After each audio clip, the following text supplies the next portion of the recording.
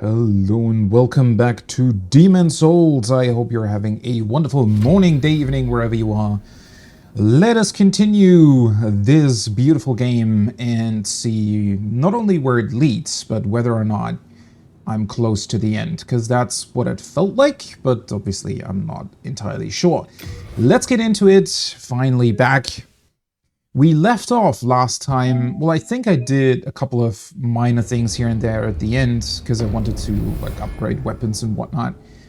But we left off with the last Archstone completed.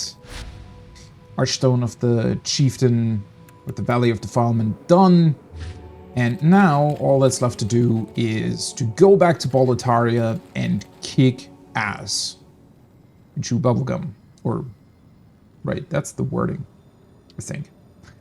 Anyways, that's the plan.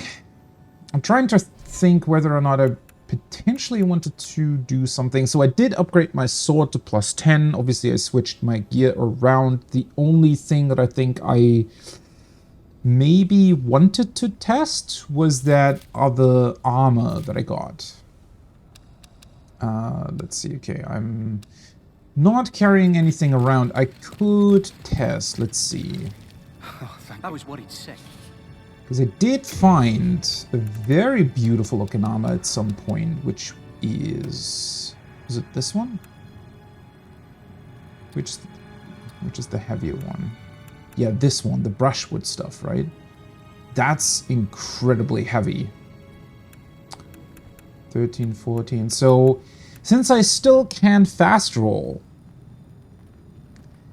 I guess technically I could just go with this one. I would honestly like to test it out. And the thing is, as cool as this armor, the dark silver stuff that I'm currently wearing, as cool as it looks, it's not necessarily my favorite, especially the helmet I feel like isn't that great. Yeah, this is definitely better. I think this is probably the best armor in the game. I feel like. Well, I'm saying best. The heaviest, most fortified armor in the game. I would wager. Let's see, did I get... Right, the shield belongs to it too, but with the shield I'm not entirely sure if I want to use it. Also, didn't this... let's see. Word of Malice. Protects the user from all magic. Right, this also has 100% magical damage reduction, whereas this has 100% fire damage reduction. So might want to stick to the shield. I don't know entirely.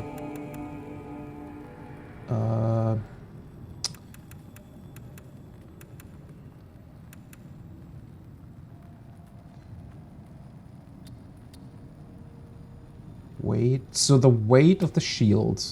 Yeah, this is... The thing is, this shield is fairly light for its... for what it can do, right? Do we want to test... Let's see, the problem is I think I need to... yes. I need to do this one by one somehow, and also need to get rid of other stuff in order to be able to do it at all, which is something, I guess. This I can put away. Colorless Demon Soul, right. So I could upgrade the Penetrator Sword one more time. That's the one thing where I was debating with myself whether or not I should go back to the Crow and potentially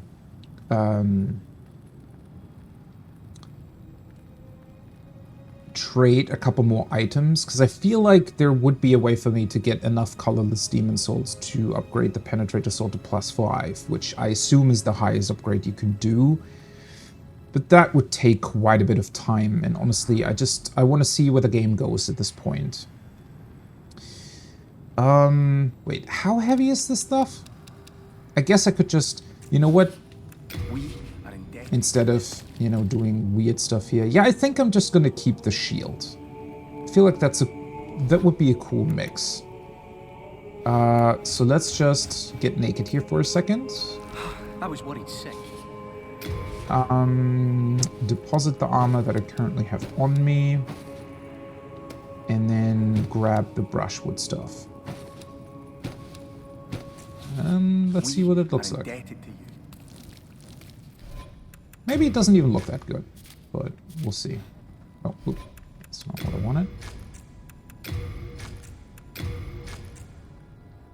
I mean...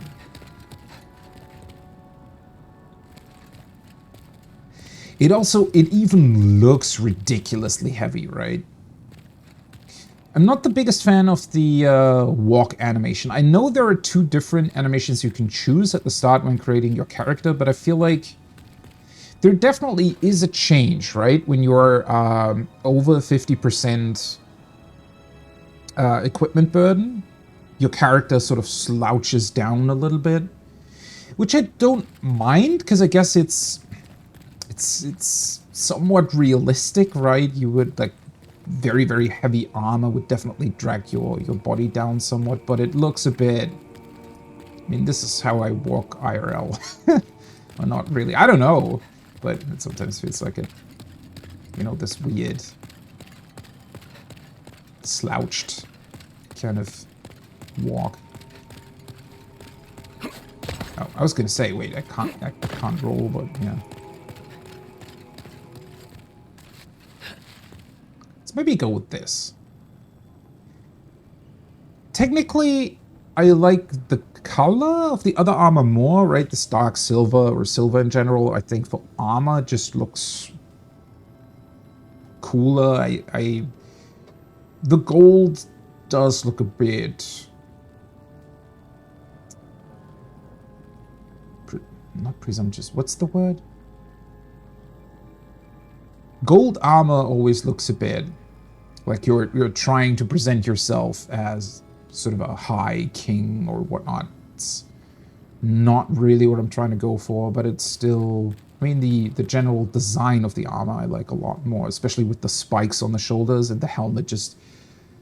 It looks pretty badass. I'm not the biggest fan of the color. But then again, the game's so dark most of the time, and the armor does have a little bit of dullness to it. It's not super shiny, so I think it works out well. Yeah, let's just stick to this, and if there are problems, or if I want to go for a fast roll or something, then we can just switch back over. Also, let's see, the fresh spice, I can just keep that equipped. Late moongrass, full moongrass, new moongrass, dark moongrass. One more double check here. Okay. There isn't that much here still. Yeah, I guess I'm just gonna use what I have for now, and depending on what still awaits us, I guess I could just go for additional healing items if I have to, right? Like buying them with souls, which, by the way... Wait, why do I still have 24k souls? What the hell did I do last time that I still have that many souls? I thought I went through most of what I still had. Oh, yeah. Shit. Now I'm running to him like a 4th time. Let's deposit this so that I don't actually... Or that I don't accidentally use it for anything. We are indebted. Okay. Only issue being, I need 8,000 souls for the next level. So if I want to do that, I don't think this is enough, honestly, right? Because these are the basic ones, which would be 200, I think, which would be 2.6k. Probably. I guess I could go somewhere and just grab the difference from some enemies. Or you know what? Patches is still here. Patches is a... Well, he's always a bit of a weird character for me. I like that he's a recurring character throughout the FromSoft games, but I feel like they often underutilize him, actually. Because he only ever shows up, like, once or twice. In this game, it's twice, correct? And both times he tries to lure you into a trap. And, you know, either you fall for it or you don't. In case of the Storm Shrine trap, you have to fall for it, right? And then that's kind of it. He just goes here and sits here and everything's fine. They actually did a bit of a better setup in Elden Ring, where you... Well, did they, though? Not really, right? Because he also only really shows up once. I feel like... in terms of patches, I personally would enjoy it more, I think, if he would appear once or twice before luring you into a trap, right? So he would be this sort of ambiguous character that tries to become friends with you, or at least is friendly towards you, maybe sells you some stuff, and then he suddenly appears somewhere and says, oh, hey, what's up, right? I saw some treasure down there, go and grab it, and then he pushes you down a cliff, as he always does. I think that would work better. But then again, it also comes back to FromSoft just really underutilizing quests and NPCs in general. They could do so much, should do so much more with these. So Patches definitely suffers from that as well. It's a neat little trick and a neat little interaction that he can and does lure you into traps. But then again, I also think that there should be more options there as well. It's a bit ridiculous that you know what he's going to do, yet you cannot really do anything against it, and in a weird way also want to be lured into the trap, because it often gives you access to a new area that otherwise you can't really go to. Yeah, it's definitely a problematic implementation. Let's put it that way. You could do a lot more with it. You could make it more interactable. You could actually... I think it would be a better character if you had a choice, right? So, he would stay this ambiguous character where you're never really quite sure if he is your friend or just, you know, wants to use you for something, but you can kind of reverse that, and depending on your choices, maybe you, you know, in the moment you wouldn't be lured into his trap, and you might survive or you won't die to some unknown threat. But at the same time, you wouldn't then have access to his merchant stuff. I think sometimes it's kind of what it works like in Elden Ring, because I think you have the ability to kill him sometimes, right? Or maybe even most of the times. I don't know if I could just straight up murder him here if I wanted to, maybe. But that's... yeah. The interactions there, the overall interactability with these NPCs is very, very limited, and honestly feels quite archaic compared to the possibilities that you would have in most other proper RPGs, right? Which is a bit of a shame, because the setup is very cool, and I don't know, do you have... there are definitely characters in other RPGs that also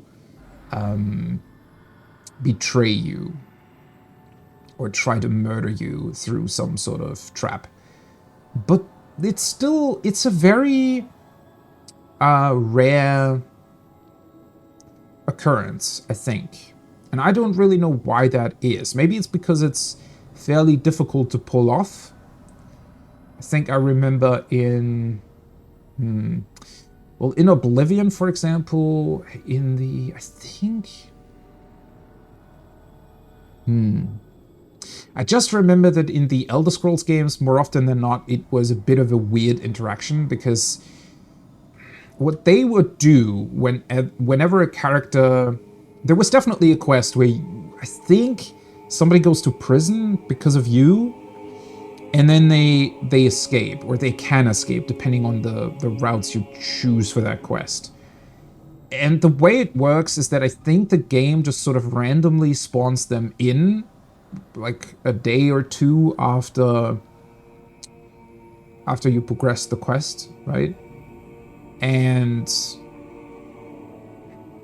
it can have all kinds of very weird interactions depending on where you are, depending on what other NPCs are there at that moment. Yeah, while it's kind of fun and surprising, it definitely doesn't work all that well. And I think The Witcher never really does it. I mean, The Witcher does have, obviously, points during quests where NPCs do try to betray or try to set traps for you, but mostly that's done in cutscenes, or it's specifically set up for that.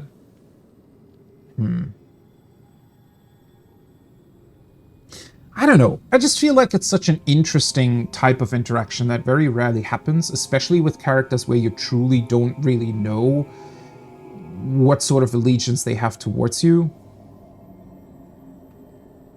And I would have loved to see them do more with this, but sadly they never did. That is another one of those... It's nothing against Demon Souls, but against the other games that came later, right? Because this is a good example, I think, Patch's quest lines. Or if you even want to call them a quest line, but the kind of interaction you have with Patches here in Demon Souls is almost equal, I would say, to the kind of interaction you have with him in Elden Ring. And if you consider that there is like 10 years or more between those games, it does feel rather, I don't know, disappointing, right? That it never went beyond that. Oh well, whatever. No, don't mention it. Let's see, what does he sell anyways? I guess I want to get Full Moon Grass. Right? Just to be sure. I mean, I really don't want to end up in a position where I'm running out of healing items or something like that. Archstone shards, I don't really want to have. Yeah, honestly, that's a very annoying... 50,000 souls. Why would you ever buy this? What the fuck? Weird.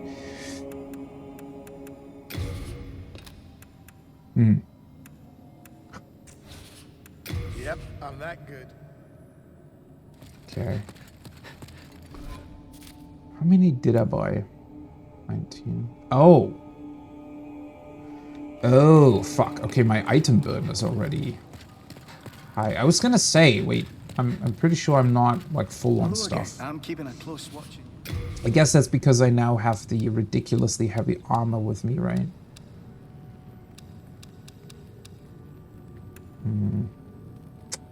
These don't weigh anything, right? Almost. Don't weigh anything. Isn't that kind of ridiculous? The only stuff that I have with me is my armor. I guess I could get rid of the crossbow, but that as well just doesn't weigh that much. Deposit, heavy arrow, rotten arrow, holy arrow. I don't even have bolts with me.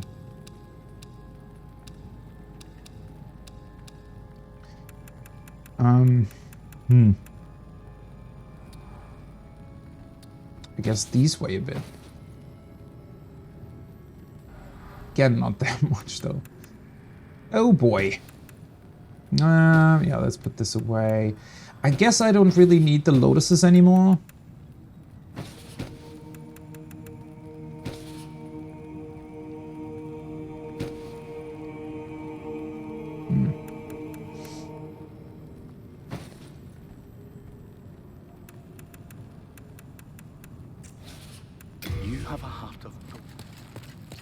Let's just go with this.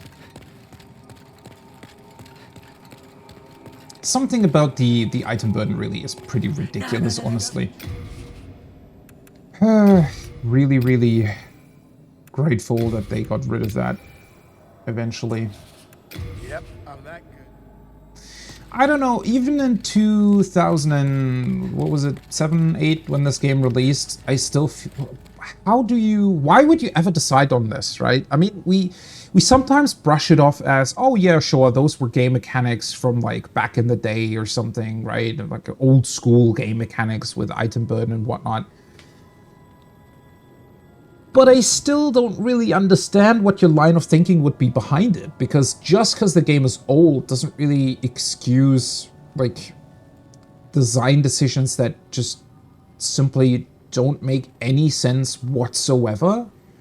I don't know, maybe it's this weird obsession with wanting to have some sort of realism in the game.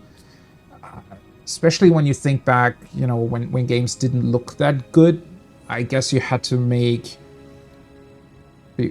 other decisions where, yeah, you tried to design it in a way where you had certain gameplay mechanics that would feel like they made the game more realistic, and therefore it was... Maybe that's just the line of thinking behind it, right? Oh, graphical fidelity isn't really up to par to real life, so instead of focusing on that, we're going to focus on implementing a couple of small things that make everything feel a bit more realistic. And I guess item burden is one of those things, but at the same time, it might be somewhat loading related. Nah, but not in this, definitely not in this game. I can't fathom how, as a developer, right, you would have pushed this live, or you would have said that this was okay, because during testing, wouldn't that come up at some point where somebody just mentions, oh, I can't even buy healing items because I'm overburdened. And there's no gameplay mechanic behind it. It's not limiting you in any way in terms of combat. It's not making the game more challenging or anything, really. It's just an annoyance.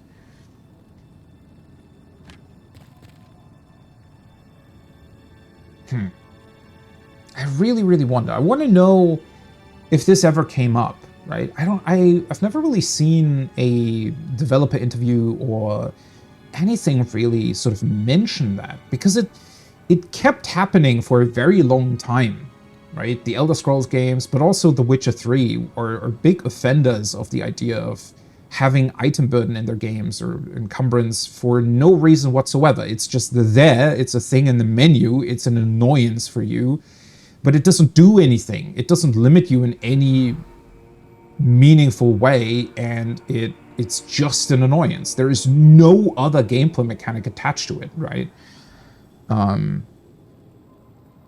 It just exists in a bubble for seemingly no reason whatsoever, and I would like to know where that decision comes from, right? Is it just because it was always there? Is it just that they never really thought about, oh, well, maybe we should remove it?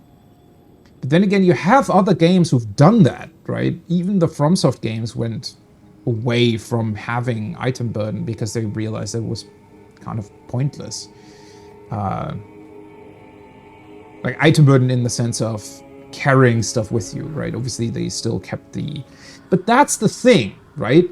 In FromSoft's games are a few, like, pretty much the only major releases that even do anything with item burden. Not with the items that you carry with you, except for Demon's Souls, of course, but the equipment you have on you determines how well you can roll, how fast you move, right? How fast you sprint and whatnot. So that is a gameplay impact that can make your experience very different. It can make the game more challenging or easier, and there's a bunch of different interactions that you have there, right? So it makes sense to have it in the game, but in the case of, let's say, The Witcher 3, there is nothing attached to it whatsoever, right? It doesn't matter what kind of gear you're wearing for your movement or anything, really. The weight has no impact on your gameplay. So why does it exist? I don't know. Maybe they wanted to do more with it. Maybe at some point... It could be that they wanted to have some sort of hardcore mode in their game at some point. Don't get me started on hardcore modes, though.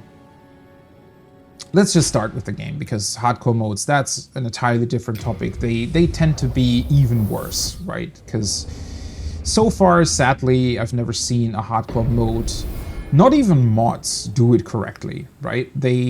They always start off really, really interesting, where you kind of go, oh, you know, this is a neat idea, this makes the game more quote-unquote realistic, or makes it seem like it's based on how it would work in reality, but every single time so far, whenever I actually, you know, put that on, I think the last offender of that, or the last game where I tried that, was Kingdom Come Deliverance, which I still plan to play, by the way, but I haven't really played it for that long. I played it for, well, I'm saying not that long, probably 20 hours or something, but it felt like I was still, you know, at the beginning for the most part.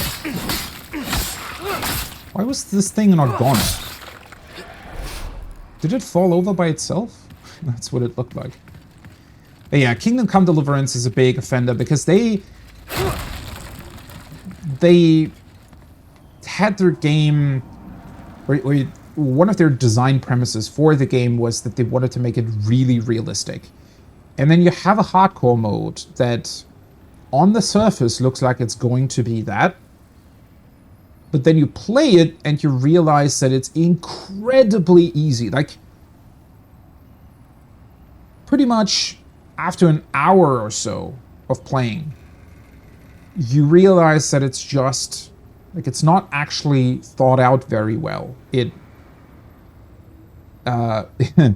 essentially it boils down to you being able to completely, like, the game's systems allow you to cheat their own game, right, when you turn hardcore mode on.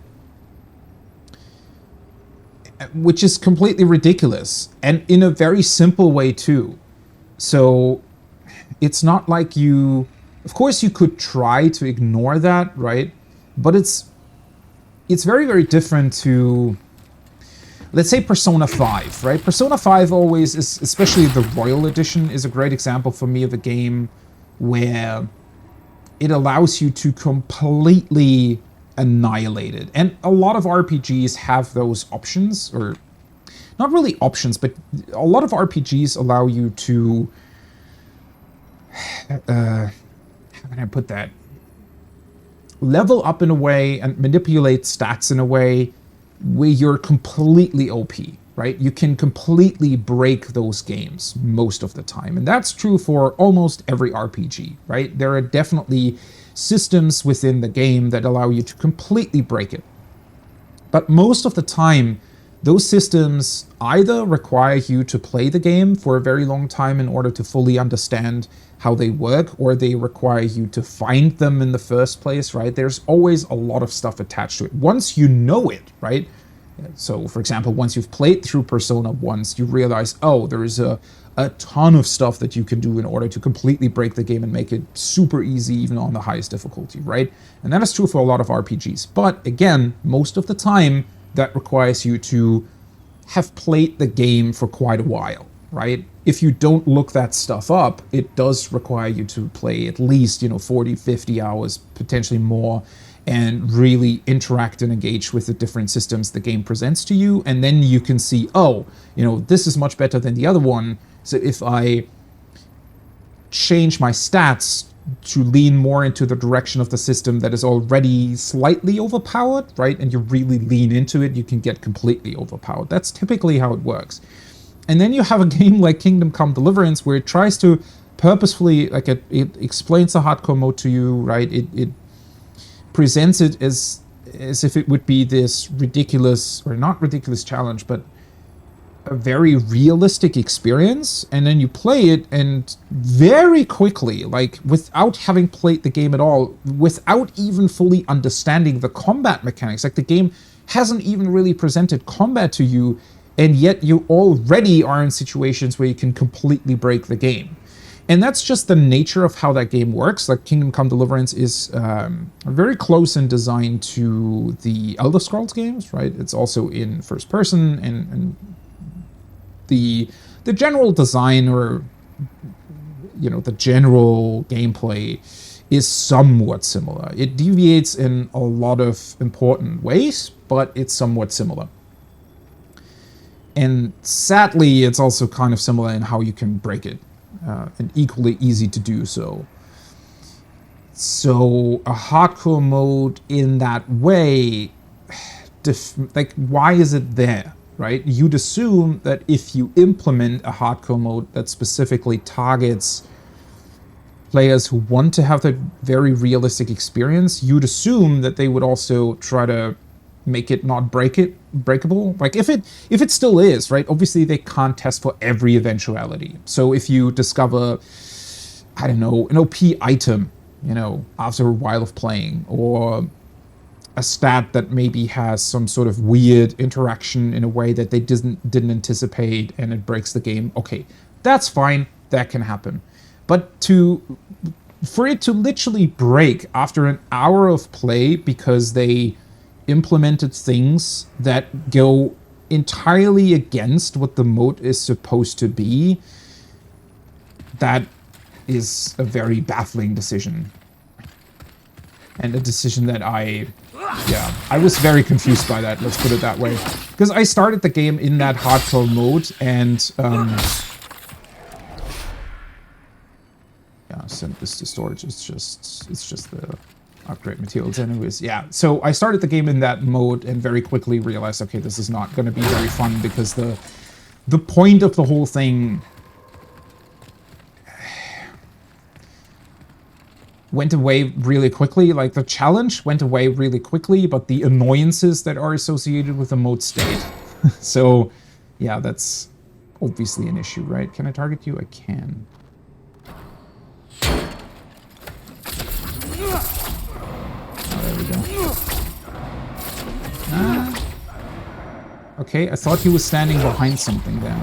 Yeah, now he is, okay. And, of course, you're not going to move again, right? I don't remember where the knight was. Because I hear him. Oh, there you are.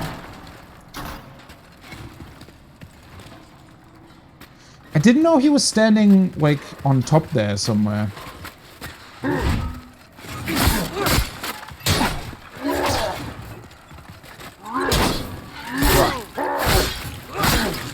think he would have been... That's probably because this shield is lighter, right? That means that they stop healing.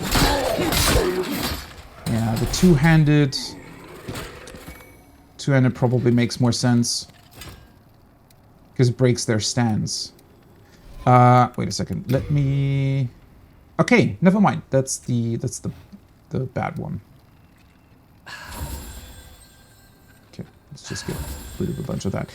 I was just gonna say, there is another knight here that two-hands a sword. Like, he has a big two-handed sword, and that always broke through my poise, and I died to him last time I was here. I'm quite surprised at this room, though, because, as you can see, right, there's a lot of people who shoot at you. And then there's also two knights with red eyes. And this assassin. Right, I forgot about you. Ooh.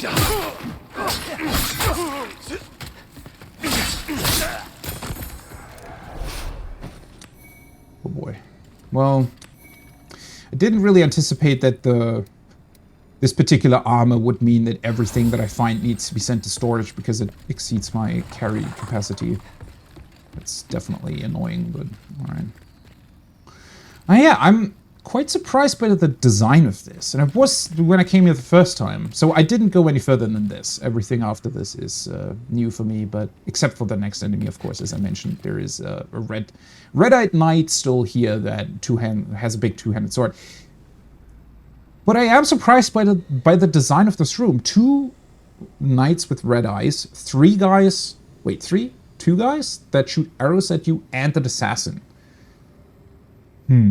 It's weird. Like, it's almost like they want to remind you, hey, by the way, be very, very careful where you go.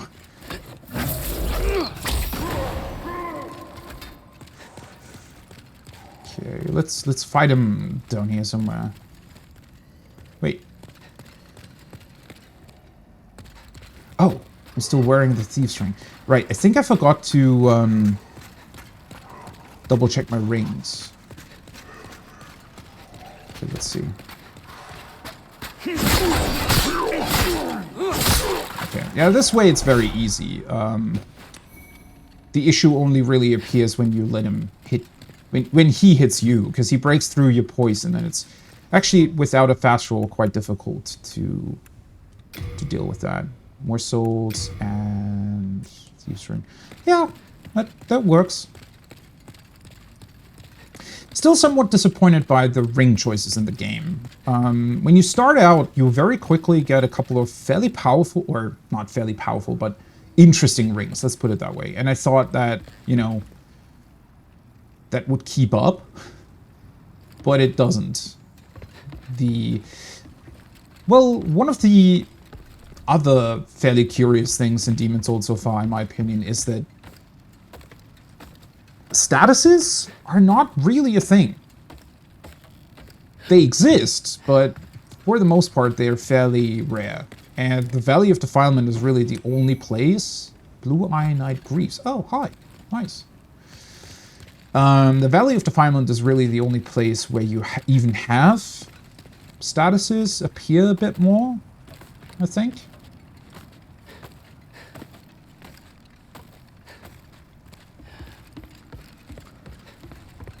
So I guess that's definitely the biggest part where you can see that Demon's Souls was their first attempt into this style of game, I think, because it already has a lot of the groundwork that the other games have, like all the mechanics, status effects, different weapons and whatnot, but it's also somewhat limited in that. I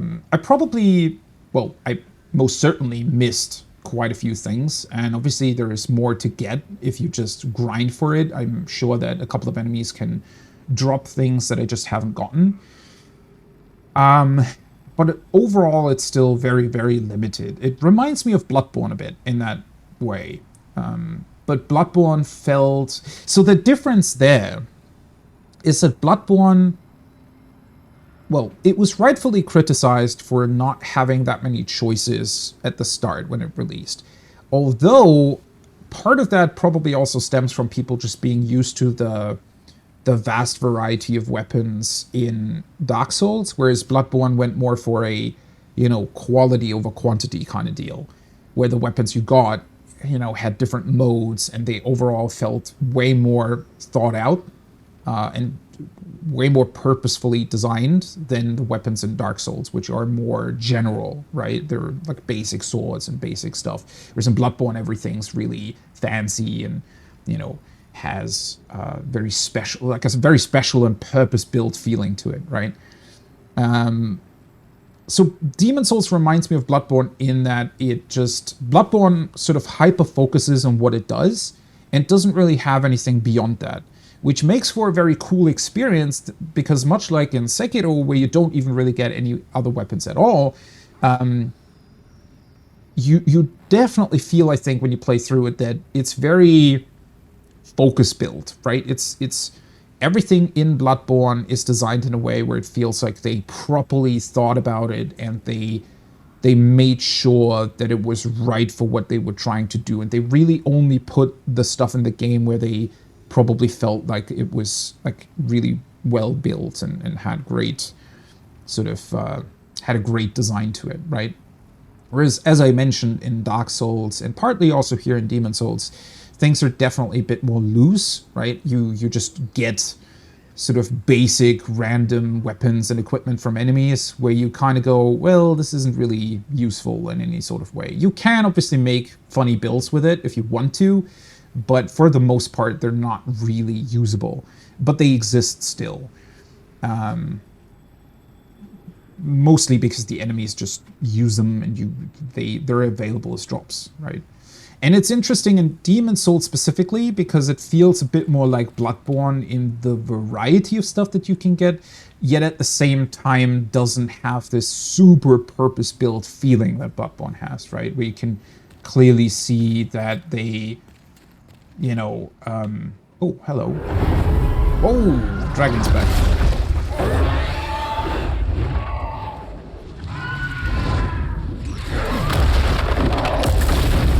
Really didn't expect a cutscene here. Is he just demolishing the castle now? Hi, buddy.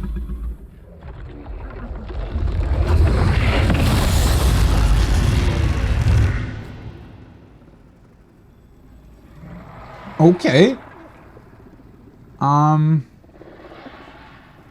So he's the dragon that was chilling with the other one, right? I think. I'm not entirely sure, but well, technically it's the second part of the level, right? The part before the big bridge that leads to the Tower Knight. There are two dragons on one of the cliff sides. A red one and I think this blue one. And the red one is the one that attacks you first, right? The one that flies over the bridges the entire time. The blue one just sort of stays there. Well, the fat official is gonna die.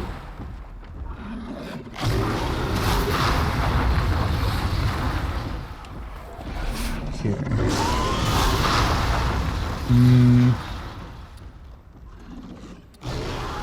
I guess I should have gone with the other shield, because this is the one that does not have the full fire damage protection, right? Wait, why does it...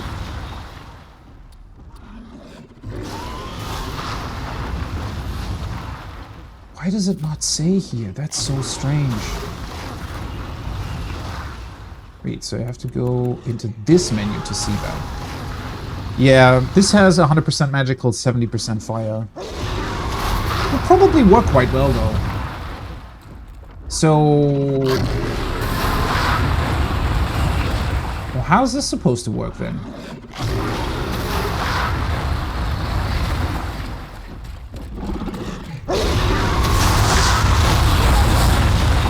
Okay. There's another one.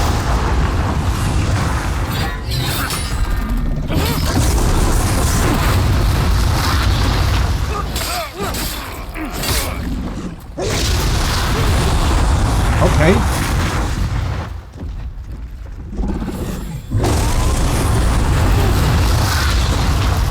So he changes his pattern?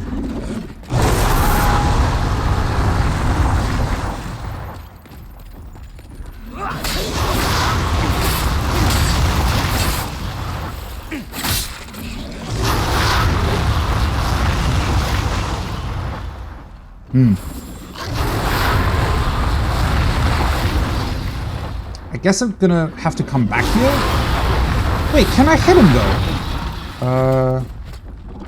Let's see. I can.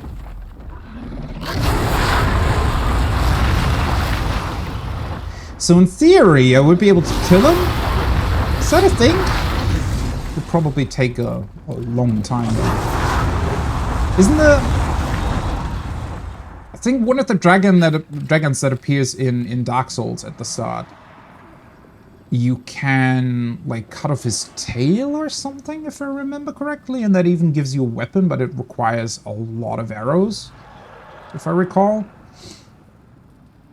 Okay, so there are still a couple of items here, and this dragon definitely also reminded me that on the cliffside there were also still a couple of items that I haven't grabbed yet because the two dragons were chilling there. So I wonder if I wonder if there's going to be a point. But technically, I guess I could go back there now. I wonder if this dragon will not be there anymore, because So the thing that slightly confuses me is that they seem to fly to wherever you are currently. So if I were to reload the level, or not reload, but you know, if I were to go to the other archstone and go through that first part of the level, the dragon would basically just reset its position and be back where those items were. So I'm not entirely sure how this is supposed to work. So is he going to hit me here as well?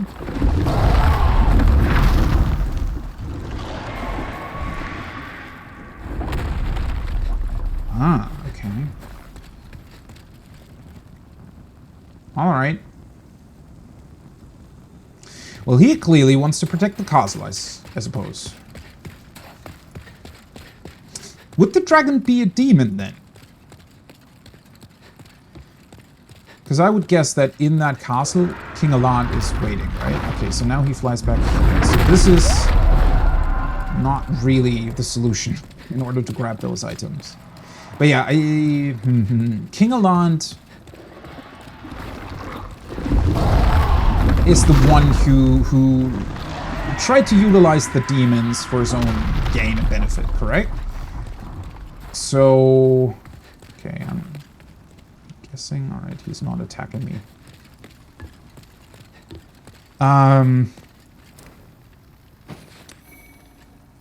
Knight's Shield, Knight's Sword. I already have those, right? Another one of those interesting details. So you can get those as drops, but the game will eventually give them to you as well as just normal overworld items that you can find. Oh, hello.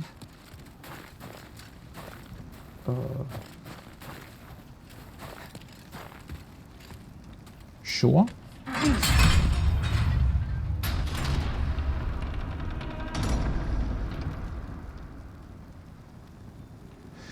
Oh, wait a second. This is the room I was in before, right?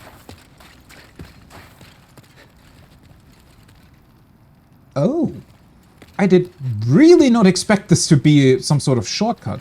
So this eliminates the... Yeah, it eliminates you having to run in front of the dragon. Though I still think he's gonna fly back down, right? If I... Yes, he is. I wish there was a way to utilize this to kind of sneak up on... Because I'm also wearing the Thieves' Ring, right? So it does feel a bit cheap. I guess you can say, well, it's a dragon, it can sense our presence, or I don't know, something like that, but it feels a bit cheap. I wish there was a way to, you know, kind of trick them, I guess. Or is there? Wait. Nope, there isn't. Yeah, he flies off again.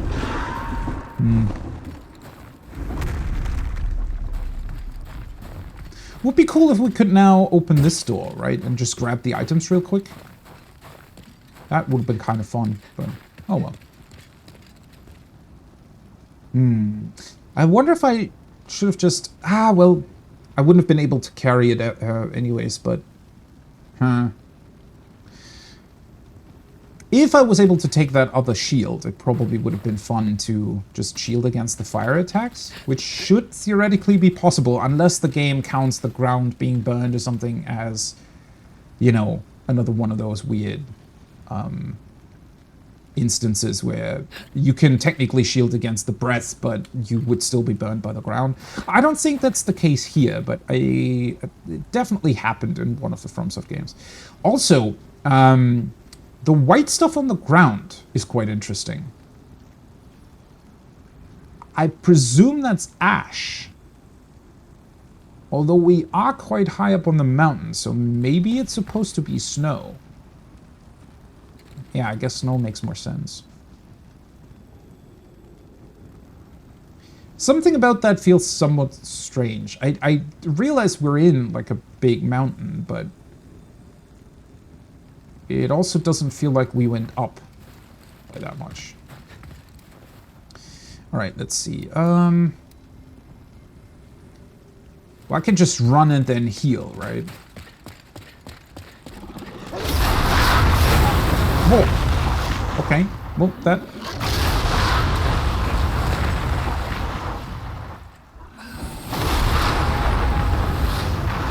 Okay, he only targets this specific area.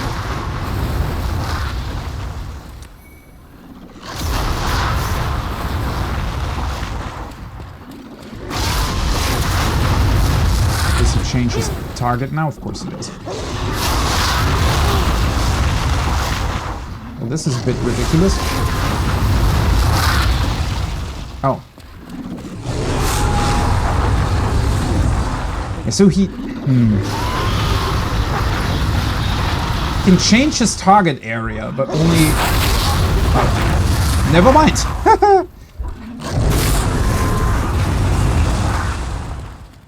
Interesting. And I know you. What the hell are you doing here again? Okay. I was worried that we were never going to see him again, or that I messed up something with his quest, but no. He's just here again. I guess he only ever appears in Boletaria, correct? I don't think we've ever seen him in any other level, so... yeah, he must be connected to this, I suppose. Hi. Oh, it's you, is it? My father is up above. Ha! Well, something like him anyway. A demon in his shape. I began this quest to ask my father his reasons. To drag him back to the path of righteousness. But it seems it was all in vain.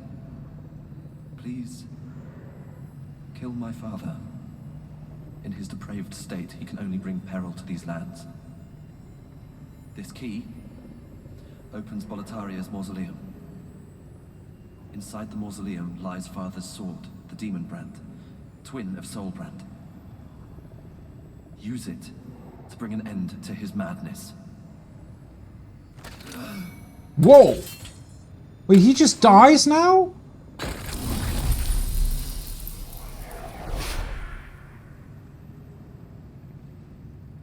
Did not expect that.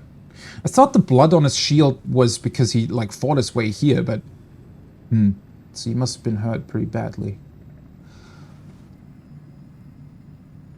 Wait, so if you don't help him earlier in the level, do you think you just don't get this key? Well, now that makes me wonder what that sword is. Maybe it's just easier to defeat him with that? Or maybe... Maybe this is where the game... Because typically what they do is the FromSoft games will have different endings, but most of the time the choice, quote-unquote, to have those different endings appears very, very late in game. You might not necessarily realize it, and you might not, like, the setup for it might be... You might be locked out of the setup. So I think in Bloodborne, for example, to get one of the umbilical cords from the prostitute, you need to find her and you need to talk to her a bunch of times, I think, right? So there are a couple of prerequisites attached to those things. And I think just from this interaction, I assume that it works somewhat similar here, that you have to help him a bunch of times. Well, twice? How often did we help him? Twice or 3 times, something like that. And only then he will appear here and give you this key. Which now I assume we need to grab the... Oh, well, that's what I wonder, right? Are there going to be 2 different cutscenes in how the fight ends, depending on whether or not you get the sword or you don't?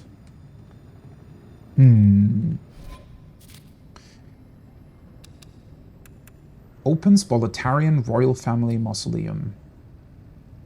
Carved a galmatolite key. Okay. Where the heck is the mausoleum, though?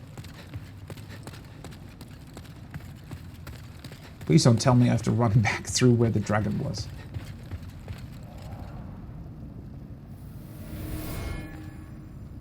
Oh. Wait. He invades you? Oh, what a cool setup. Holy shit, this looks really, really awesome. Okay, is the mausoleum here somewhere then?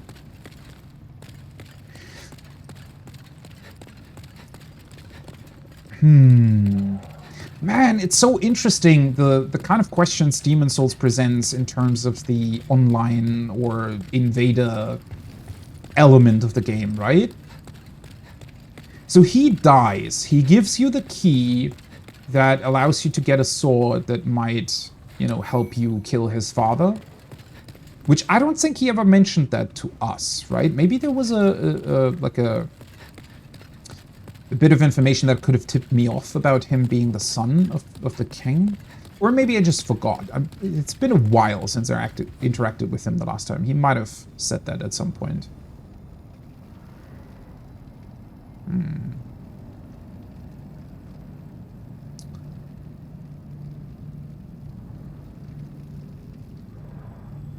Where would the mausoleum be, though? Did I run past that at some point? I hope not. Because I don't really want to proceed and then not have the item they tell me to have. But at the same time, I don't remember a door. Because...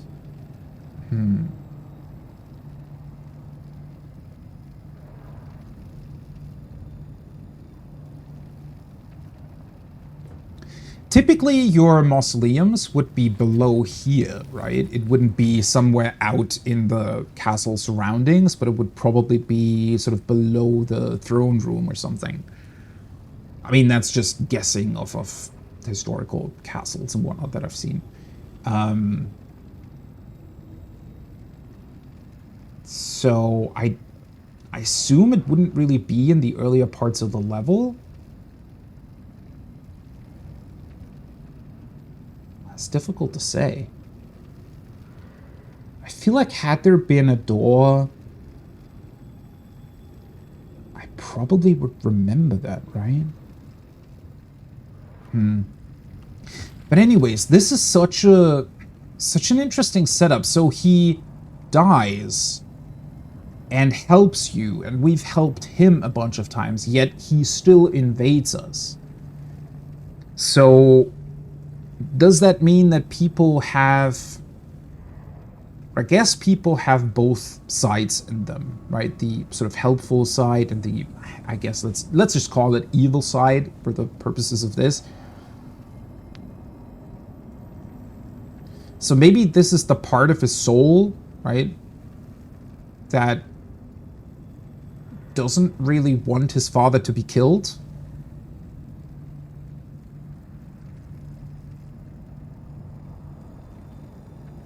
I don't know, it's quite interesting. Man, this looks awesome. What a cool backdrop. Although it does make me wonder why they so frequently choose to let you fight on somewhat slim bridges. Wonder where that came from. Because it feels like it doesn't really... I mean, in this particular case, when you're fighting an NPC, I guess it works. Felt somewhat weird in Latria. Honestly. Okay.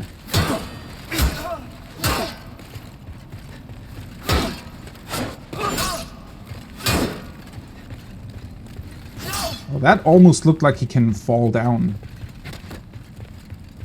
Come on.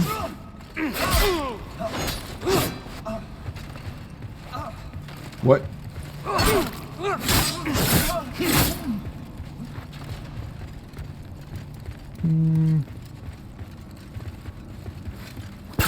Oh boy. Be careful. Nope. I thought I was quicker than that. Feel like he's not going to be too difficult to deal with. Ah, that has way more range than I thought it would. Oh boy.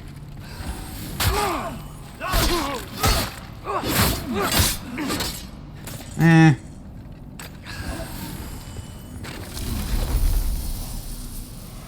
Not my best fight. Ooh. You get his stuff. Wait, I can carry that? thought I would have been massively overburdened by now. I guess the grass weighs more than I thought. Okay, let's store these items.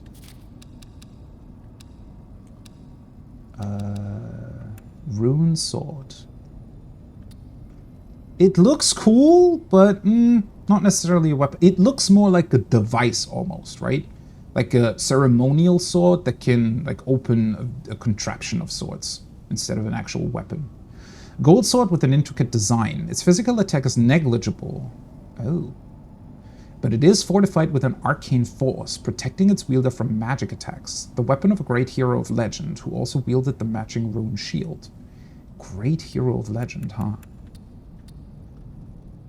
So, while his father was still, you know, a quote-unquote normal king, I guess his son must have been a very well-known sort of hero of the realm.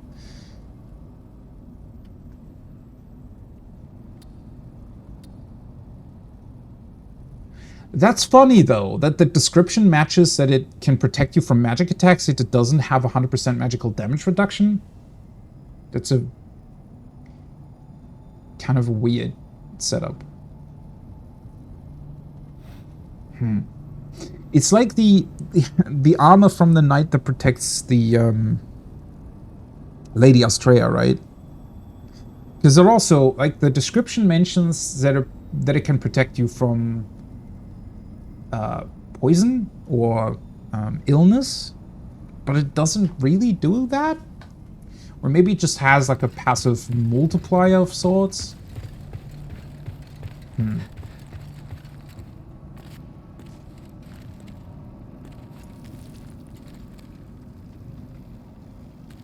This does look like the entrance to a mausoleum, though. This is an elevator. Fuck! I don't know! Shit! Did I run past the mausoleum? I don't really want to run back through the dragon attacks, right? But where would it be, though?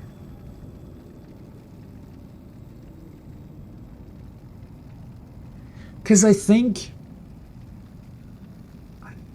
I try to think back to where the penetrator was.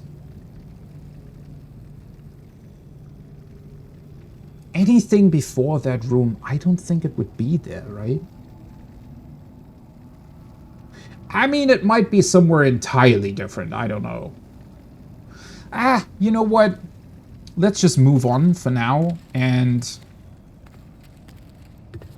maybe the game requires you to have it anyways. Oh, hello. Wait, what? There are people operating this lift?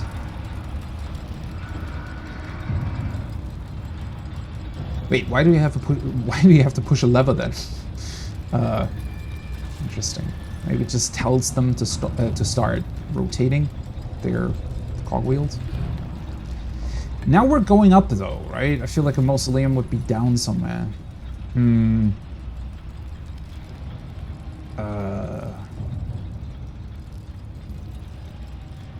Okay, let's see. But this very much, it feels like it's leading up to the last boss fight, right? Yeah, okay, there's the fog wall here.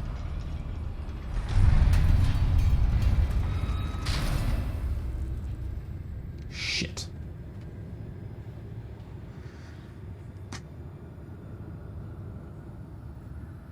Okay, so something tells me that... Wait.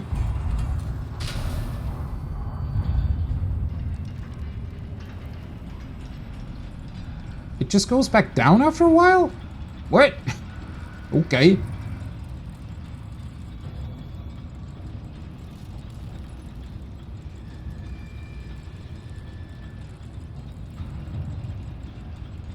It almost looks like this would potentially lead further down, right?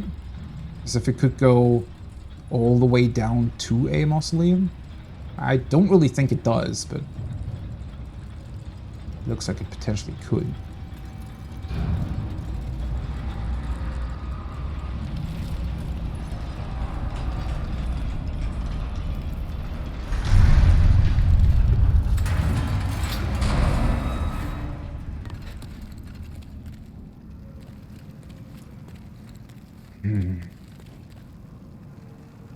can't go forward without two-handed attack. Okay.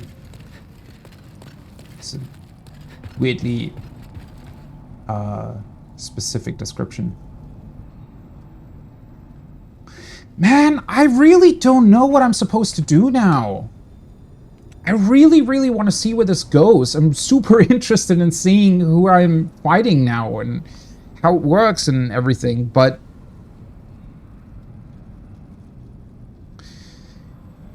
Well, I guess getting another ending is always a good incentive to go back to these games, right? I mean, I wouldn't feel too bad to not get the quote-unquote best ending or anything, because that means that I could eventually come back and see one of the other ones. The problem that I just have is that I really don't remember where a potential mausoleum could be. Like, it's such a... In my mind, I really don't have a proper... Like, there's nothing. Because, okay, so... The path that we just took, I guess... Okay, let's very quickly check if the dragon is still there. Which is one of those other weird things. Is the dragon just gonna disappear once I deal with Alant? Or is it just gonna stay around forever? But there isn't really a door here, right? Which was... Okay, he's definitely still around. I can hear him breathing. Which this would be one of the few elements of, you know... I guess, maybe the way it's going to be done is that we kill the boss, and maybe he's just gonna... Because that is another thing that they do in Bloodborne, right? Where you can, in the DLC with Ludwig, you can just come back there once you've defeated the boss, and he'll be, like, his head or something is lying on the ground, and I think at that point he gives you a weapon. A special weapon.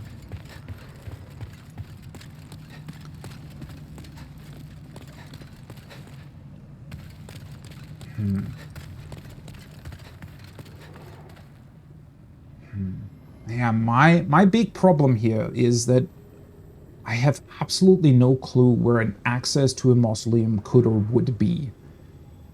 And I feel like, you know, it's like a 50-50 deal for me right now, where I think, you know, part of me thinks that I've just run past it or I don't remember it.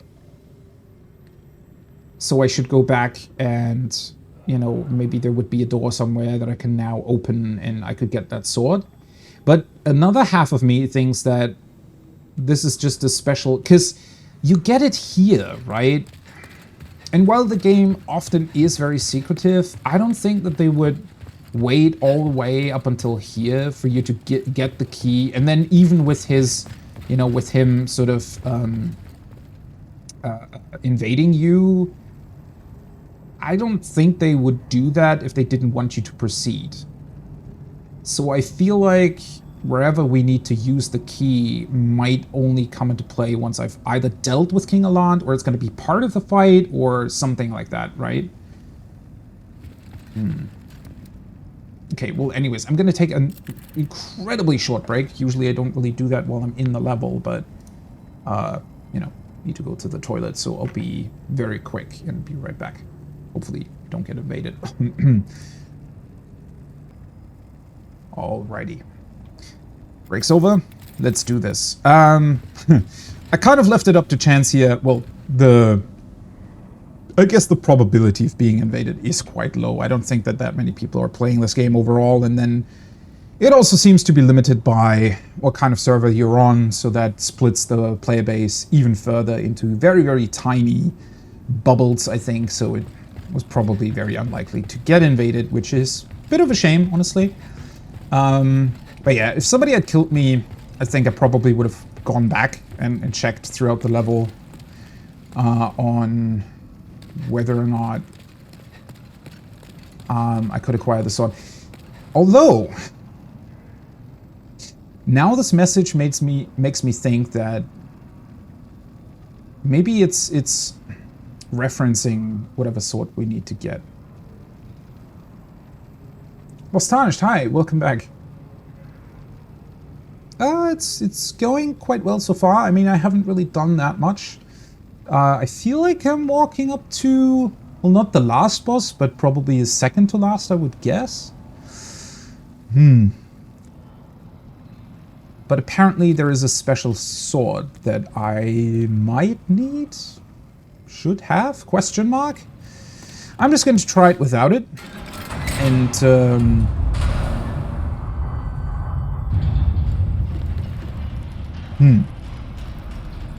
I mean, either he's just going to immediately kick my ass, in which case I know, or if I cannot damage him or something like that, I know that I need to get the sword.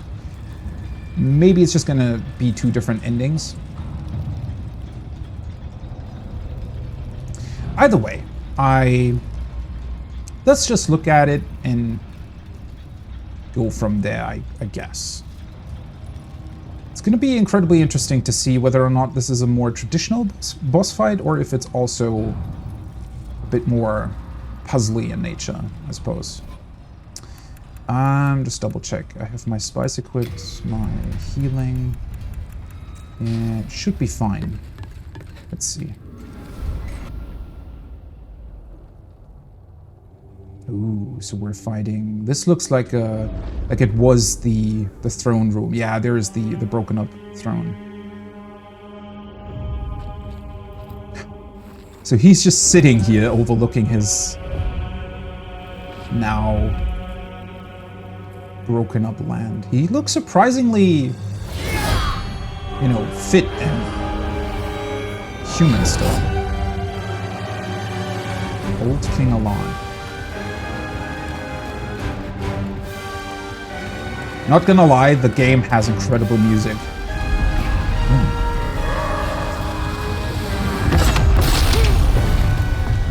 What the hell? Okay.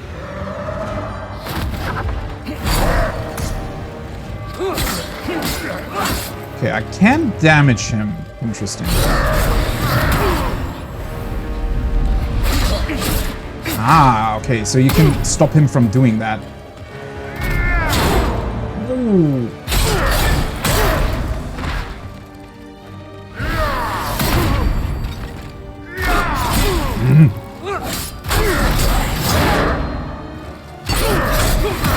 Yeah, nope. This isn't gonna work. Oh, man. Hit. Just like with the penetrator, he's quite fast. And my shield doesn't really do anything. Oh, that's gonna be an annoying run back, I just realized. Well, anyways, this does give me a very small chance to look back at whether or not I could grab. Although, so I can definitely deal with him. I don't have to have some sort of special weapon to damage him at all, which felt like that was the case in the Shrine of Storms, because, well, mostly because the enemy was flying through the air.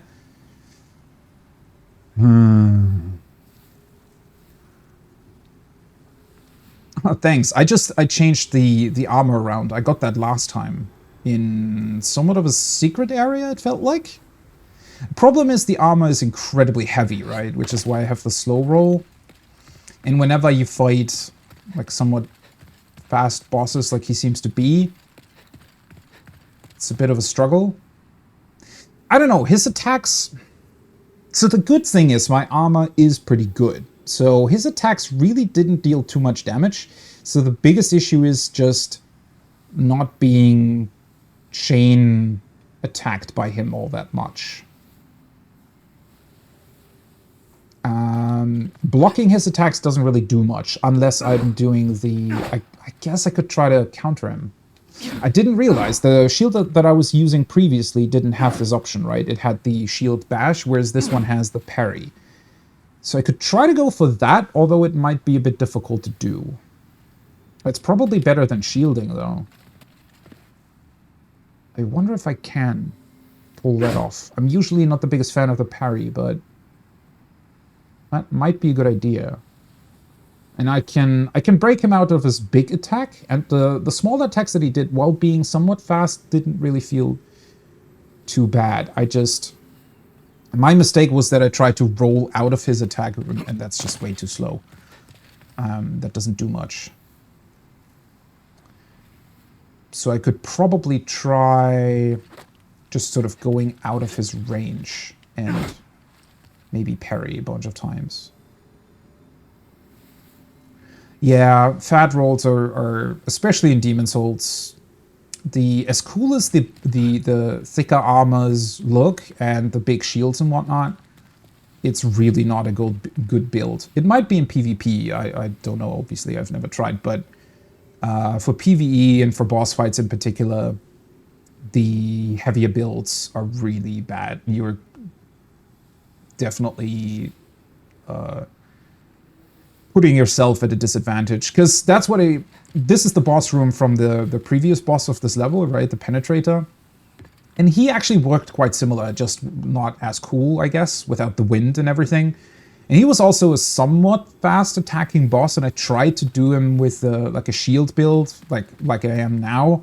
And I ultimately ended up just putting away some of my armor and going in without shields so that I could fast roll, and the fight immediately became a non-issue. Which, yeah, I'm not the biggest fan of it, because I don't know, I don't think that it should be that much easier just because you have a fat roll, right? And in theory, I feel like your sort of heavier build, thicker armor, and bigger shield should counteract the disadvantage of not being able to fat roll, but that's not the case at all. So I wonder if I could stay with this build and just try to parry him, or I could fast roll, but that would also probably... Well, honestly, I don't see much of an issue with fast rolling, because his attacks weren't even... They were somewhat fast, but not as fast as the fast roll would be. Unless he has a second phase or something. And my damage was okay. So especially if I two-hand and fast roll, I don't think it would be much of a problem. Although, now I'm thinking back to that sword in the mausoleum. But I have... Unless I want to run through the entire level again, I have absolutely no clue where that could be, honestly. So I'm pretty sure it wasn't in this early section here.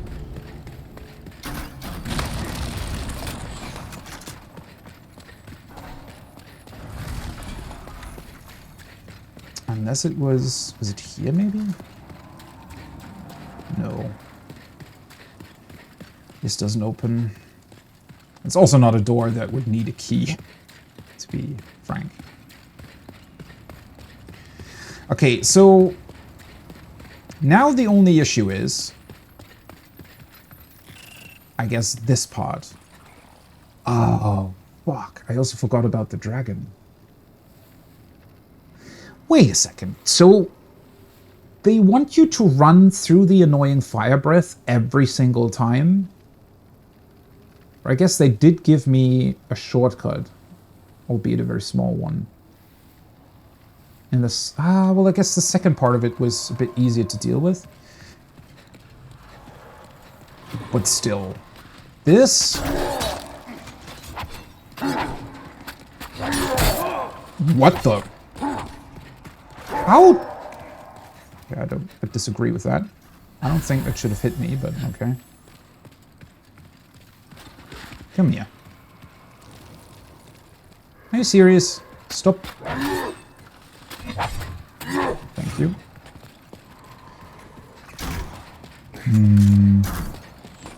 Okay, yeah, I'm super not sure. Now that I'm looking at this, it might even be worth it to switch to a lighter build, simply because of the run back. I mean, yeah, okay, well... Where did he go? What? Oh, there he is. He was confused. Because even the run back might be easier to do with a faster build or a fast roll.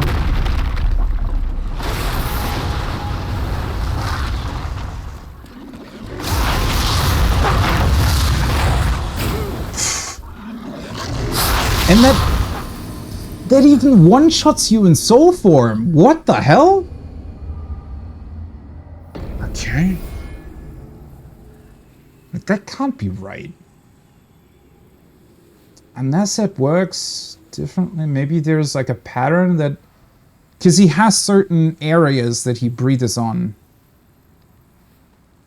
Well, that would be a very cool armor set for Elden Ring, I do agree. Although, Elden Ring has a lot of really cool looking armor, right? Definitely not this set, but... you can definitely find similarly cool looking armor in it, I think.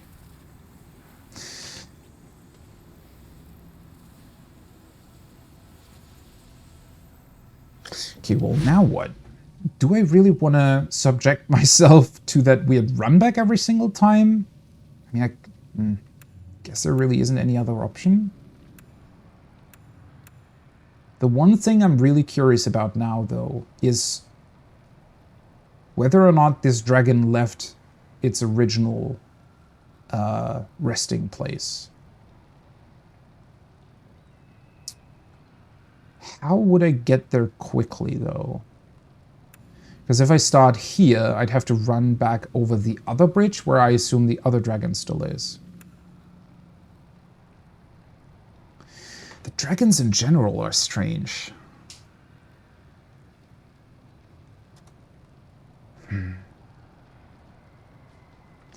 Anyways, let's go here real quick. I do want to see, and now I'm in soul form anyways, so it doesn't really matter, and my souls are gone, and I mean, it wasn't that much to begin with. Actually, Thieves' Ring... So for the boss fight itself, acquiring more souls isn't really going to be that important. I want to keep the Thief Ring because it's very easy to run past enemies with it equipped. I guess I could go for the Cling Ring right now.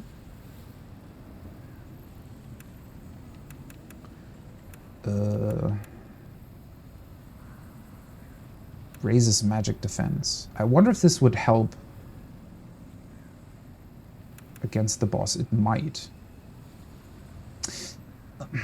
Okay, so I guess if I equip the Cling Ring, I could probably get through the fire breathing more easily, but at the same time, I feel like I definitely need to find some sort of pattern in order to get through it. So I might want to do that. Because my own magic isn't really gonna... My own magic is shit anyways. Because I didn't level it. So let's stick with this.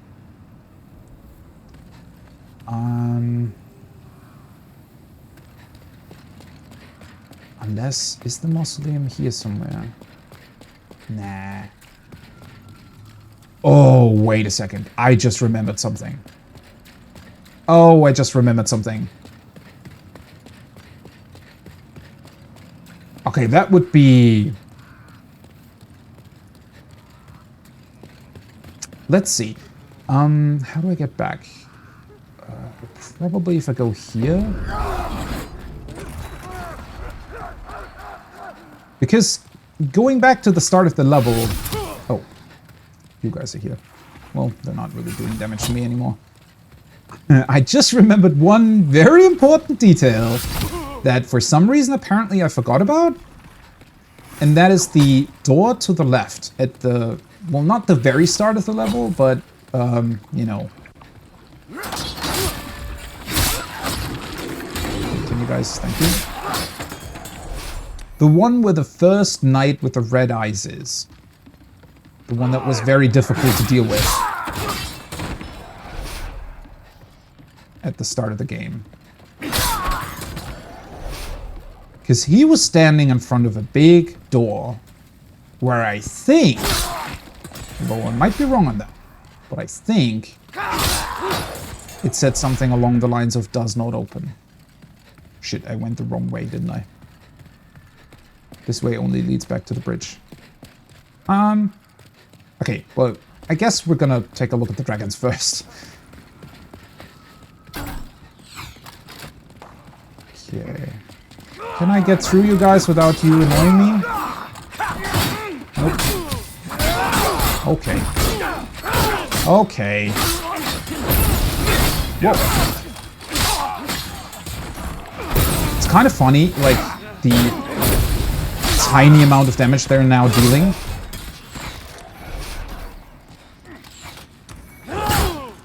Okay, come here.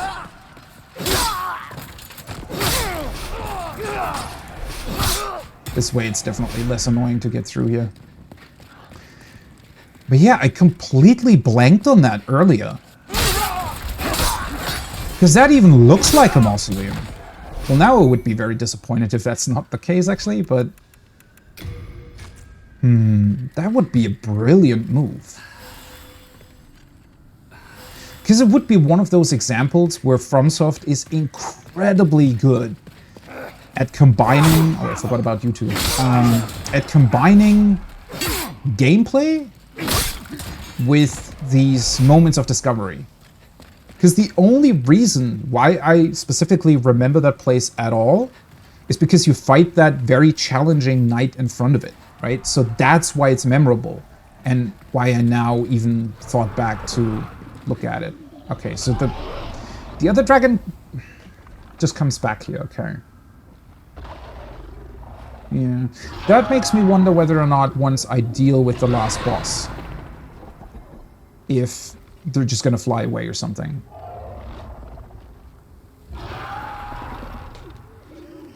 Well, I don't think that those items are particularly interesting. There are probably good items there, it's just that they're not really worth it to me right now. And also I am just quite curious whether or not the dragons are going to disappear. The one thing I'm slightly confused about is why the red dragon doesn't attack this particular bridge anymore.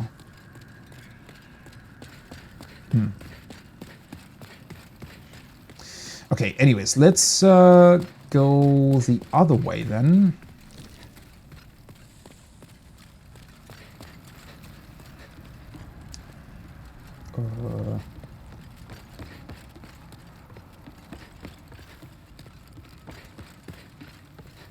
It might be true that this truly does lead to two different endings. Because I was clearly able to damage the boss, right? Unless there's some sort of trick there where if you kill him with a normal weapon, he just comes back to life or something. That would be very, very cheap though, wouldn't it? Because he's certainly not, you know, a pushover. And it takes a while to deal with him anyways. I mean, I have a +10 weapon, which is kind of the strongest thing you can get, aside from, you know, maybe specific magical weapons that are very, very painful to upgrade. So, yeah, it would feel pretty bad if they... Because they did it with the false idol in Latria, right? Where she does come back to life actually, but she's not a particularly challenging boss, and she's also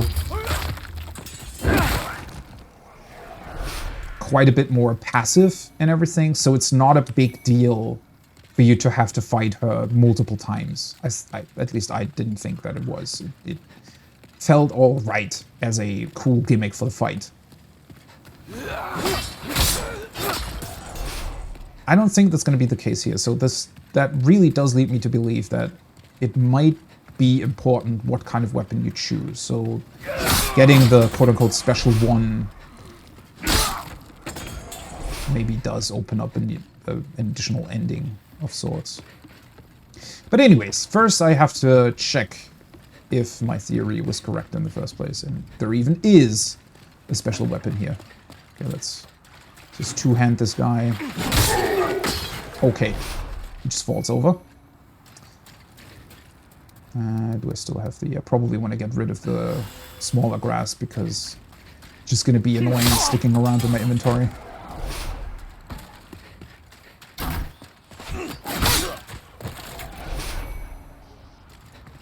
Honestly, well, okay, so the game is a bit shorter compared to FromSoft's successes to it.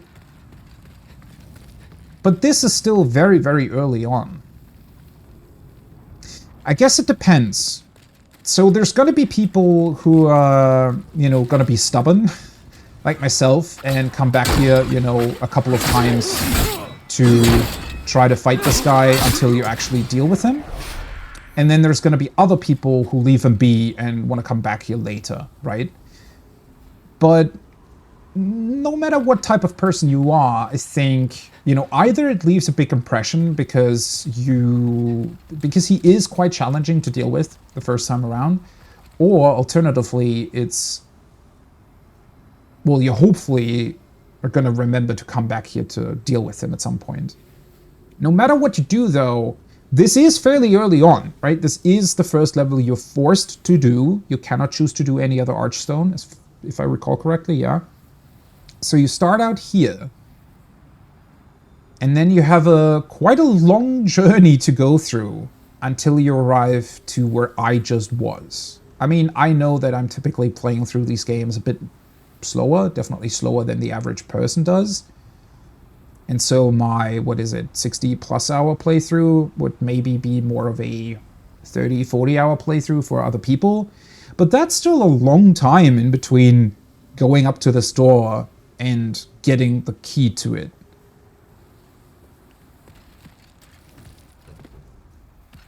One other thing that I forgot though, in order to get the key, I'm 99% sure you have to do the quest line with the knight correctly, which is not difficult to do, but if you completely ignore him and don't help him, I'm pretty sure he's not going to give you the key. And since this is missable, the boss has to be able, you have to be able to defeat the boss without the special weapon, right? Holy shit. How awesome. What a cool setup. I love this so much. This is the one thing that so many other games don't get when they try to copy Souls-likes, whatever you want to call it. I don't really like that genre description, because it feels like it... Well, I guess the reason why people call it that is because it is very difficult to come up with anything else. But this is one of those moments that makes these games special. Setup is great. It feels like a big secret, yet at the same time, it's difficult to miss, I would say. Although I almost missed it. Okay. I wonder how strong this guy's going to be. Should I already grab my body form back? Or should I try to do this in... You know what? Let's do this and heal up a bit. I just don't want to risk being one-shot by this guy. It wouldn't be too difficult to get back here, but, you know, if I can help it. Okay. Come here, buddy. Oh, wait. Hopefully he wasn't an NPC or something. Holy shit. Okay.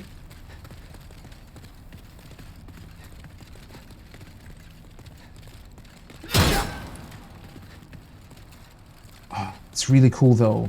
The sword he is holding, right? That's the one I'm supposed to get. Okay, what the hell? Wait, was I not supposed to...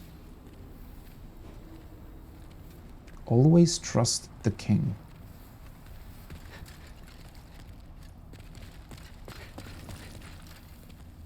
Okay. Over here. I'm slightly confused by the fact that he has like 1 billion HP and is very, very passive.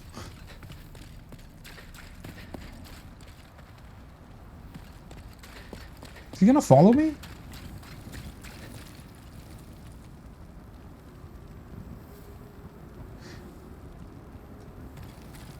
I guess if you're meant to fight him, he kind of has to be somewhat passive, because otherwise how are you supposed to do it, right?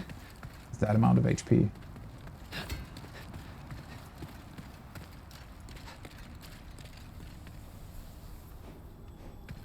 trust the king. Nah, I'm pretty sure you have to fight him.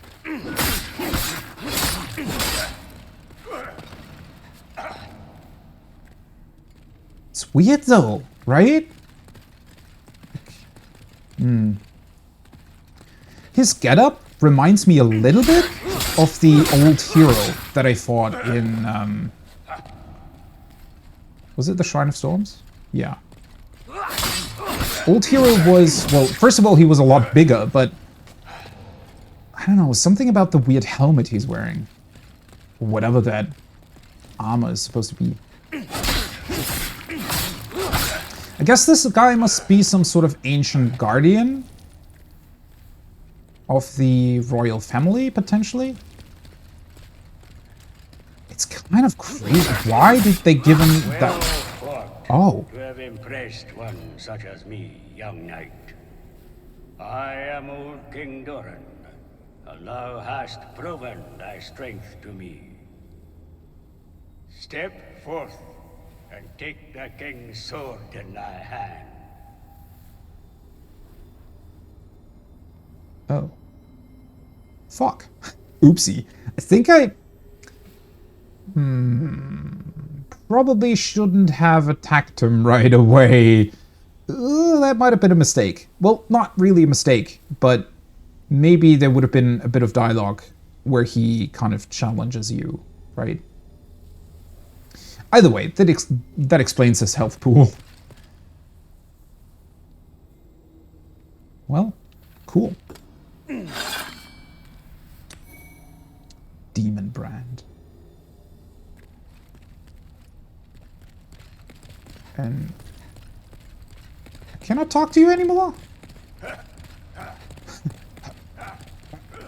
You afraid that I'm going to attack you again? I wonder what happens to this guy, though, if I were to leave the level and come back here.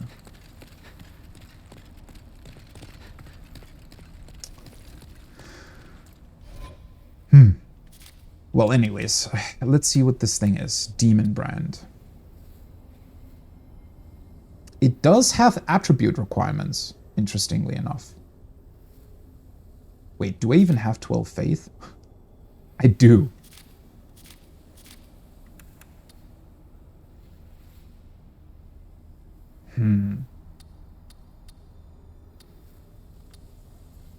A white blade made to be wielded against demons, held for generations by the Boletarian royal family, paired with its counterpart Soul Brand to form Northern Regalia.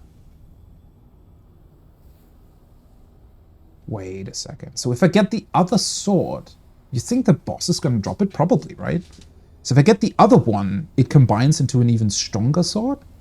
The less demonic the soul of the wielder, the more powerful this blade becomes. Hence, old King Alan's choice to wield Soulbrand instead. Oh.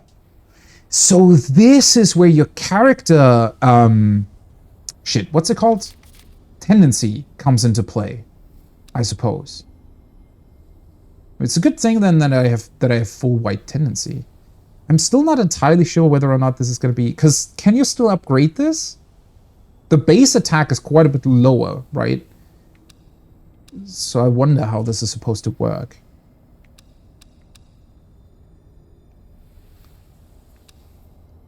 But I guess this is where character tendency comes into play. Because it, like... Just based on the description, that would be the case. So if you have completely white character tendency, Demon Brand deals more damage. And if you have black character tendency, I guess Soul Brand deals more damage, which also means that Old King Alan, naturally, because he utilized the demons and whatnot, became a demon himself, chose to use the other sword.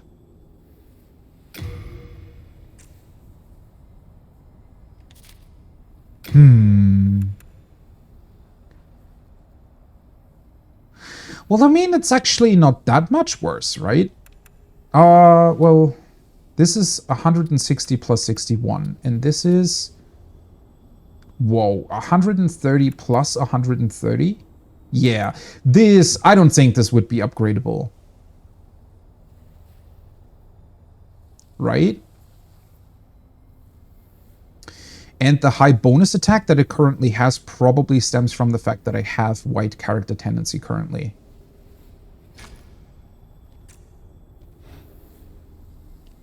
Awesome. Oh, I thought that he wielded... Wait a second. This guy wields the combined sword, doesn't he? At least that's what it looks like. Yeah, he does. Give me that one! Instead of making me... Why are you here? Okay, well, anyways. So, in theory, this sword should be quite a bit more powerful than the one that I was using. Also, it... yeah, that... At least to me, currently now, explains why character tendency is different from world tendency. Because character tendency is... You cannot influence it accidentally, right? It doesn't get influenced by you dying or anything like that. So you can stay in white character tendency and make sure that your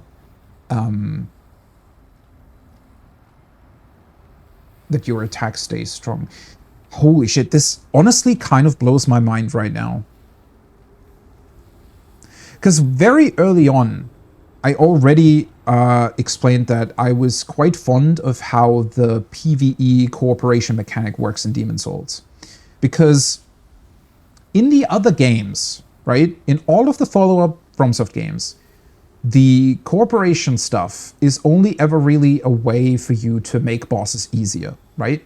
You can summon in other players, and obviously doing a boss in co-op is much easier than doing it alone. So it's a quote-unquote easy mode, although I don't really like that word for it, but it allows you to, when you're really, really struggling, get help, right? Which I think is a cool thing. But in Demon's Souls, the setup is like way, way cooler because they actually incorporated it into the game's mechanics in what I feel like is quite a cool and natural way that pushes you towards helping other players. And that's the whole bit with you losing HP whenever you die, right? Obviously, you also get the ephemeral stones. So if you are, you know, an experienced... So for me, essentially, and I'd imagine every other person that has played a bunch of FromSoft's games, if you are quite experienced, most of the bosses and the game in general doesn't really present too much of a challenge to you. Yeah, you're going to die eventually, right? And there are going to be bosses where you might need a couple more attempts, but overall, I think especially the amount of ephemeral stones you get, so the stones that give you your body form back, is close to enough to where you don't really have to co-op in order to get your body form back enough times, right? But still, the game like pushes you in that direction. The fact that you can get your body back by helping other players defeat bosses is a very, very cool mechanic. And you're incentivized to do it because it also benefits you. Substantially so. I mean, I know the Cling Ring is a thing, so with that, soul form isn't too much of a problem.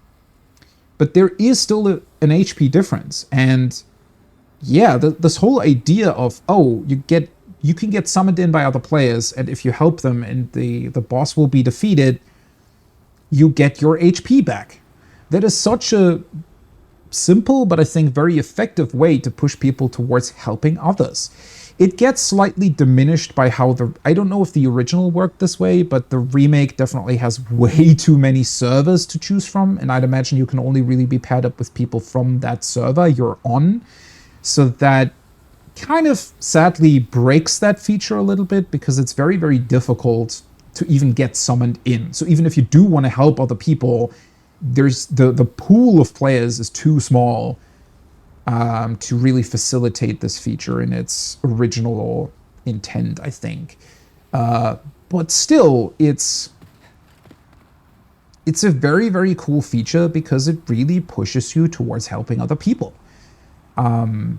in a very natural way. Like, you're not even really thinking about, you're only really thinking about the benefit that it gives you, right?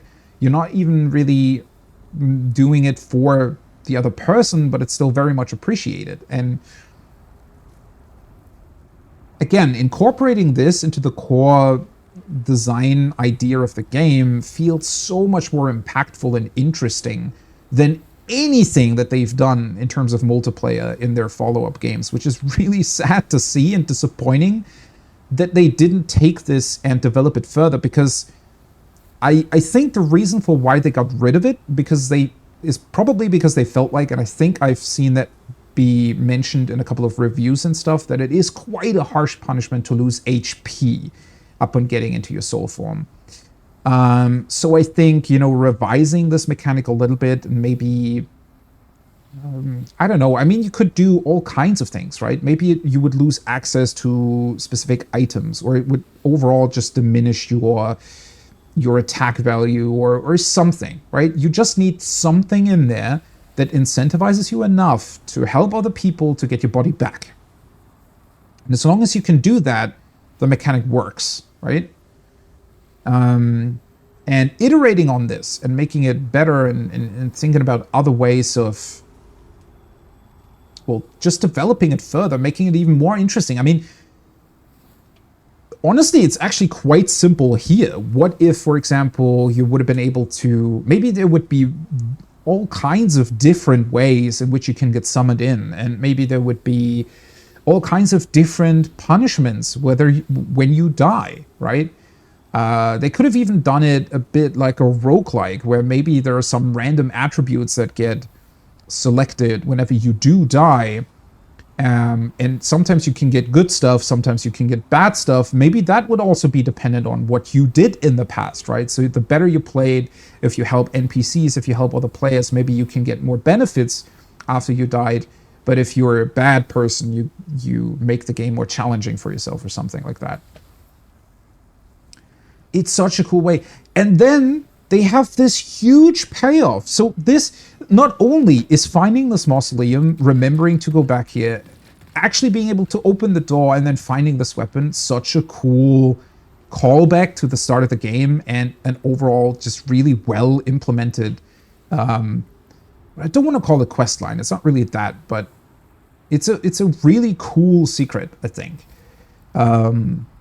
Not too difficult to find, but really awesome when you do find it. But then on top of that, it rewards you if you chose to help other players, right? And that is such a fundamental, like, cool and incredible idea.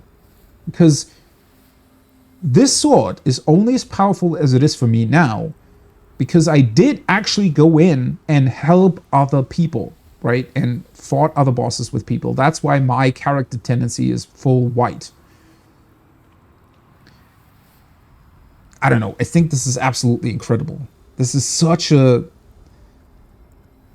cool kept secret, cool way of going back here, cool implementation, and such an incredible payoff with these weapons. And again, it is something that incorporates the basic idea of their multiplayer in a very natural way into the game, and also rewards you for it. And all of their follow-up games never do that at all. In those games, I always felt like multiplayer was just a sort of a tagged on thing. Not a bad thing, right? Especially PvP. A lot of people enjoy that, and it's completely fine. But it doesn't feel like it's fully integrated. It feels like it's just sort of tagged on for the sake of it, which is fine. Again, it's not bad in any sort of way. But this is... I can't get over how good this is. And it just proves to me that they should have just iterated on that. They should have done more with this, especially with the messages as well. There would be so many other cool ideas that you could do. You know, thinking about what these messages can or could be, and how you could interact with them. really shaping the world in different ways and making it unique every time you go through because of maybe decisions other players, you know, chose to make. What kind of stuff they left behind. Instead of it being these sometimes funny but overall fairly pointless messages. They could have done so much with this. And I really don't get it. I don't know why Demon's Souls, the very, very first game, is the one that does it the best. Why is that? Seeing this honestly makes me think that they kind of just gave up on this, right? They kept the multiplayer because people would have been, rightfully so, fairly sad if they would have just cut it. I think, you know, in Sekiro, when it was gone, well, it did fit Sekiro, I thought, that there wasn't really multiplayer at the start. I think there was an okay choice, but they also didn't replace it with any sort of other interesting system, right? So, man, I could go on and on about this. This just...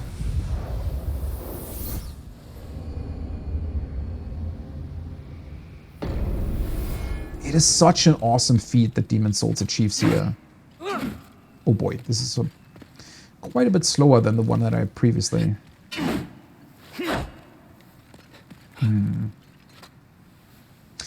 well, let's still try it. And let's try parrying the boss. I think that's going to be my next angle here. Yeah.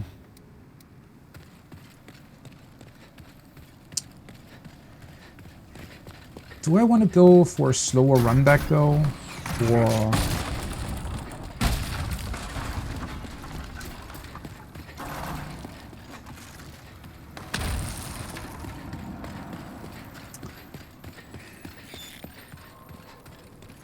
I mean, the part that's clearly the most annoying is the dragons, right? Or I'm saying dragons, the dragon, the one.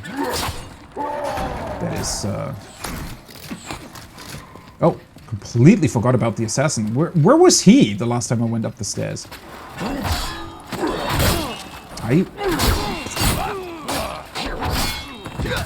Okay, yeah, this is... Well, speaking of things that this game does well, boss runbacks are definitely one of those things the game does not well at all. They're annoying. Some of them are not, like, most of them actually are quite okay, but it's just makes you think that they kind of forgot to implement a second shortcut. Especially with the dragon sitting in front of the boss room. That's somewhat ridiculous. Although, maybe, let's see.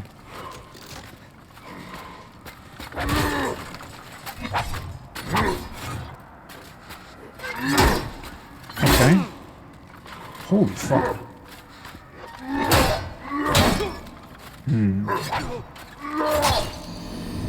Because I was thinking, they might be a good sort of sparring partner for trying to parry. Because since I haven't done it, I actually have no clue what the correct timing would be there. And as you saw, yeah, that's probably going to get me killed.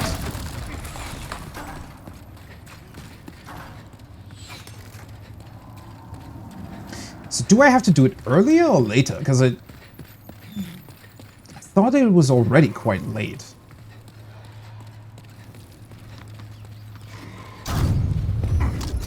Or is there a point in me constantly picking up my souls? Probably not. Oh, there we go.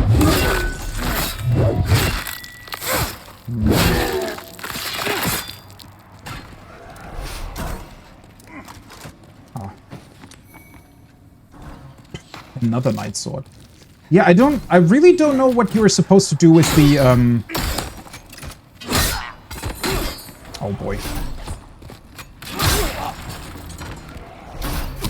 Oopsie. I have to be careful to, only hit once with this sword. Because it's very heavy. But yeah, I...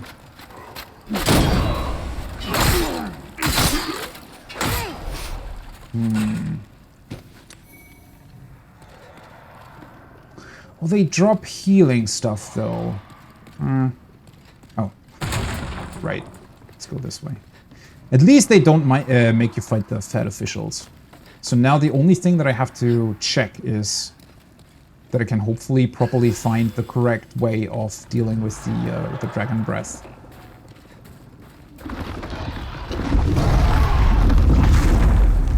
I just hope that,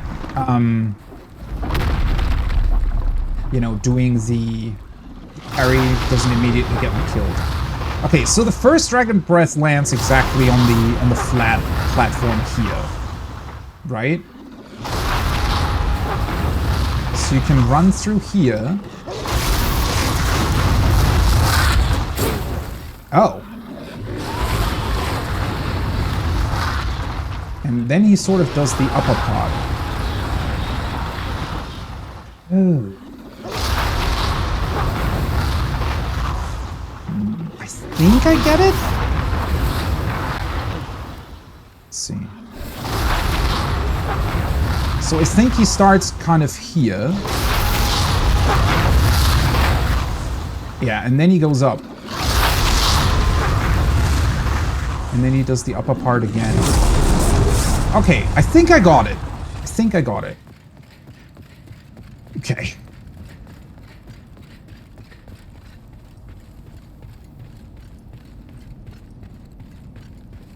Oh, that was a... Was that a player? Because I thought for a second that the guy might have come back. Like the...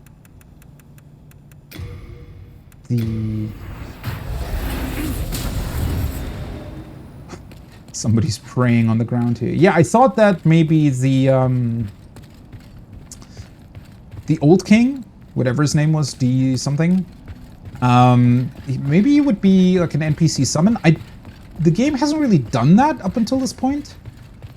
But yeah, he seemed like he was willing to help, so I thought that maybe he would appear here somewhere, but oh well. Let's see.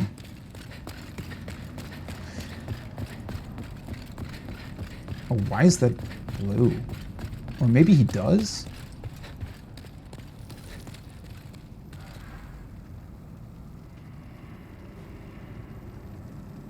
Smoke that weed for 20. Okay.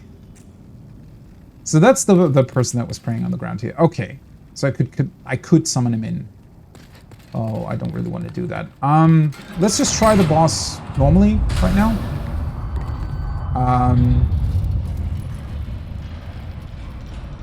See how it works with my new shiny weapon. And, well, at least I figured out the dragon pattern now. I think the run back to the boss isn't too bad because it helps me train parries, I think.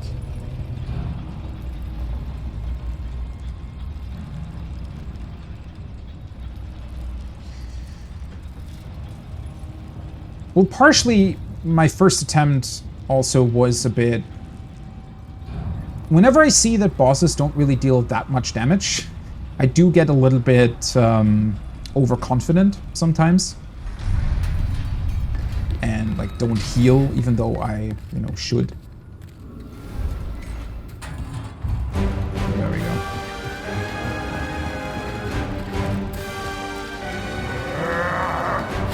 Oh! I did not expect that.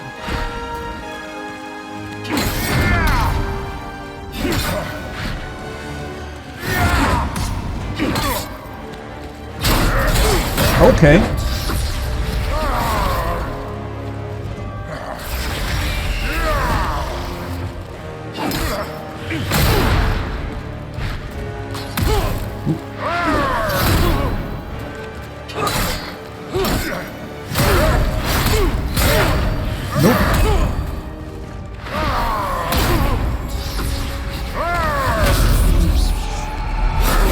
Soul level drained.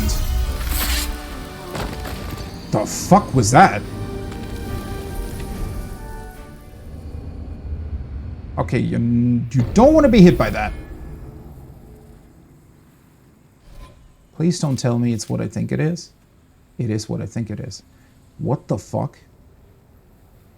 This guy drains your level? I was 74 before. What the fuck?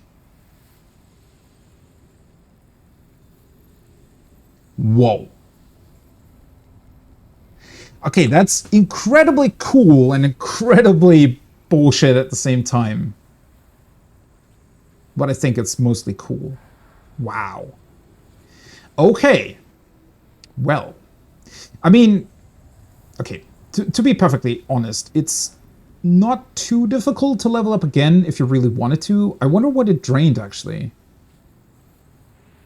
I don't remember what my specific... It would be pretty bullshit if he drained you below being able to use the sword.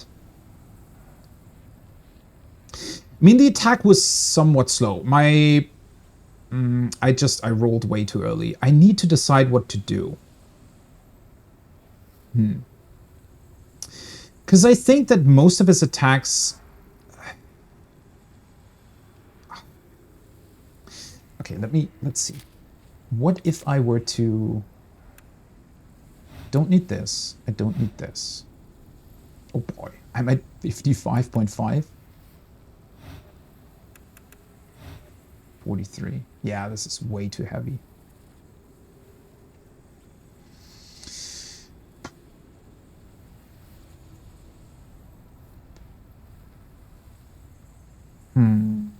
I felt like I hit a parry at one point. Okay, so at least the specific attack he did there was somewhat slow, right? So if I'm not too... My problem was that I was too eager, or, well, not too eager. I was slightly panicking, and so I rolled way too early.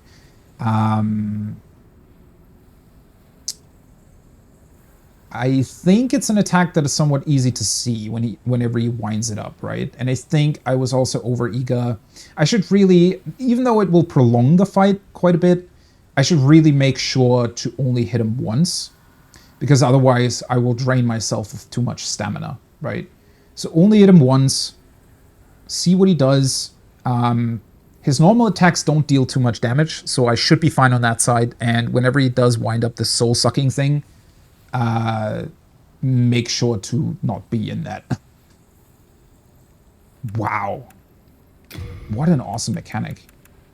See, once again, I don't want to go back to this topic, but the one thing that I've always asked myself playing through the other FromSoft games is, what's the idea or purpose behind the souls to begin with, right?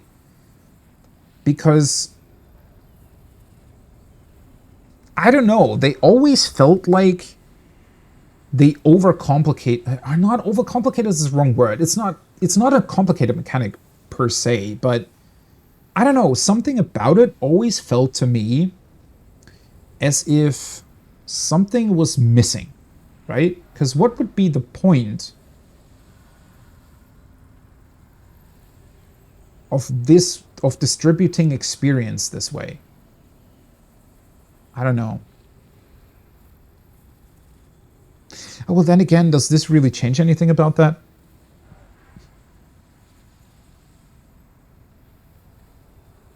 I guess it just now makes the leveling feel more impactful, because it means that the level has an actual... How can I put this? So, in most other games, level is just something you kind of passively gain, right? You gain experience, you level up, you become stronger. But you can obviously never go back. And something about it never really feels quite right. It feels somewhat arbitrary, and also most of the time your enemies level up with you to a degree. Like, obviously not literally, but you fight stronger and stronger enemies. So at the end of the day, you really have to ask yourself, well, what's the point of a level system, right? unless it's into specific categories like here, where maybe it determines what kind of weapon you can use or other things like that. But for the most part, especially a value like added HP or something, well, that's a much larger discussion, and I don't really think that I can properly... Oh, well, I guess that also means...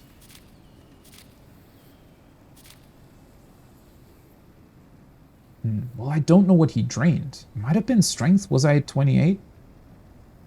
I wonder how he... Or was it endurance? Did I have 32 endurance? Maybe? I honestly don't remember.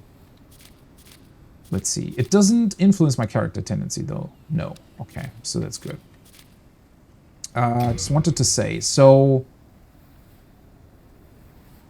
The interesting part here, since this is not upgraded and also not really influenced, it doesn't have a scaling, right? So that means aside from the requirements, even if he sucks levels away, this is never going to get weaker. Which is another very, very cool benefit, I think.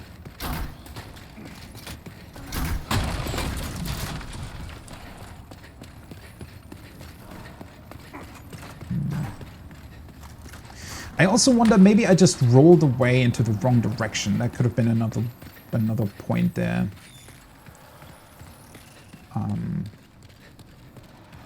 Which is maybe why he was still able to grab me, even though I rolled.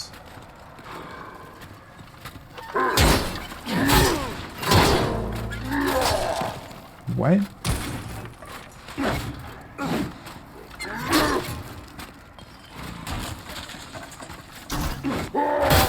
Ah, for fuck's sake. Okay, something about the parry is still weird to me.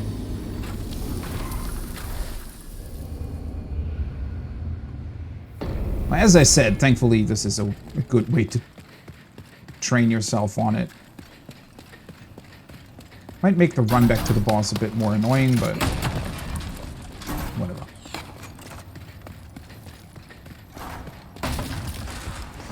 I do think, though, overall, I'm definitely making this more difficult for myself than it needs to be, but oh well. If it gets too annoying, like if I die, I don't know, 5, 6, 7 more times, then maybe I'm gonna just change it around. Because I'm fairly confident. Okay, that was very slow. Yeah, I don't get it.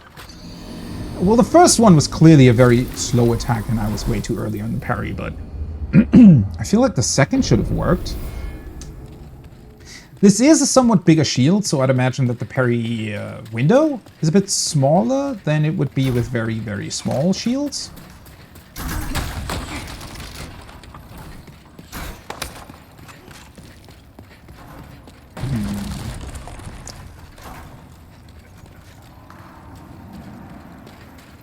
Well, they have two very different attacks, right? They can either be very, very slow or very fast, the knights.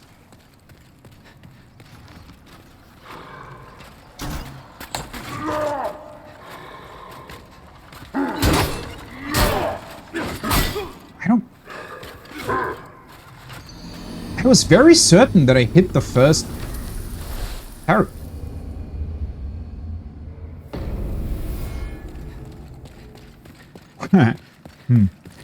Well, as long as I'm in soul form, nothing's going to change, right? It doesn't influence your,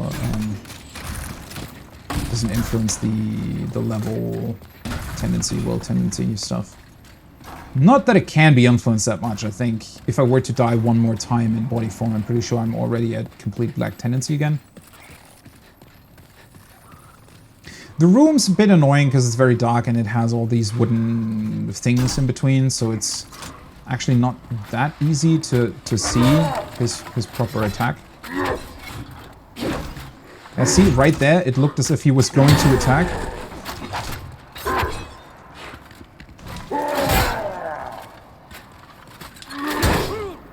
Nope.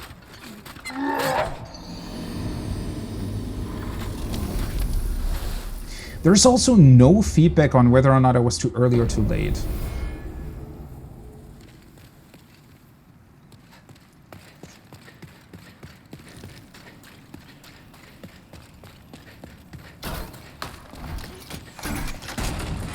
What confuses me now is that I parried him last time, and it didn't feel like I was doing anything too special, or it didn't... I don't know.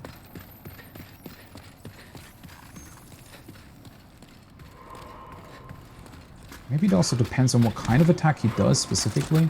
Yeah, maybe it's only the...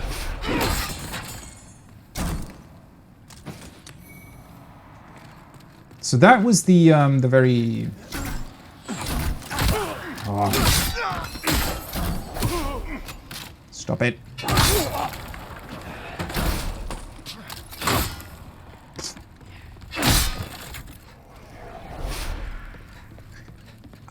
Okay, I'm fairly certain that that was the same attack that I parried him on the first time. So maybe you can only really parry the slow attack?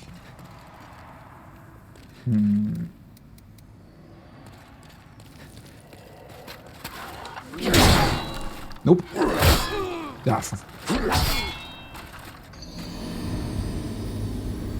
God, you're stunned for a very long time whenever you try to do that.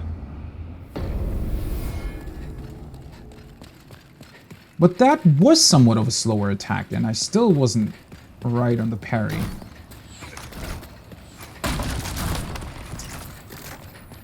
And the problem is it's not even going to help me for the boss fight, right?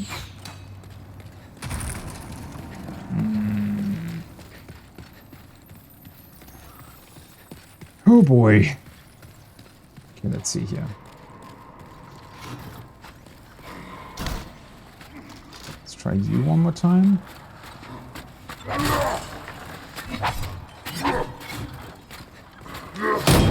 Okay. Oh, for fuck's sake.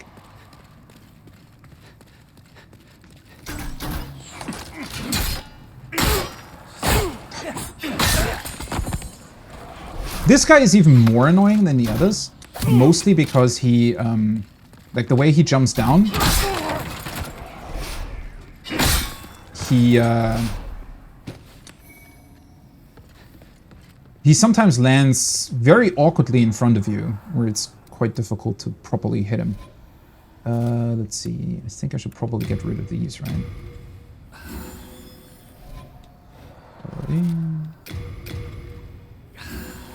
Let's try the big dude again.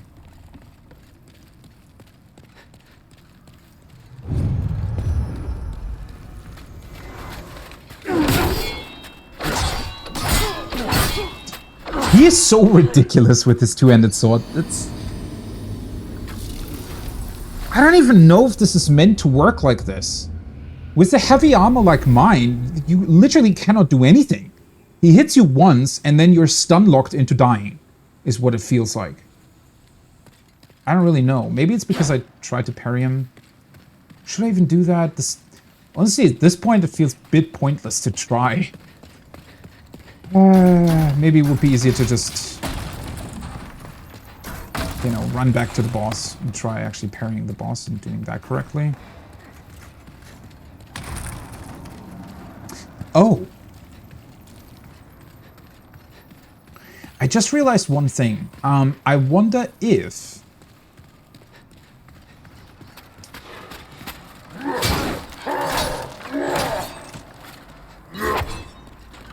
Well, yeah, that's not what I wanted to do. What the fuck did I press just there? Ah, nice. Getting stuck on the wall. Ah, well, anyways, that's not what I wanted to do. I just had a thought. I don't remember what it was. Oh, right. So if at some point, right, if you wouldn't fulfill the requirements for the sword, I wonder if two-handing would allow you to always use it. Because I just remembered the message, right? The one that was written in front of the boss. And I thought it said something about, you know, two-handed necessary or something like that. So maybe it was not only referencing the sword, but also specifically two-handing it, so that you can, you know... The fuck?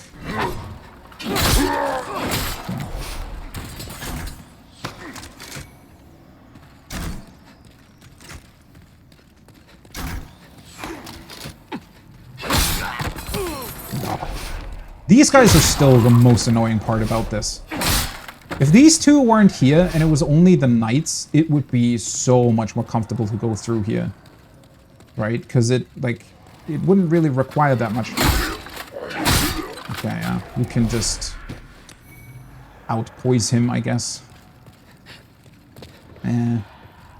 Okay, so running back to the boss two-handed shouldn't be too bad then. I'm just gonna do that. I'm really just overcomplicating all of this for myself.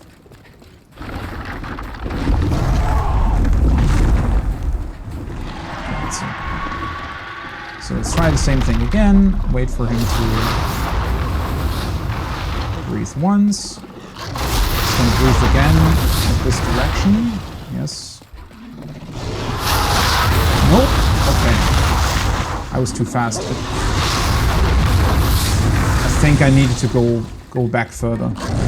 Oh. Not a big deal. Let's get our body form back. Right. Maybe I should actually switch off or switch over my rings. Let's double check this. Slowly restores HP over time. Yeah, that's not really going to help me, I don't think. Flame, bleeding, he doesn't do that. He doesn't do poison or plague. Lowest magic power, raises magic defense. I still think that's probably the best call. I don't know if it really does anything, but... Attack power rises, HP reduction. 10 more souls when slaying enemies. Yeah. Let's go with the magical thingy. Raises magic defense. What exactly is the difference? Oh, what the fuck? Okay, so it's... Oh, no, never mind. That's because this lowers it. I'm an idiot. Okay, so normally it's 163 and it's 196 with this. Oh, well. It will definitely do something. Hopefully. There we go. Let's do this thing again. I very much think that if I'm careful, it shouldn't be too much of an issue. I really don't think this fight is complicated. I just think that I'm making it more challenging for myself than it needs to be. Well, also because I'm really slow, but I'm trying out different things that I probably shouldn't even be trying, right? I should just go for the kill, essentially. Just take it somewhat slow, make sure to, you know, not overdo it on going in for hits, but also make sure to, you know, not be too passive, and then it should be fine. Because really, as I mentioned, most of his attacks either have a very long wind-up, or they don't deal that much damage. So, yeah. Let's see here. Oh, yeah, that was not very clever.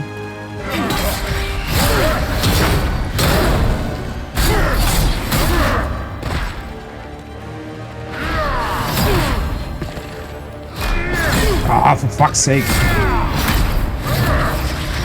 Why am I doing this every single time?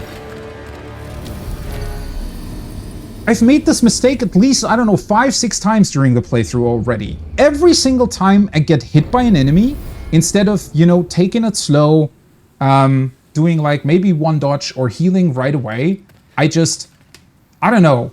Not only do I get stun locked into dying, but it's not even a stun lock that the game does. It's sort of, it's as if my mind just sort of goes, oh, well, what do I do now? And I just sort of sit there and let myself get killed. Oh, for fuck's sake, now I need to switch over the rings every time. That might not even be worth it. Maybe I should just not, you know.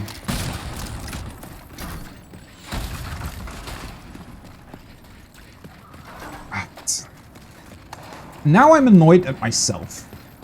Because that was entirely unnecessary. I didn't even really start the fight, right? It was just walking in, getting killed. Oh, nice. Did I hit the wall? Pretty sure I did. Or maybe I, might have also been that I just,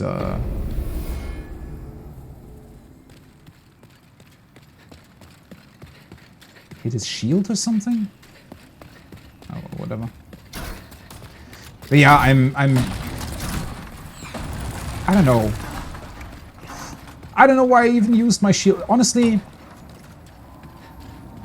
let's do a try where I two-hand the boss. Well, now I'm starting to experiment again, am I? But yeah, let's try that and see what it does. Come here, you. God, this room is so incredibly annoying.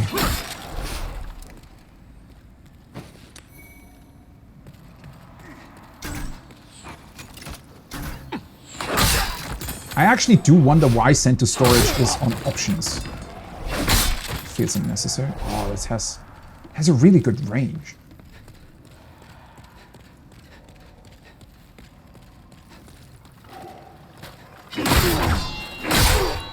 Yeah, I'm hitting something. I'm not sure if it was the wall or what, but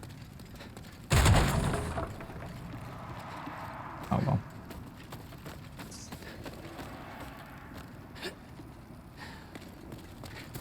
What I do like about this, though, is they're really giving you a lot of healing items. Not the best ones, but still. Okay. So I ran through, right? And I essentially did this, and now he's gonna hit in front of me, right? No. Wait, what? Oh, for fuck's sake. God, this game is annoying when you're fat rolling. Fucking... What did I do different the first time, then? Because he definitely didn't hit me again. What the hell? How am I messing this up now? Because he hits to the left, right? I go to the right. And then I was fairly certain that he just... like hits in front of him, or because there he just hit the same spot again instead of going further up the staircase. Okay, can I deal with you quicker? Yeah, I think I'm recoiling from the wall. Oh, for fuck's sake. Why does picking up items take so long?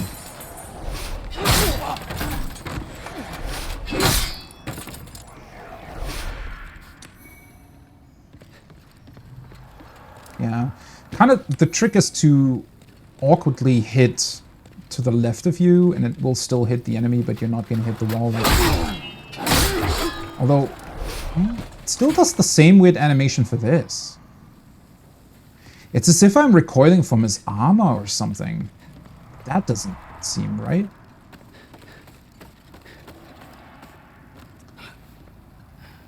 Honestly, at this point, I can... Well, it doesn't really do anything to unequip the shield, right? Because it doesn't really... There's only two states. Either you fat roll or you fast roll. Okay, let's do this again. Increase my swords.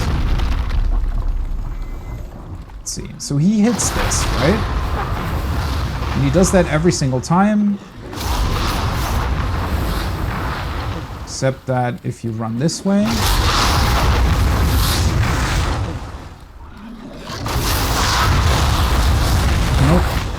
He still hits below. Oh, wait. Ah. Oof. Okay, that was very close. Okay, so there is... He basically hits the flat portion of the staircase, and then he hits to the left of that for some reason. So if you just run up the right way, does he not hit at all? It's a strange pattern, not gonna lie.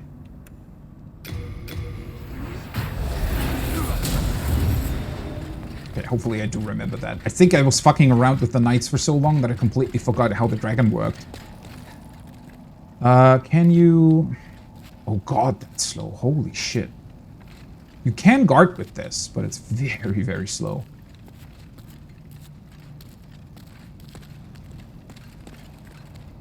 I mean, I like this attack a bit more. It's even faster, right, than this one? Yeah, it doesn't leave you open that much. The problem is, I'm really not sure what I want to do in terms of defense, because this way I can hit him, and then the only thing that I can really do is sort of awkwardly walk away from him. Because I can roll, but it's not gonna help me much in most cases. Although I should... well, all of my FromSoft game experience also always sort of taught me to roll into the boss, which they also already kind of preyed on in Elden Ring, where a lot of the times that's not the best option. But here it also feels like rolling into the boss and relying on pure iframes isn't necessarily the best idea.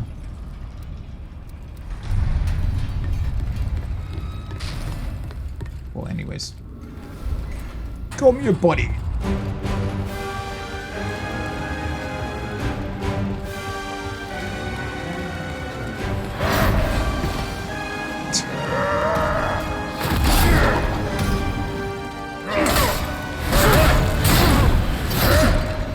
Oh, you can actually block those quite effectively, I thought. It's so slow.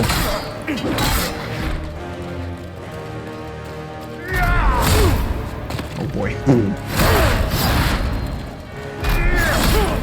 Okay. Ah, for fuck's sake, are you kidding me?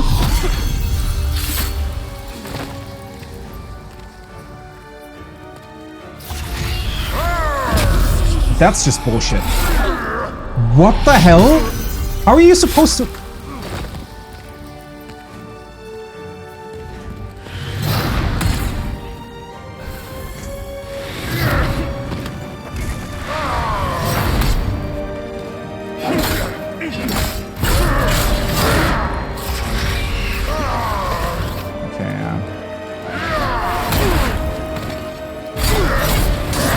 Stop it.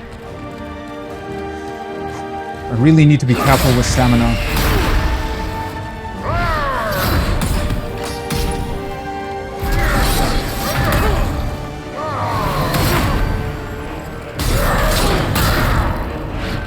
That takes a ridiculous amount of stamina away.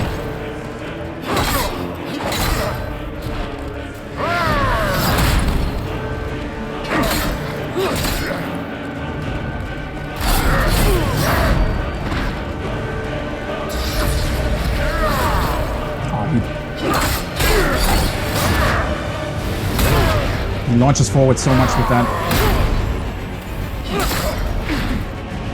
Oh. When you hit him during that, it really...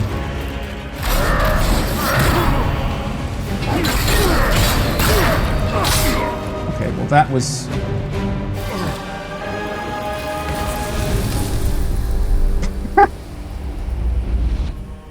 Okay. Well... I think he kind of gave me the... Well, he gave me back 2 levels, I think. Well, now... See, this felt somewhat disappointing. I guess I kind of tanked through it, didn't I? As I mentioned, I made this fight way more difficult for me than it needed to be, and I do think that would I have had access to a fast roll, this probably would have been a non-issue whatsoever. I think I probably would have been able to one-shot him even. Well, maybe not one-shot, because he might have, like, gotten me at some point, but... especially... Well, two-handing was definitely the right call, but not for the reasons that I thought it would be. So, for some reason, this sword has a faster attack if you two-hand. Okay, it drains... I think it drains the same amount of stamina, even.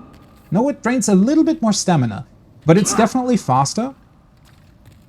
And funny thing is, the block that this sword has. Does it actually... Wait, does it actually say? Guard break 45. Physical damage reduction 60. So, because of my huge armor and everything, my defense against most of his attacks was already ridiculously high. So, the only thing that was really threatening to me was whenever he comboed his way through me. So, when he hit me with everything without me blocking, that was somewhat scary. And the Soul Suck itself, I think, did like 40% or something, or a bit more even. But yeah, for the most part, I think that just tanking his damage is quite easy to do. And if you just utilize the sword as a shield, that's actually more effective than utilizing your shield. Which feels backwards, but all right. Yeah, with the even with the fat roll, most of his attacks were somewhat easy too. So it was essentially, whenever he did a big wind-up attack, and for example, the big jump, even a fat roll was more than enough to get out of it, and even be able to damage and punish him afterwards, which is pretty insane, honestly. And if he goes into his fast combo, you just block, and it deals a negligible amount of damage. And with the Soul Suck, yeah, it was obviously my fault. Like, it wasn't the game messing up or anything. It was my fault. I timed my dodge wrong. But it's a very, very slow wind-up. So it can definitely catch you off guard in just how slow it is. Although, again, had I have access to a fast roll, not the fat roll, I think the fast roll is so fast that before he even winds up his attack completely, you can do like 2 of them, right? Whereas the fat roll, you have to get the timing right. Let's actually take a look at this. Oh, so yeah, he definitely drained my endurance. So I started out with 32 endurance, I'm pretty sure, and he drained 3 levels from me. What an asshole. Well, I can get those back, it's not an issue, but... Very, very interesting. The thing is, sadly, I would say one of the biggest negative points that I have to say about Demon's Souls, although it's not like, when I say big negative, I still mean it. We're still talking about an insanely good game here, right? Always keep that in mind. I'm just saying that the biggest negative that I've found so far is definitely that defeating the bosses most of the time does not feel like much of an accomplishment. I would say that definitely also changes over time. It feels more of an accomplishment with the earlier bosses. Mostly probably also because you don't really have a comparison yet for the game, right? But especially with the later bosses, once you've leveled up a bit, a lot of the time they're not that threatening, and yeah, they're quite easy to push through, right? I didn't really have to learn anything here. It was a bunch of dodging, just tanking my way through it essentially, and just defeating him fairly fast with good damage. And I feel like that, for the most part, is kind of the strategy that I went with for large portions of the game.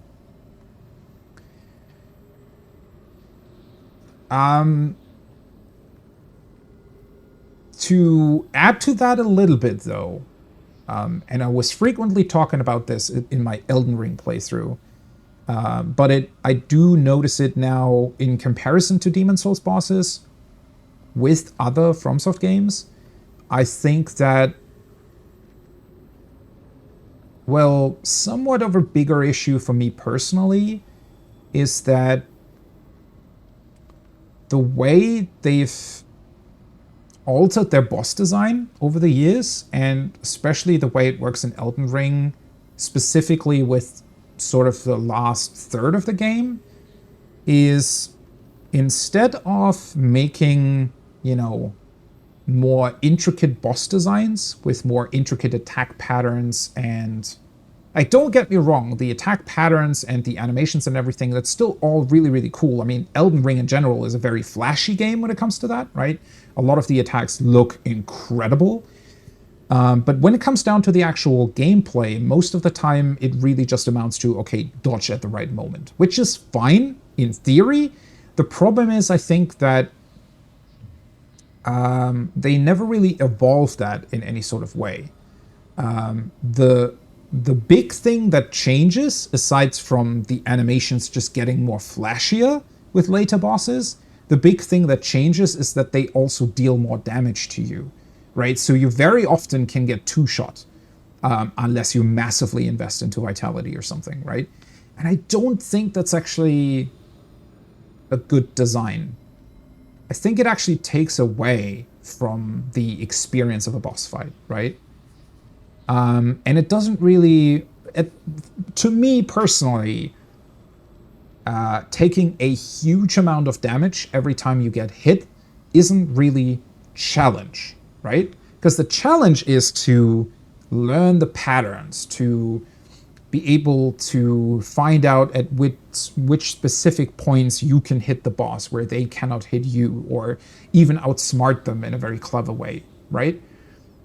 That's what's interesting to me. And just taking a huge amount of damage every time you make a mistake, and having to heal up and everything, breaks the pacing of the game quite a bit. And also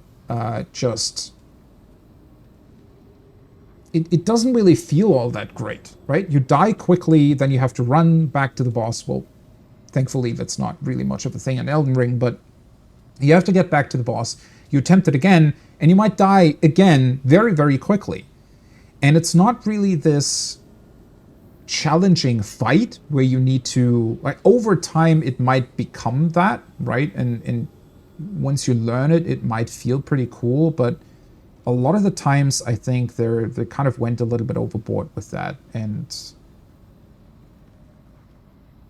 I personally would like it to maybe even be done in a way where you deal less damage, but they also deal less damage. So it becomes more about, well, figuring out, because they could do so much with that, right? They could even make it so that you cannot damage the boss at all, for example, if they're holding up their shield. So you need to bait out a specific attack to even get the opportunity to damage them, right? And I think that could counteract that a bit, right? So you wouldn't be able to just sort of force your way through the boss by just dealing huge amounts of damage, but instead you'd have to find and properly understand the boss in order to deal damage to them in a meaningful way.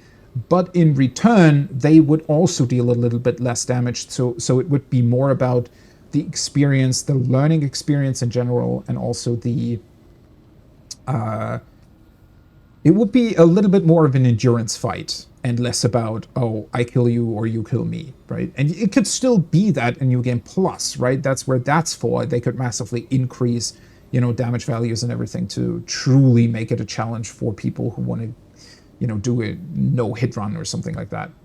I just think that I don't think their design is bad per se. I just think that it's kind of forcing them into one very specific boss design where the only thing that can really change is timings of attacks and animations of attacks, right? And animations of the boss in general. But the actual basic gameplay behind it is very, very similar from boss to boss, and varies very little. Whereas I think there's still huge amounts of potential in there where you could, I don't know, do very, very cool things in terms of boss attacks and also figuring out how they work to begin with, right? How did you defeat my demonic reflection? What? How many souls might you have devoured, I wonder? Quite a few. The rest is up to the Old One. If it is to be, then you shall be beckoned.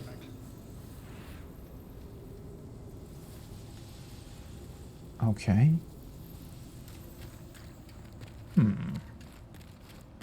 It's a very cool room, by the way. No sign of enemies. I wonder if the dragons are still around now. His reflection, huh? So this wasn't even the true King Alad, but like a demonic reflection of it? I feel like I'm not fully grasping what that might mean. but sure. Interesting. This just never comes back up, I guess. Time for disguising? What? Well, I don't think that the soul itself tells me much, right? Soul of the false king demon. Wait a second. False king. It almost makes it look as if they somehow got rid of the actual king and just replaced him with a demonic version of himself instead of, because the whole time every NPC that talked about the king, everybody that mentioned this, and even the descriptions on the levels, I think, made it seem as if King Aland turned, well, not evil, but he... My working theory was that the fat officials were sent by someone or something, or I don't know, maybe they appeared out of the demonic wishes of somebody, and then they kind of manipulated the king into wanting to utilize demons or demon souls for his own power, right? But now it looks a bit more like what actually happened is that they somehow were able to either seal the original king away or something like that, and replace him with a demonic version of himself, which apparently we now got rid of.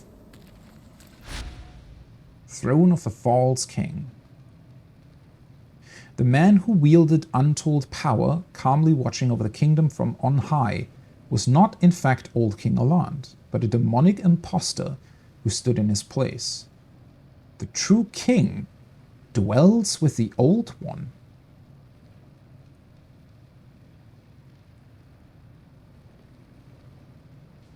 Well, what does that mean then?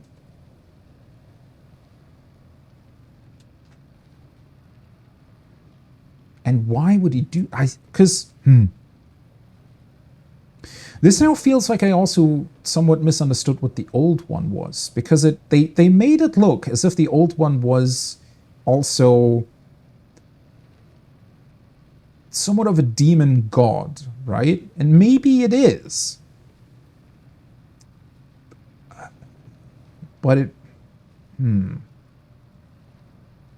So, previously I thought that through this manipulation, whatever happened to King Aland, right? I thought that the king had then rose the old one because he heard about this demonic power and he wanted to utilize it, or he wanted to have it in order to, you know, stay king or something like that. Utilize it against his enemies. What kings do, right? But now I don't think that was actually the case. And I guess it doesn't even really matter whether or not the old one is a demon. It's just that whatever happened that initiated everything led to the king being replaced. So maybe the old one... I guess that goes back to the intro cutscene, right? Where the fog and everything is... Because it says an irrevocable poison. As if it's also a way to maybe cleanse the world in case something goes wrong. So maybe the old one took the real king, maybe even in order to protect him, and brought in the fog to cleanse the world of the other demons or something. Man, that is so cool. Yet another thing that works so much better in Demon Souls than it does in the other ones, because one of my biggest complaints lore-wise about FromSoft's games is that the fog gates don't make any sense whatsoever, right? They're just there. They're never explained. They just exist. And they're fine in terms of a gameplay mechanic. I feel like,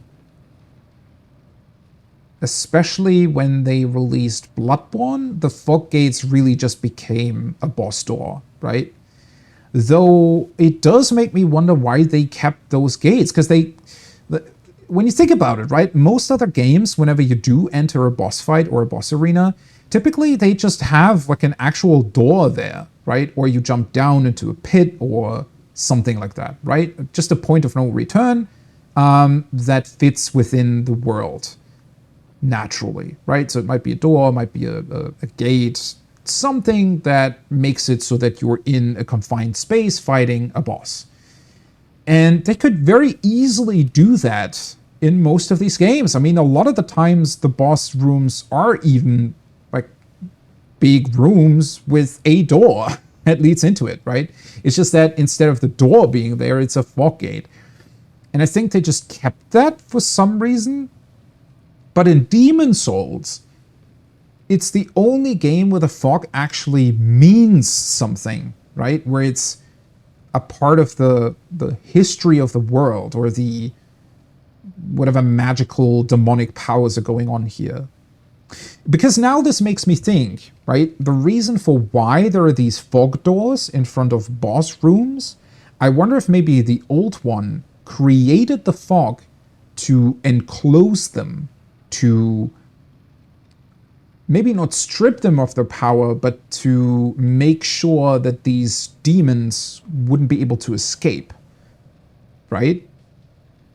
Or that they would at least not be able to wreak havoc all over the world. They might be able to in sort of their own domain, right? For example, this king in his castle, but that would be about it. And there are even more fog gates, you know, scattered throughout the level. Clearly, in terms of from a technical side or from a gameplay side, they provide other benefits or other means or other reasons for why they exist. But they seem to have found a way to incorporate them into the lore of the world, right? It's not explained to a great degree or anything. Like it's mostly, you can sort of speculate about it a little bit. But it's definitely present, right? It's the game acknowledges, or the figures within the world acknowledge that fog exists. Whereas in all the other games, it's just purely a mechanic that is there for the player to differentiate boss rooms from the rest of the world or something. And it is yet another of those things where I feel like Demon Souls had actual ideas for what they wanted this stuff to be, right? Much like with the whole multiplayer mechanic and everything. It's not necessarily, you know, like they weren't able to flesh it out properly, I think. Again, same thing with the multiplayer mechanic. It's a cool baseline, but I would have definitely liked to see improvements made on that idea. But same thing with the fog. It's cool here, and it's fine as a first draft of what this could mean or could be. But then they kept it around for some reason. Again, like the message system, like the multiplayer system. For some reason, they kept all that stuff around, but never did anything with it. And the fog gates are even present in Sekiro, even though they make no sense whatsoever and don't belong in there. In my opinion. Because otherwise Sekiro at least deviates from everything else, which is why it's by far the best game they've released. And I really mean that when I say by far. Obviously, that's my subjective opinion, but Sekiro, I think, does prove that there is so much that they can still do, and so many opportunities and potential that is still there with their formula. Because it very much still feels like a Souls game, right? Which is why, like, it feels like a FromSoft game. Maybe I shouldn't say Souls-like. It feels like a FromSoft game, right? So clearly they were able to keep their core design philosophy in place while mixing it up in a substantial way and actually innovating on what they have. Which is by no, you know, Sekiro is by no means a perfect game. It definitely also has its shortcomings in a lot of ways, some of which do still go back to, you know, their older games like NPC quest lines and the story in general not being as fleshed out as I would have liked to have seen, but man, this Demon's Souls is so cool. So many great ideas in this game that sadly they never did anything with. Okay, anyways, let's go back to the Nexus real quick. I wonder if anything's changed here now? Because typically that's what happens, right? In Bloodborne, your little church dream begins to burn. In Elden Ring, the tree begins to burn. So I wonder if anything happens to the Nexus now.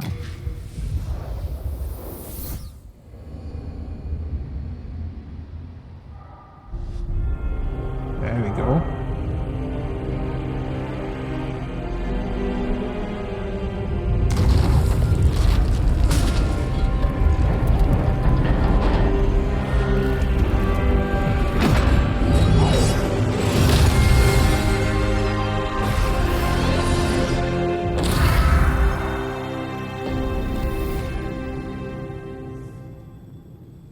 Cool cutscene.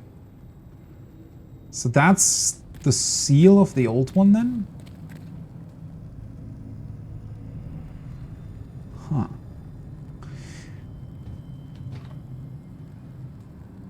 And by the way, just one last thing that I absolutely love about Demon's Souls. I wouldn't necessarily go as far as say that the music in Demon's Souls is better than in the other games. But the utilization of the music is definitely better. Because one of the big shortcomings of FromSoft games is that, well, first of all, most of the music is only ever present in boss fights, but it's also, like, it can be really good music. It's not super my kind of deal, usually. But their music by no means is bad, right? Most of their music throughout the games is fairly good, but it only ever really plays as background during boss fights. And yes, it does help to sort of hype you up, and obviously it needs to be there in order to make the fights feel as epic as they are. But that's still not a really good utilization of music. I think probably their biggest shortcoming or the biggest disappointment in terms of music was Elden Ring for me, where the intro music that plays during the start screen, and also later on when you go up to, not Melania, well, to the last boss fight, right? That's the only place where the music truly, because music as background during boss fights is fine, but you still need, it needs to be impactful in other ways, and it needs to be underlining other scenarios and scenes and whatnot. And Demon's Souls utilizes music by no means perfectly, but in a way where it plays at places where you can actually fully enjoy it, right? Where you can just listen to it and hear the different melodies and the different like the mood and the feeling they were going for, without being distracted by anything else. And it underlines a lot of the scenes much, much better than they were able to do in the later games, I feel like. So, once again, another win for Demon's Souls. Okay, let's see. As much as I had suspected that this would have some sort of, meaning, this middle seal area, this is still strange to me. These are all the tutorial messages, right? And I always thought or expected that somehow this area would either change or maybe would have... This feels like an area...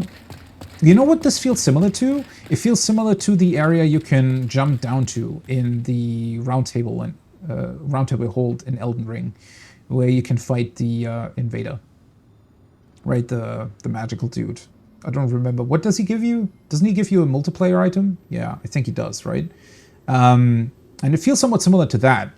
So I always thought that at some point maybe coming down here would, I don't know, either something would be summoned in or some, I don't know. They could have even utilized this as a tutorial area, right? Because in Sekiro, there is that funny tutorial guy that you can actually fight.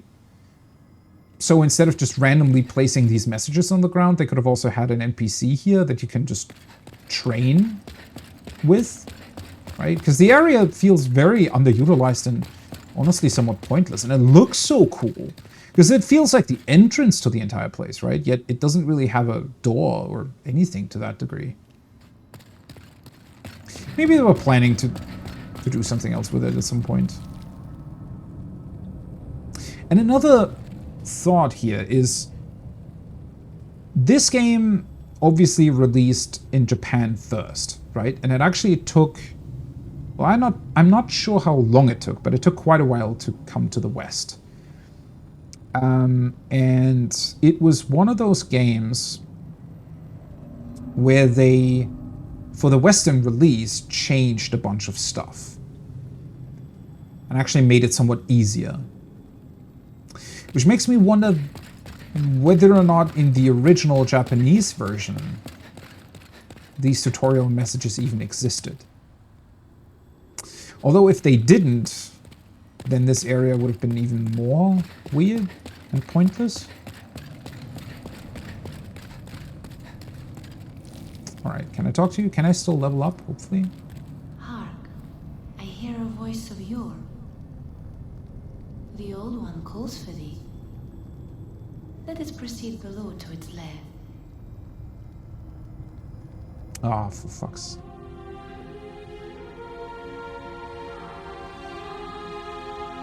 Well, I mean, guess that means I couldn't have leveled up either way.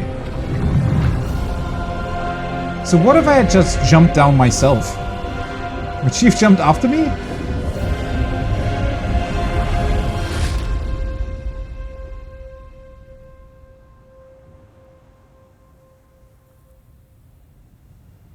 Oh, hanging on that note once again, really, really good with the music.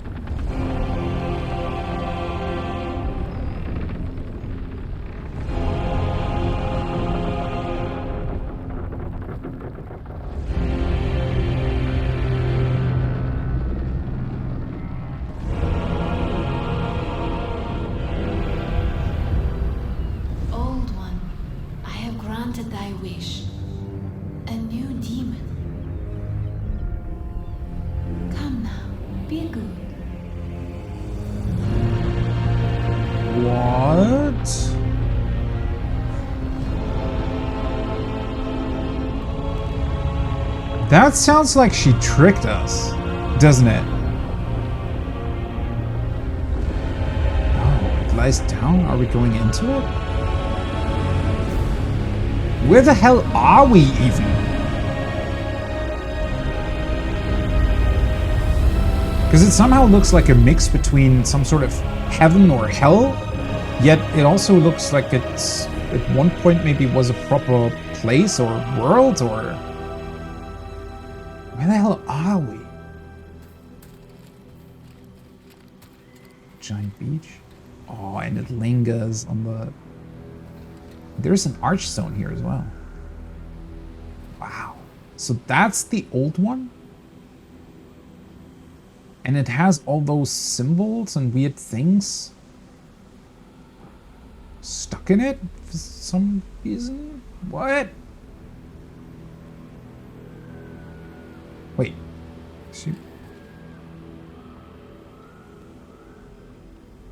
Is she like walking towards me?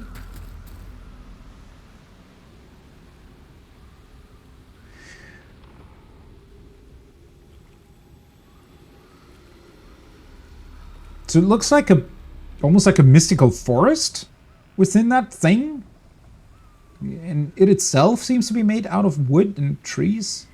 Like a big... It's as if it's a big...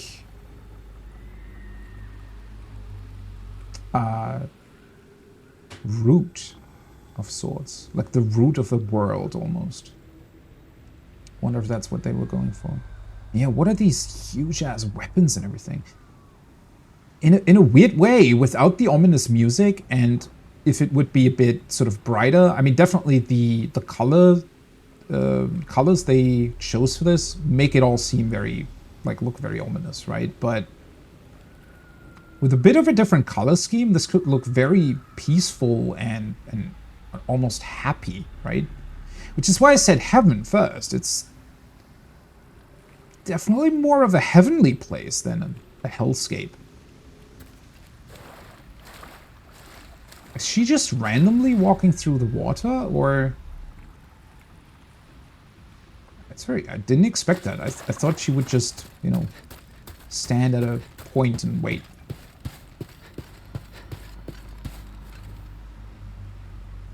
What does it mean, though? Because clearly this, at some point, was a proper building, right? How far does it even go? And there is an archstone still. Okay, so I can just return to the Nexus if I want to. I wonder what that means. Is she gonna come with me again? Like, because I do want to level up. I really do. I want to get my levels back that Mr. Falls King Alan sucked out of me. What's going on? This is a giant place. Which is definitely a thing that FromSoft does very, very well. They're always able to bring in these very existential questions, right? So is this like the original world? Or is it some sort of heaven or hell that consumes even structures of the actual world? Or like, why is it destroyed? Did this old one thing take over? Was there another god here at some point? It looks really, really cool. It's just a giant desert? Desert of souls, question mark? Yeah, I don't know what these structures are supposed to be. And I mean, it has a sky, but we went down, so how does that work? I mean, Boletaria, at least as far as I could tell, looked like a well, almost normal place. I guess Latria deviated a little bit from it, but it still had a proper like ground, right? It's different to Dark Souls, because in Dark Souls, you're very clearly sort of at a weird place on top of the world. Like it frequently, especially at the start of the game, shows you that there is a lot below you, and even further, like even if you go down, well, I guess you can go all the way down, right? But it definitely, I mean, there's a feeling of, okay, this is, you know, high up, and it's special kind of world, whereas for most of it, Demon's Souls so far seemed like it was almost normal, obviously except for demons being a thing.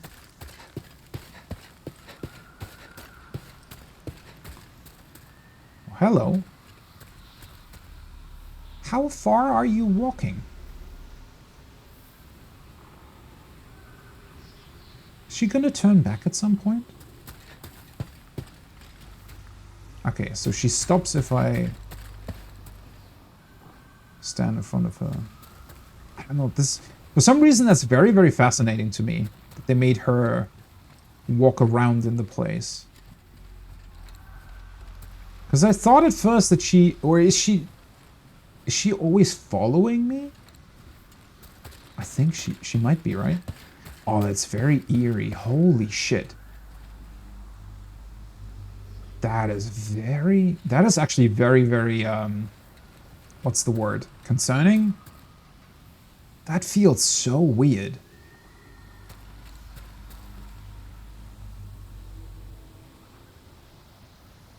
It's as if she wants to... Like, she cannot walk faster because of her... I think her legs are bound, right? At least a bit. but it's as if she doesn't really want to let us escape, or at least she wants to keep an eye on us, which is, yeah, I know she doesn't, there's wax in her eyes, but that feels very eerie. And that combined with her saying there's a new demon for you.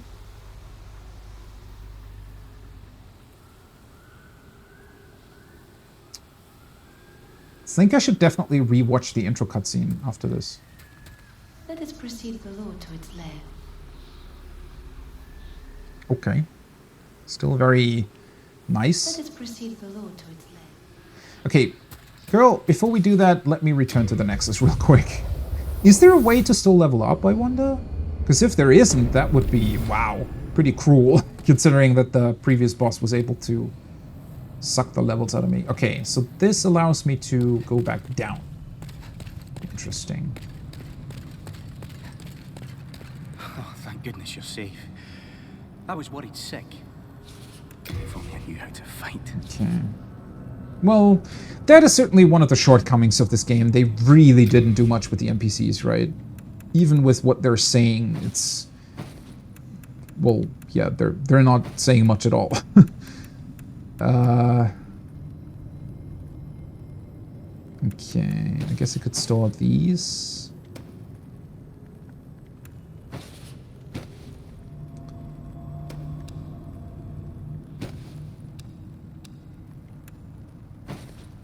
Demon brand. Right, I completely forgot. Wielded against demons, held for generations, paired with its counterpart soul brand to form Northern Regalia. The less demonic the soul of the wielder, the more powerful this blade becomes. Oh, wait, that's the one I have equipped. Huh, wait, how do I get the equivalent then?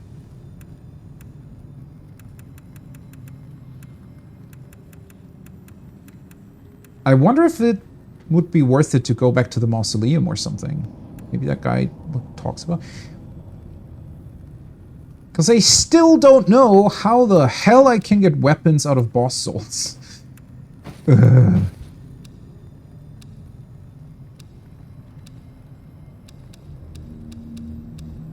Okay. I'm also quite convinced that I'm still missing We are indebted. quite a few rings. I can forge weapons for you.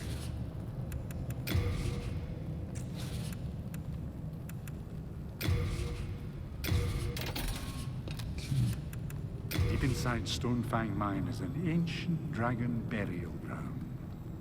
The bones of the dragons exude ore. Do come back alive. Yeah, let's switch. Well, I don't know. Let's just switch back to this one for now. Oh, Saint Umbasa. It might also really just be that I missed a couple of quest lines. Do you have further? Let's see.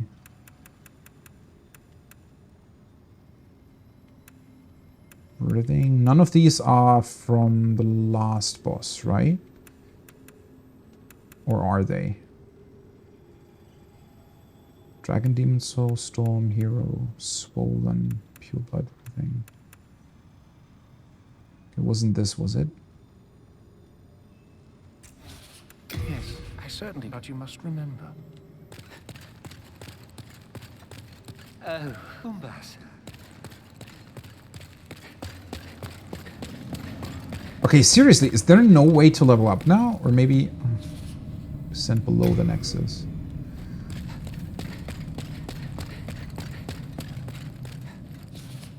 Seek forgiveness. Okay. It's still weird to me that you need to unlock that statue for 25k souls. That's such a weird one-time offering. Oh, wait, Patches is still there as well, right? Well, let's talk to these guys Better than first. having you bother, Master. Protection. I see. Yeah, these guys don't comment on that at all, which is... You have your wits about you. I thought that they'd at least have one additional voice line or Why, something. you have defeated all the demons, Oh, have you hello. not? This ghastly howl.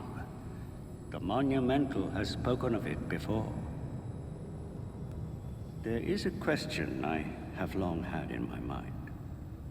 It is whether we are right to banish the Old One. But I now have the answer.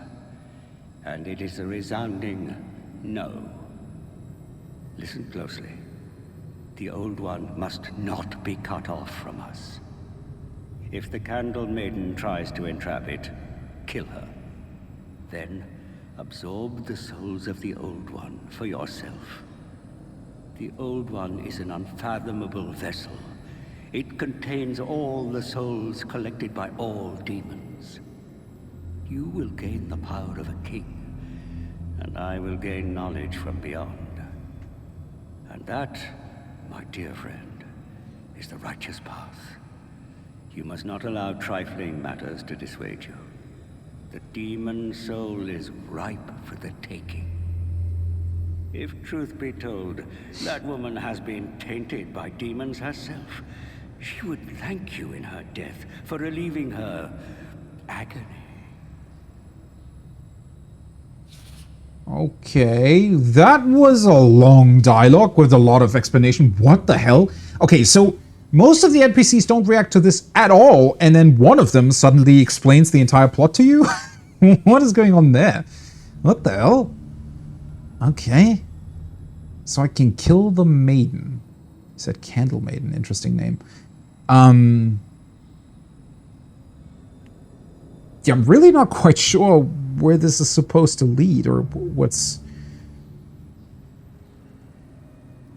Because I was quite concerned when she said, hey, a new demon for you, right? So we can theoretically take, I guess, the place of the old one? Would that be what would happen? I wonder if that demonic King of Land did something similar, and that's why it said, you know, old King of Land is with the old one. If that's what happens. Essentially, a demonic form of you, or of me in this particular case, would come and take over the world. If I don't fight the old one. So strange that he's the only one to comment on this. I really don't quite understand why that's a thing. Fire spray, soul arrow light. He doesn't give you anything for the last soul either, though. If truth be told, that woman has been tainted. Okay. So she's supposed to have been tainted. Prepared.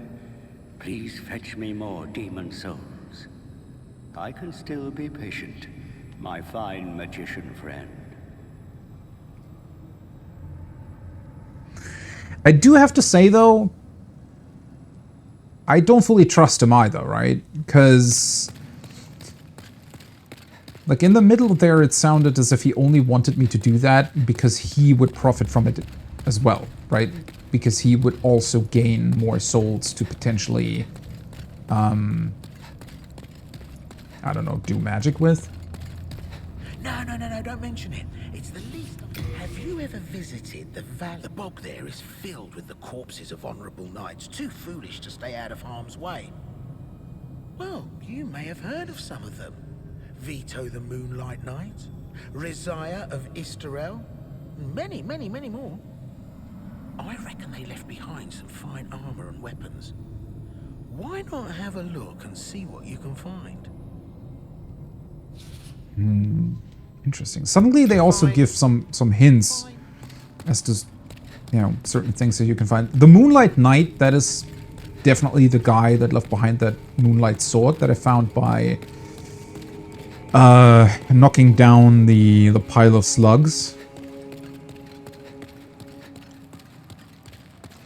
I haven't really heard about those guys before, which is why I felt like it was so weird, though.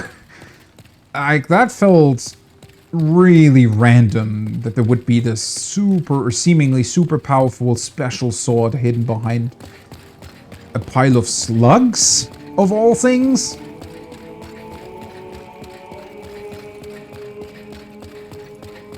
It's just one of those things where I wish they would have properly established a person like that, right? Or if it had been mentioned by Patches multiple times and, you know, it had been maybe unclear as to where that guy went, and then suddenly he says something, oh, you know, I now know what was up, and he went to the Valley of Defilement, and then you can look for that weapon. You have destroyed all of the demons. You soon shall hear the call of the Old One. Then the Candle Maiden shall guide you below the Nexus, where the Old One awaits. She will lull the Old One back to slumber. That is, after all, her purpose. Okay. No elaboration on that? You have that is. I mean, that's what we heard from the very beginning, right? Our purpose supposedly was to lull the Old One back to slumber. I have very little idea what that means in practice. Because it does imply that, well, okay, so far, it seemed as if whatever the Old One is, it, quote-unquote, woke up, and that's why the demons invaded the world, right? So luring it back to slumber means that the fog would potentially recede, and the world would return to its, I guess, normal state, whatever that would mean.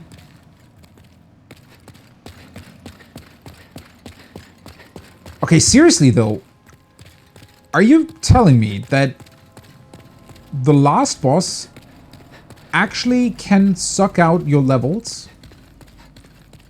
and afterwards you have no way of leveling up again? Is that... I mean, it's not going to be a big issue now. I'm level 71, and, you know, I don't think that's going to be much of a problem at all.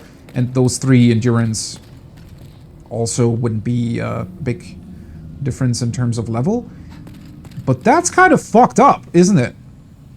Like, imagine a player who struggles way more, who maybe loses 10 levels or even more on that last boss, and he can even... It's not even like he does it, like, once per fight, right?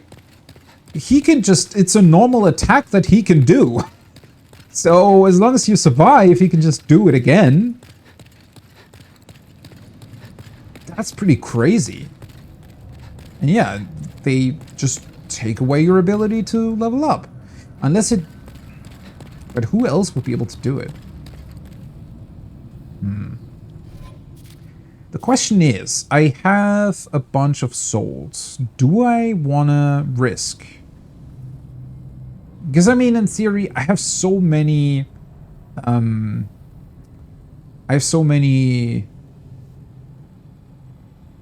healing items that it would be pretty pointless to buy more. What I could do is I could buy one of the rings from Patches. No, don't mention it.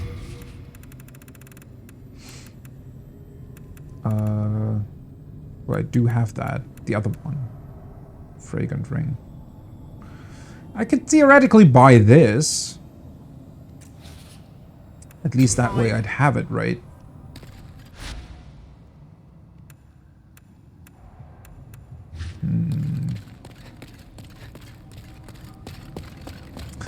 Okay, one thing that I want to test. Let's very quickly go back here. I just want to take one more look at whether or not I maybe overlooked something, or maybe something changed or whatever.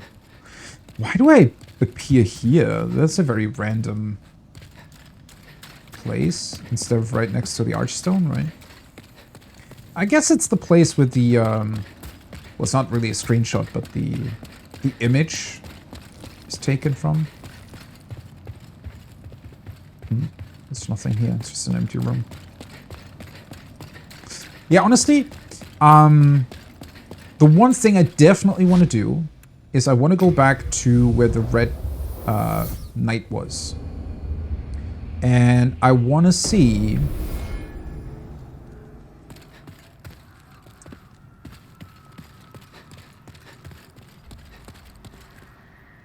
Oh, for a second I thought that there was something else going on. By the way... Oh, hello. Completely forgot about you. I always forget how close they are to the spawning in point. So this door just stays open once it's been opened, it seems. Huh. So... let's assume I would be able to turn world tendency all the way to white or black in any sort of level. If it does indeed change the level, I do wonder if it also means that that level change would stay, right?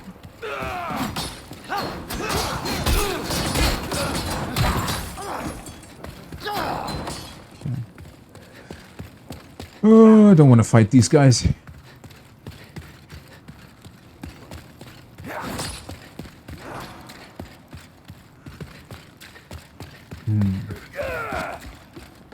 Because that's what it seems to imply. I don't know if maybe the game recognizes whenever you enter such an area, so as long as you don't find it, right? Even though it theoretically would have been opened by you getting the world tendency to a specific place. I wonder if... yeah, I wonder if it would mean that it still stayed open.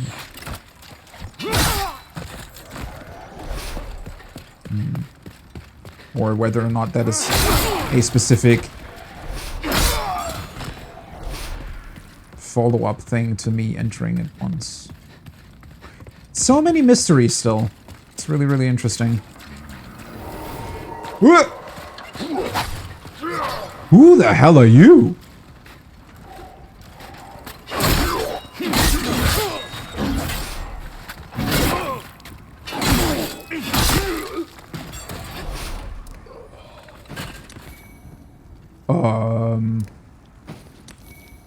Well, that was unexpected. I guess the world tendency went a bit darker again than it was wait. Huh? Okay, now I'm entirely confused. What the hell? So, when did I come here? Oh, no, never mind. I made a mistake. I thought I came here... yeah, I'm an idiot. Never mind. So I died how many times to the boss after I came here? I think twice. Something like that. And then I killed him. So in theory, killing the boss would be...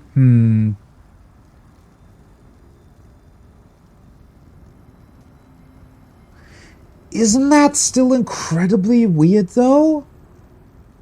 Because I thought that at some point the world tendency here had already... I'm very, very certain that at some point while I was fighting the Penetrator, the world tendency of the Boletarian Palace had already turned to pure black. I think this was actually... no, wait a second. The Stonefang Tunnel was the level that was pure black, right? Or was it? Wait. Yeah, I'm really confused now. Because if this guy, like if the Red Knight spawning in here would have been a direct result of me lowering the world tendency further to black, and now he's still here, I'm just very confused why he wasn't here before. Oh wait, there's another one?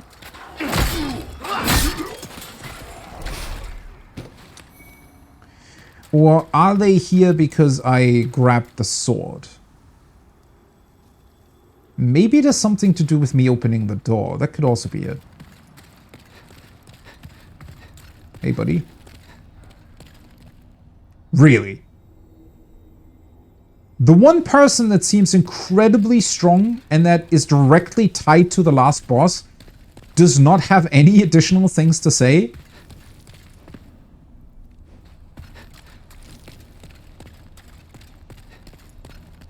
I want to know why you have the combined sword. Okay, so maybe I should explain why I even went back here in the first place. I had an inkling that maybe he would be the guy who turns boss souls into weapons. But I guess that's not the case. I really, really wonder if that's a thing at all. Maybe I just completely misinterpret it, but it specifically tells you that on the souls. But going to the smith just with the souls in inventory definitely did not give me that option. So either it's tied to world tendency to some degree, or he... Well, what else could it be? Yale, hi. Yeah, he attacked me as well. I came back here because I wanted to see whether or not he has something else to say. When I first entered, he attacked me, and then like when you push him below a certain threshold of HP, it seems, then he started talking to me, and I was able to grab the sword, right? But yeah, he has the combined one from like both white and black combined. So there has to be a way to get the black one. Now,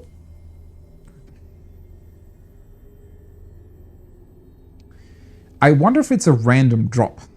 And that would be fairly cruel, but it could be.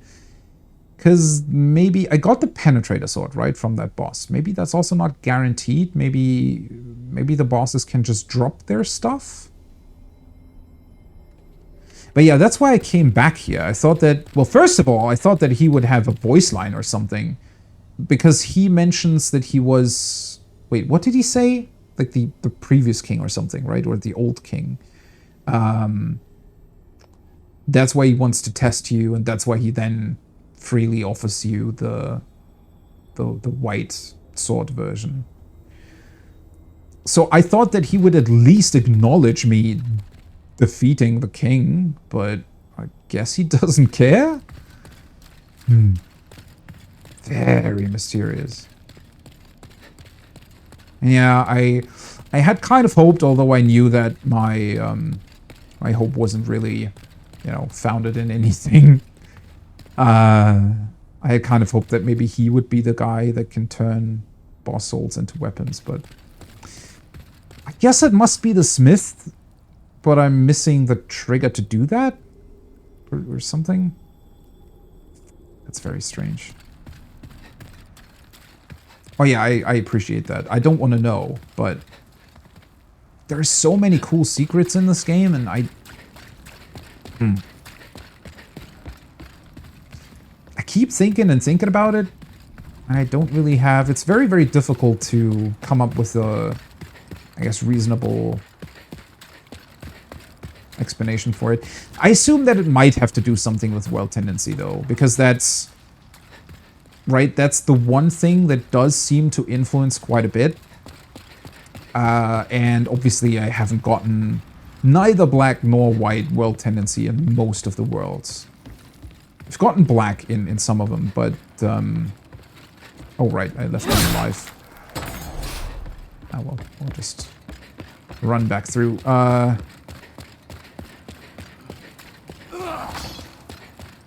Oops. Well, that was a bit far. Stop it. Oh, oopsie. I wonder if those explosive barrels could actually still kill me. I don't think so, but who knows. Let's just go to this archstone. I've played Dark Souls Remastered. I haven't finished... I didn't finish the DLC all the way, if I recall.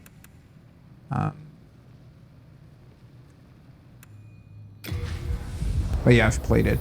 Though I've also played it, without... I didn't look up anything, so I'm pretty sure that I missed a bunch of stuff. And... But then again, I never felt like I missed anything too important in it. And there are definitely a lot of parallels between this game and a lot of the other games, for that matter, right? Even Bloodborne. You can see some parallels there.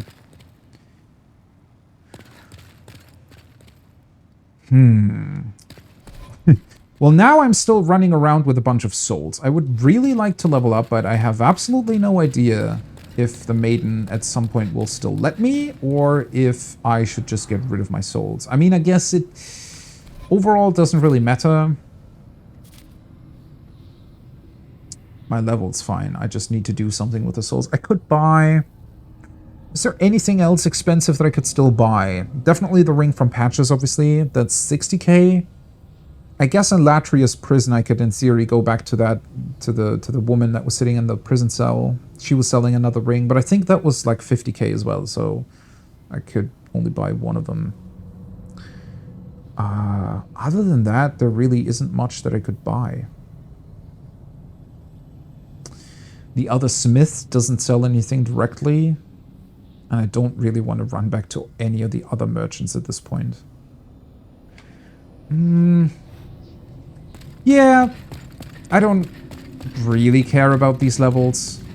No, don't mention it. I would have liked to have my 3 levels back from the fight against King Oland, but... Just one more double check. I don't have that yet. I can't make it. No. Oh. No, you'll come back soon. Wait, never mind. This is the same one. Shit. No, don't mention it. Okay. I'm somewhat convinced that those won't stack. Well... Fine. That means I have everything that he could sell me.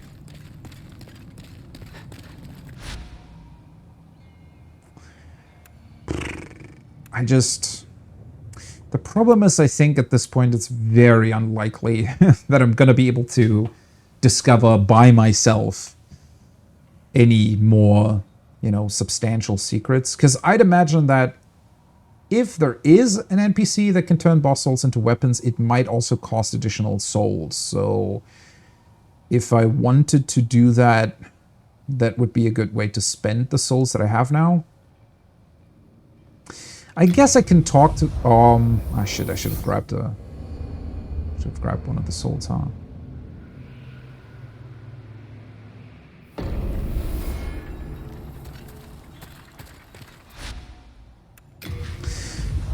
It would be really fucked up though if they require a specific world tendency from the smithing grounds or something in order for the smith to offer up that opportunity.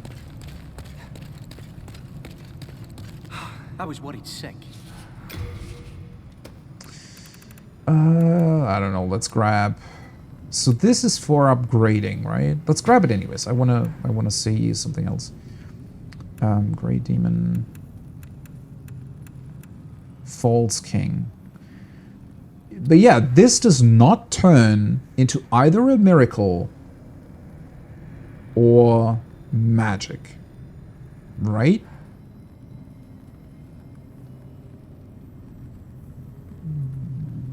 Which pretty much means that this has to turn into weapon then.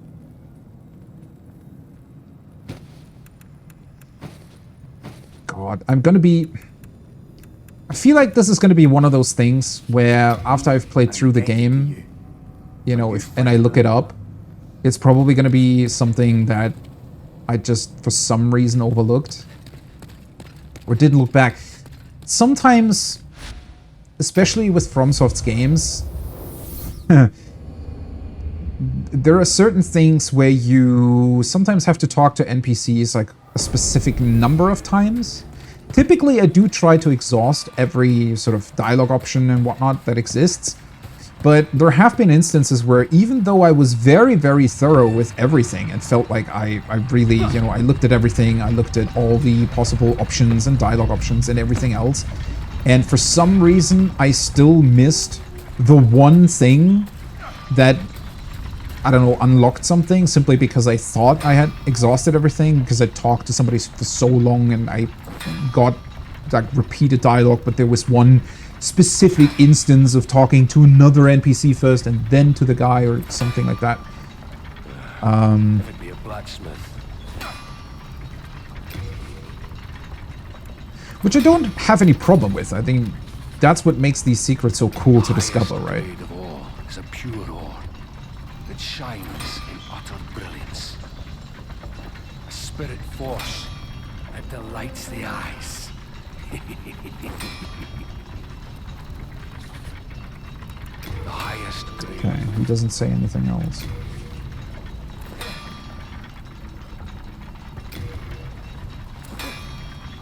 Oh.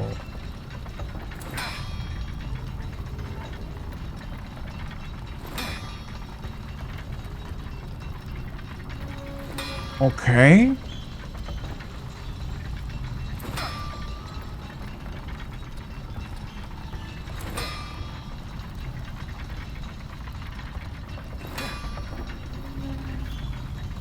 Okay.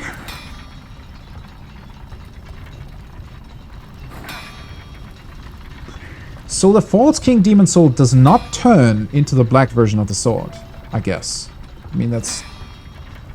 seems like it means that. So there somehow there has to be a way to get the other sword. And if you have it, you can combine it with this one and the soul of the boss to actually create the combined version of it.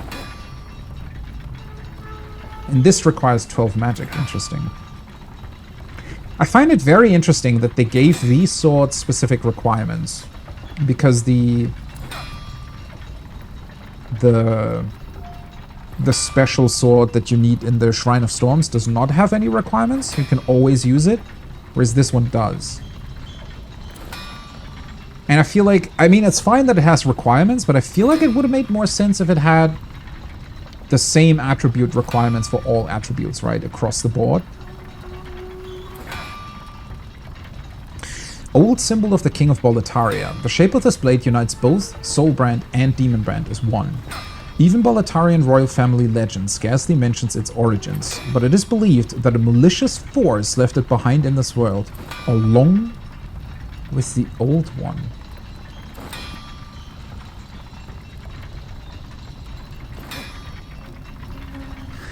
So another hint at the Old One being a malicious force, seemingly.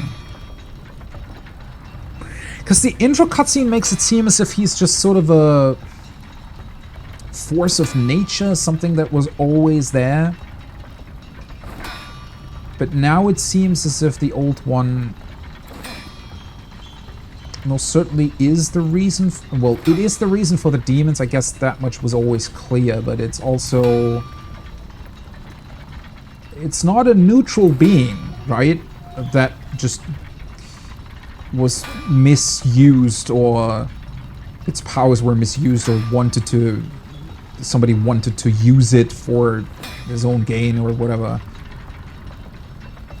It very much seems to be a somewhat evil force to begin with. One that potentially specifically lures people that want to utilize demonic powers into its grasp. I don't know. Wait, how does this scale though? Because it doesn't mention how its attack power scales. Does it just not matter whether... I guess it doesn't matter whether or not you are pure white or pure black. You just need to be either or for it to be really powerful? That would be interesting. One other thing though that this seems to suggest, although does it really? I'm still confused. So most of the magical items, or the quote-unquote special items, so all the equipment that drops from bosses or, you know, special enemies, all of that, they all upgrade with colorless demon souls. But they just upgrade, right? That's a pure +1, +2, and so on. It doesn't change it. Because one idea that I just had, or the reason for why I haven't discovered how demon or how boss souls can turn into weapons, for a second here I thought that maybe you just need to present the right weapon to him, and combined with a certain boss soul, he will then turn it into a special weapon. But I guess that cannot really be true, because most of the quote-unquote special weapons just upgrade with the colorless demon souls.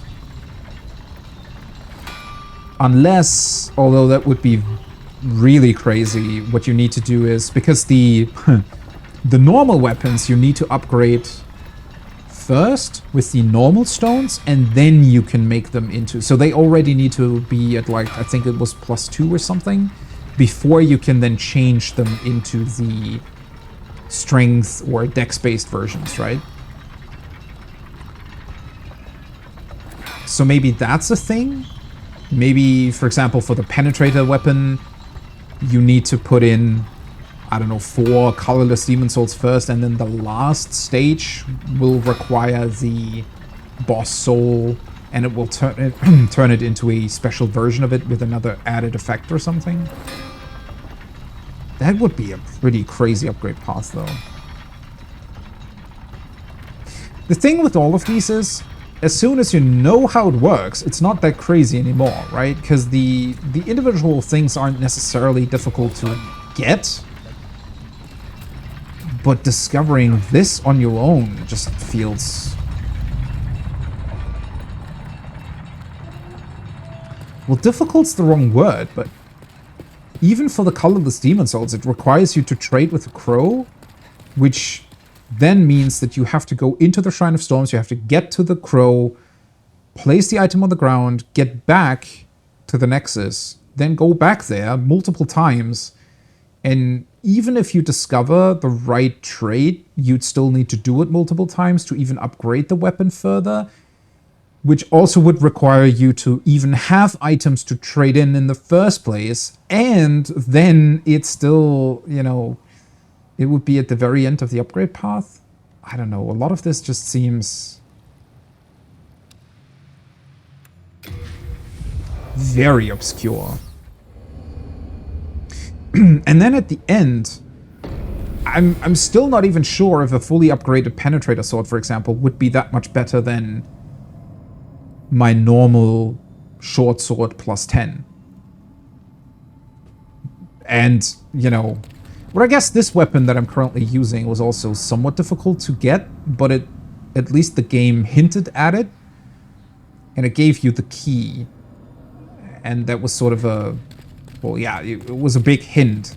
Hey, there is something special there, right? Whereas for everything else, it's sort of very difficult to find that. Well then, I guess it's time. I have no things to spend my souls on, I don't think. God, that's so eerie still, that she very, very slowly walks towards wherever you're standing with your character. Well, I guess even if I do die to whatever's coming up,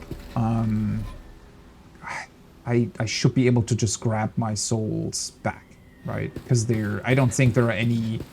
The only issue typically with that is that whenever you're running back to a boss room, you might die to a normal enemy, and then your souls are gone, right? But here, I don't really think that's going to be a thing. Oh yeah, I should also probably just keep two-handing. Let us precede the Lord to its lair. I'm honestly not quite sure what to do here, which is why I wish that more of the NPCs would have commented on the situation, right? Sage Freak did, and he very strongly recommended to kill her.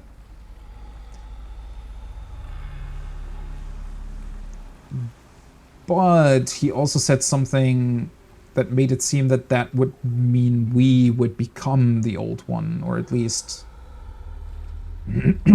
we might be taken over by it or something. Because he said that we would become really, really strong, right? That was sort of his wording.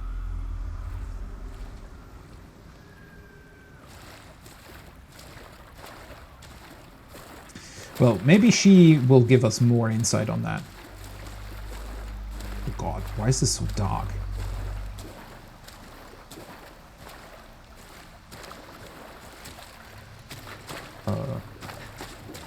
Hello?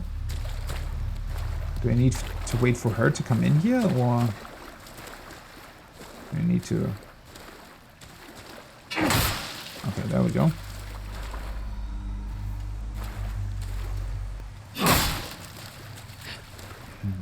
What is the implication of this thing being almost a tree root?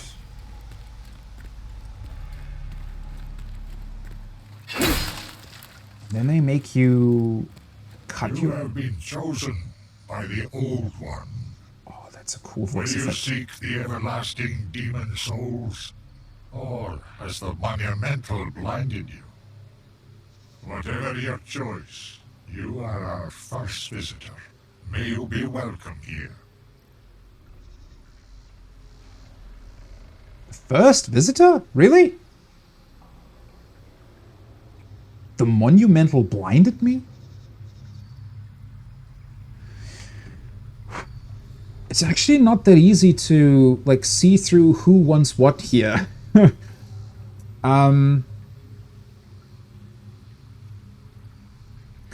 So whoever was talking to us just then, I think is the original King Aland. Because that might have been the voice, right? From, I think so? Either way, it kind of would make sense if it was, right? So he might have taken over the Old One. The Monumental wanted to lure the Old One back to slumber, right? To somehow make it sleep again.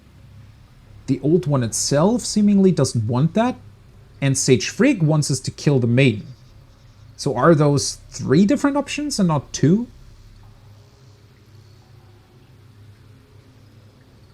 What would be the logical outcome of that? So what the Monumental said with letting him sleep or luring him back to slumber, that almost seems like the option that you have in I don't know. I'm just... It's not really the same option at all, but to me, it definitely has a little bit of the same, I guess, basic vibe as Bloodborne, where you also get these 3 options, right? Well, you don't really get 3 options, but you can just end the night of the hunt and see the next morning, right? And essentially, it skips one of the last boss fights, but it is a proper ending that the game has. Well, there you are. Let us proceed the Lord to it. Yeah, that is so creepy, right? That's so creepy that she just very slowly walks up to you. Very cool implementation. Yeah, but now I wonder if somehow we can lure him back to slumber and it's just gonna return the world to whatever state it was in before it woke up, and that's gonna be it. And then we can betray the Maiden, which is gonna do what exactly? Does that mean that we would then kill her and the Old One and take its place? Maybe? That's what Sage Freak suggested, right? And then yet another option seemed to be to cooperate with the Old One, right? That's what it just said, or what this possibly King Aland, like the actual one, just said. The Monumental, you know, tried to make you do the wrong thing. But how would she fit into that? Because isn't her task to lure it back to slumber? Or did she betray us? Or wants to betray us?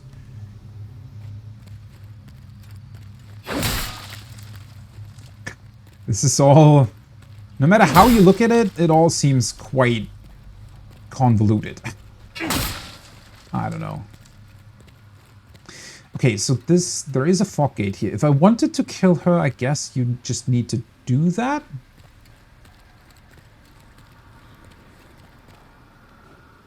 Farewell.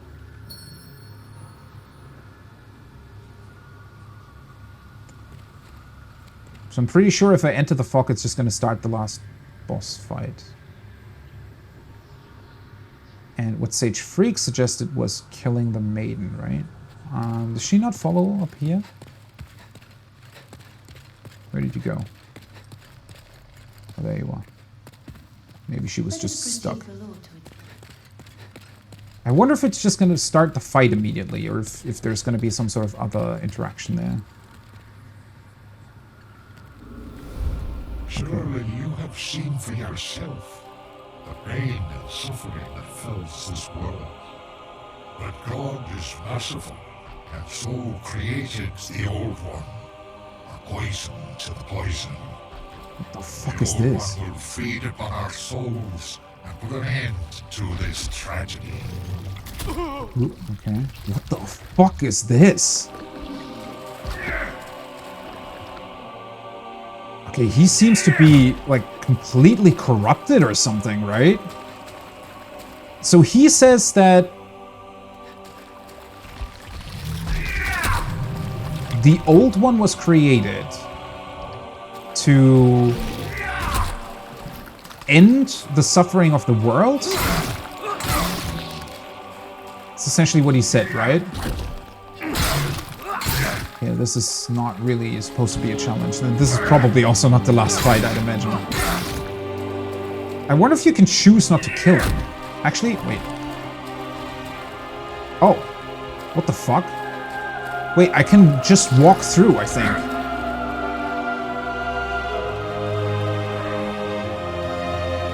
I think I would be able to just walk through the white stuff. But he attacks me for some reason. He like immediately attacked me, right? I wonder if you could just walk past him or something. You fool! Don't you understand? No one wishes to go on.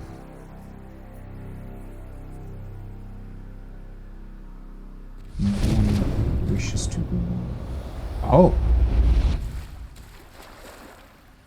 Well, we do know what this is, don't we? So that's where you get it. Guess that answers that question. Yeah, I'm pretty sure that I could have just walked past him, right? And whatever that weird swirl of energy is, or wind, would probably lead to the actual last boss fight. So I guess this shows one of the endings. So what he was just suggesting. So the Old One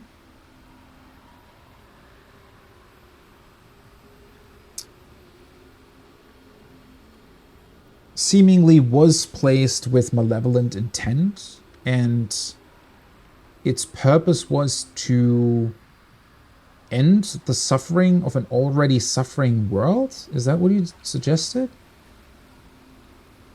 But is that truly the end? Because the thing that he said at the very end, like, nobody wants to move on, as in nobody wants to actually die, which is the state the world is currently in, right? Everybody comes back in this weird soulless form where nobody really lives, and everyone's kind of mad, but nobody truly dies either. It's almost, I guess it's supposed to be a very,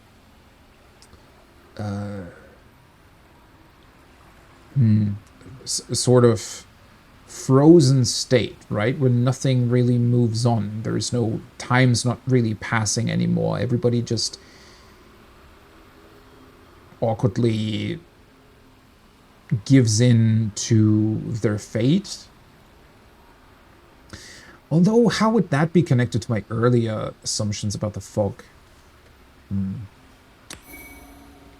Cannot carry, of course. Oh boy. Well, that's annoying. Let me see. I could probably just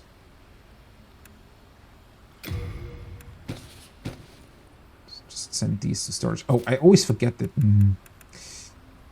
I always forget that you can't actually do that when you have them equipped. Soul brand.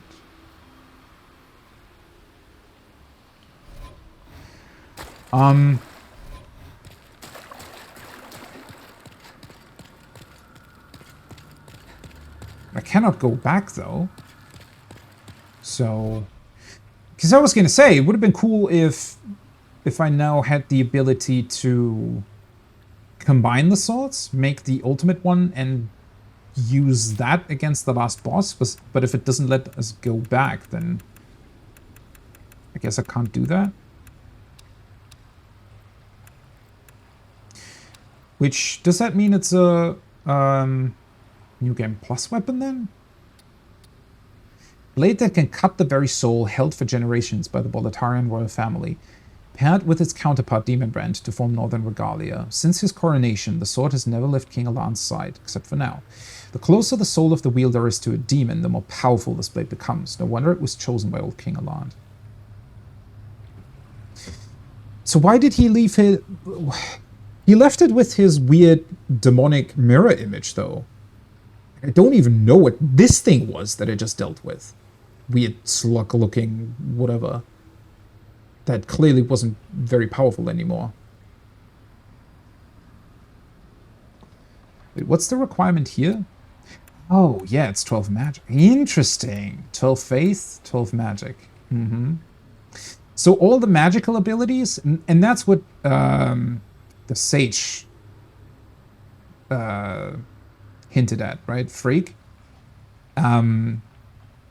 All of the magic and everything in the world is based in soul, like in demonic soul power, which is why this requires magic. So, well, he most certainly wants to keep his power, right? Which is why he doesn't want us to kill or get the old one back to sleep, whatever that means.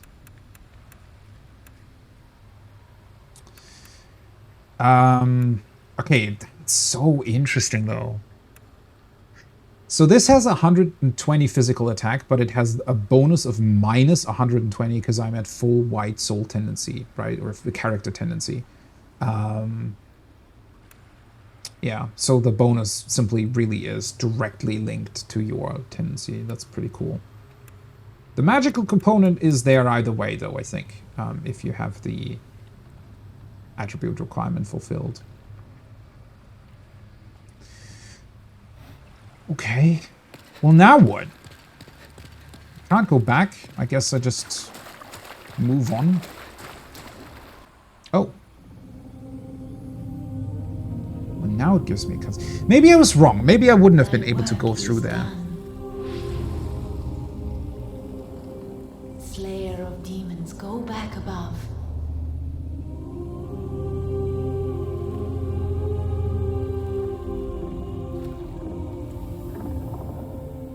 The Nexus shall imprison thee no longer.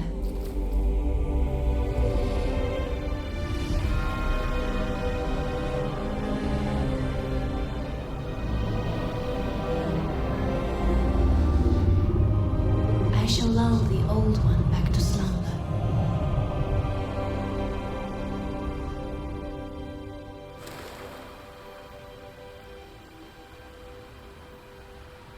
Not what I expected. Okay. So... maybe I got that wrong. Maybe there was no choice here? Because how would I have chosen? Maybe it just...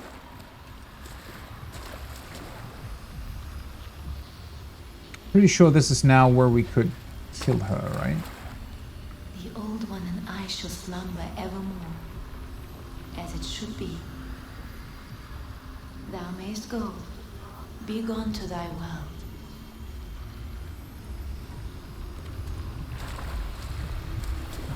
Yeah, okay. So this is just a, you know, there's just the swirl that somehow represents the old one, I guess. The old, thou mayst go. So once you enter this, I wonder...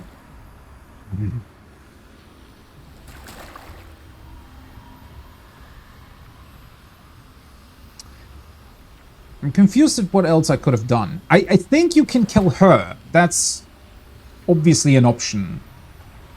Either now or maybe there are different endings depending on whether or not you kill her before. Like maybe you can kill her and then fighting with King Alan, maybe he won't fight you or something?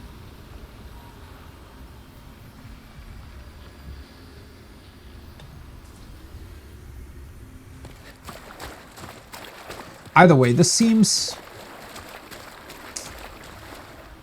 At this point, it seems to me that this is the right choice. I have no...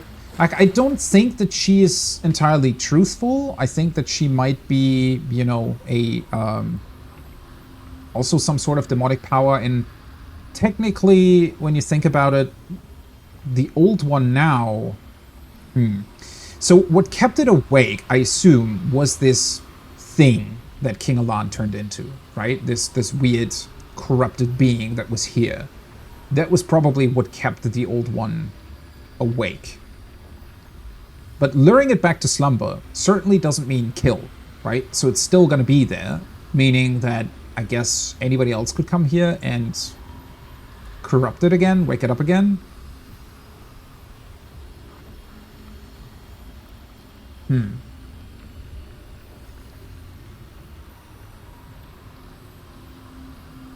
So many interesting questions. You know, this always makes me want to discover this stuff on my own, right? Seeing this and playing through it, there are so many really, really cool secrets where I can definitely see that discovering them yourself and discovering the different endings and everything that you can do here would probably be really, really cool. The issue is that it would require a lot of time, right? Because you'd probably have to play through the game, I don't know how many times in order to find all the little hidden secrets. And even then, I probably wouldn't be entirely sure if I haven't maybe still missed something else. So typically what I do is, you know, after a playthrough, I will look up whether or not I missed anything, right? Which I think is a fair thing to do. But yeah, there is definitely always this conflict in me where it's so awesome to discover the stuff on your own, right? Again, the mausoleum, remembering that you can go back there and then finding the sword and everything. Really, really awesome moment, especially then realizing how the whole character tendency thing is connected to it. That's incredible. But yeah, it gets diminished a lot when all you do is run around without any clue, any hint at what to do, and you just...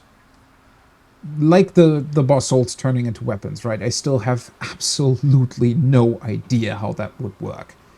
And I could probably run around... I could get lucky and somehow discover how it works somewhat quickly, or I could be unlucky and it requires 3-4 more entire playthroughs without discovering anything new, and then suddenly you'll find something new. And I don't... Like, ultimately, it's not worth it at that point, right? So yeah, I think I'm gonna look up quite a bit once I'm through here. At last, the end is in sight. The end? What the hell are you saying? Okay, now I'm more suspicious of her again. What end?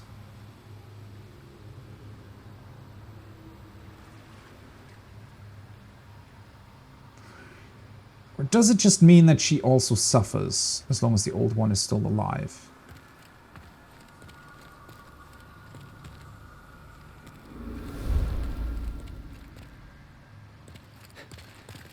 Would I be able to still... Whoa. Okay. It just plays the cutscene. I was going to see whether or not I can walk back into it, but it just immediately plays the cutscene.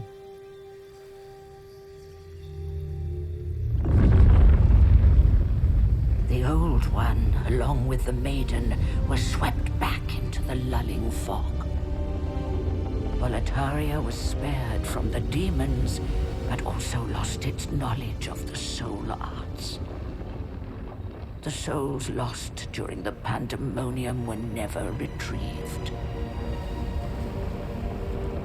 And today, the unstable world has another monumental to hold its fabric together.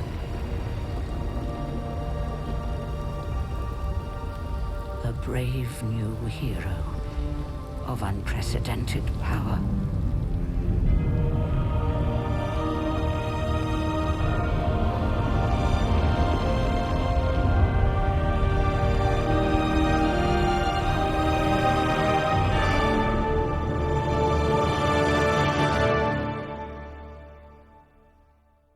Okay, that was awesome. That was fucking awesome. I know I already mentioned it like 2 hours ago or something, but Demon Souls, or at least the remake, I obviously don't know how this was in the original, but it has the best use of music out of all the games. Definitely. By far.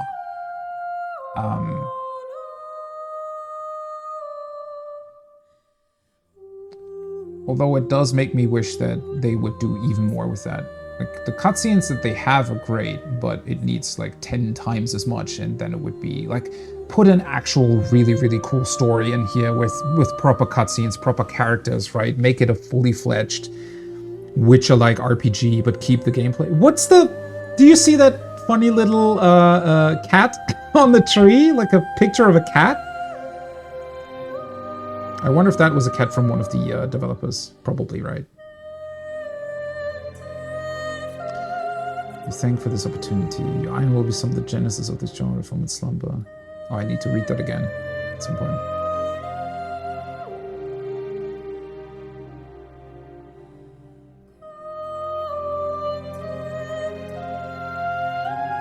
But yeah, the music's really good. Because the music's also more melodic, I think, than it is in the, compared to Bloodborne, Dark Souls.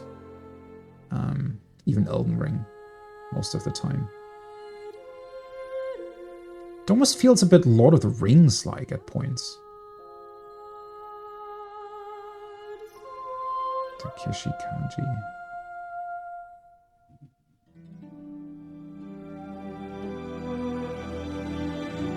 Sadly, I don't know who that is. Should probably look that up. It's not Miyazaki, right?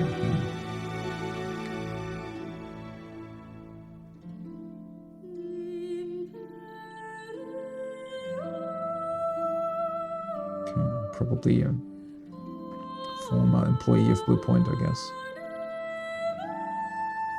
Andrew O'Neill. I think I've heard that name at one point before.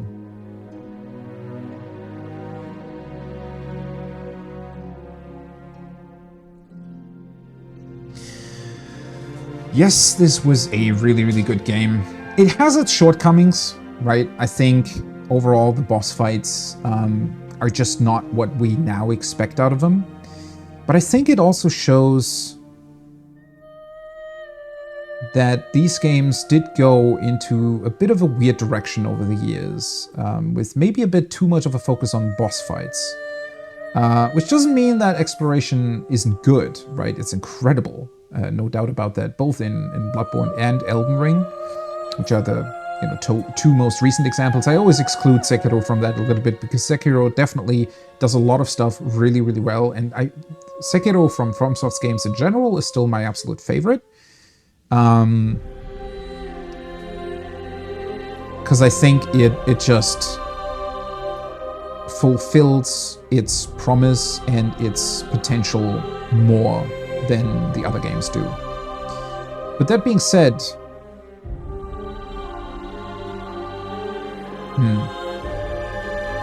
yeah, I think that Demon Souls is an incredible game, especially the remake, obviously, with its graphical fidelity and everything. It's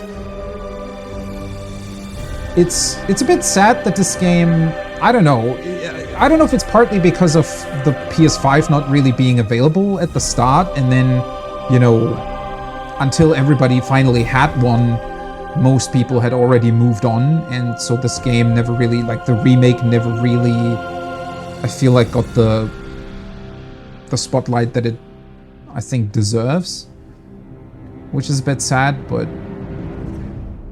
it's almost like the original, right? Where, honestly, playing this remake, at least for me personally, I think Demon Souls as a game deserves way, way, way more praise than Dark Souls. And having played Dark Souls, especially after the newer iterations like Bloodborne and Sekiro, felt like a huge disappointment. Dark Souls was, except for a few instances, a very disappointing game for me. I can definitely say that now that I've played this. Which is not to say that it's a bad game. Not at all, right? It's just that with how much of a place it has in history, like in gaming history, and how incredibly how much it is still played and how much people still do in Dark Souls, I can see why. I can understand why. Definitely with the background of knowing that not that many people experienced Demon Souls back in the day. And so for a lot of people, Dark Souls was the entry into these kinds of games, right? And so obviously you will always regard that with, a lot of nostalgia. And I do understand that.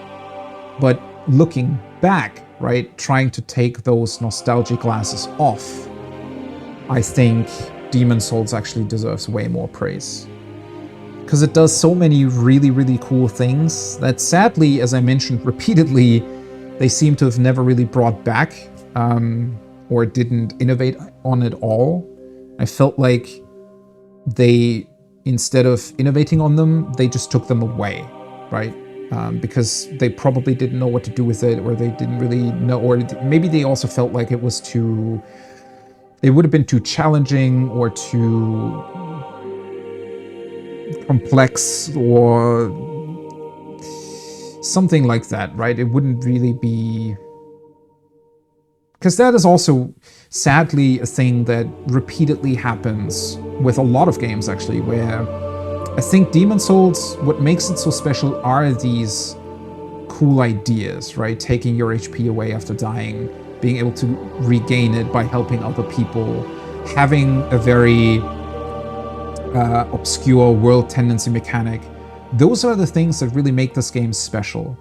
And again, I know I'm repeating myself a lot here, but instead of taking these ideas and fleshing them out more and making them even more interesting and fully integrating them with an entire world, idea and lore and everything, right? Instead of doing that, they just took most of it away, right? They made them simpler and more accessible, and they did nothing with it, essentially. And that's why I feel so disappointed in Dark Souls, is because all of these really, really cool ideas that were still present in Demon Souls just are not there in Dark Souls anymore.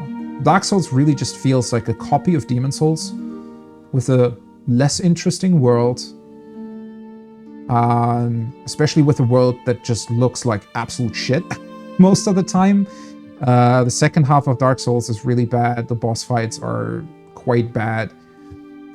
Which is not to say that the boss fights are definitely a little bit of a disappointing part in Demon Souls, but I think large portions of it are made up by incredible music, incredible sort of design of the environments, which obviously is also a huge part of what the remake is, which, again, coming back to the original Demon Souls, maybe that didn't really come across as much. So I can definitely see that maybe back then it would have felt quite disappointing to see these boss fights without the cool surroundings and everything, without the cool context to them.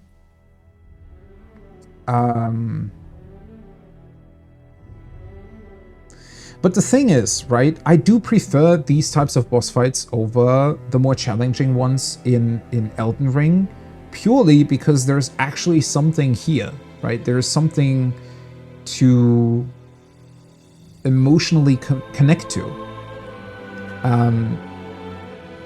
which honestly in Elden Ring never really happens, right?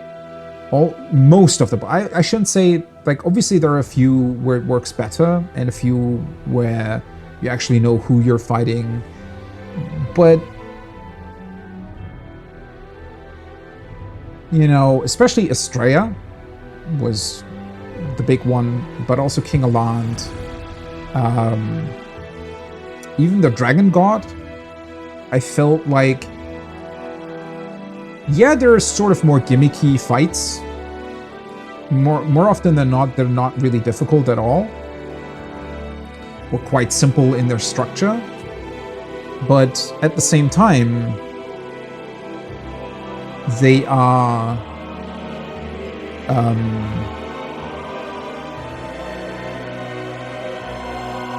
they just feel like something's there, right? Something is at stake. You're actually within this world fighting a demon, right? That has either existed here for a very long time or... I don't know. And while that is certainly still true for Elden Ring, and Elden Ring's bosses and Bloodborne bosses and stuff, I still never really had the same feeling. Like, those bosses are still great. They're great through animation and overall spectacle, certainly also music and set design, backgrounds, and so on. But the actual impact of them, right? This idea of, okay, this is an actual thing within this world, something that is here for a reason and had purpose and,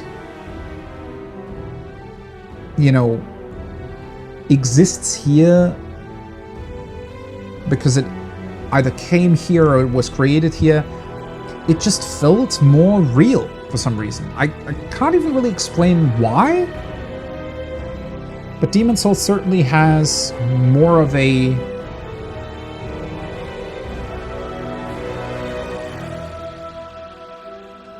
more of this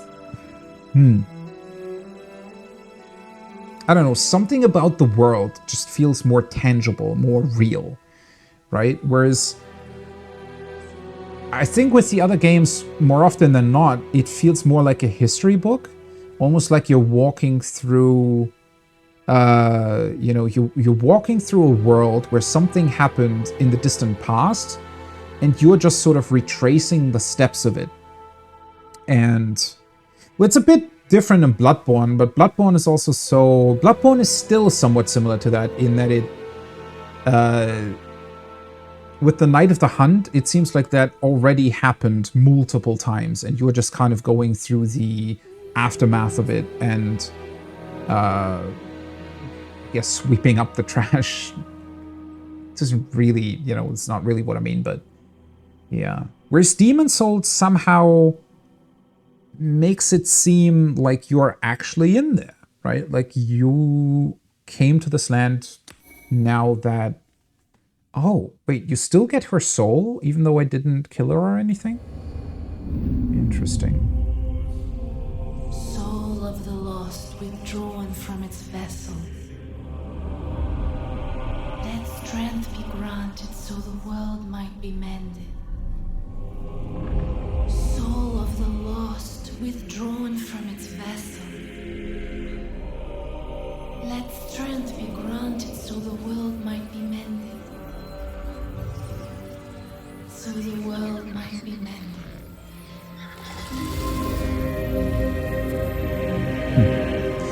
And we're back. Yeah. So as is tradition, or not tradition, as this was the first one, this obviously starts New Game Plus. This is the Nexus. It holds together the northern land of Boletaria. Thou canst not quit the Nexus, but the 5 Archstones will guide thee to the outer lands.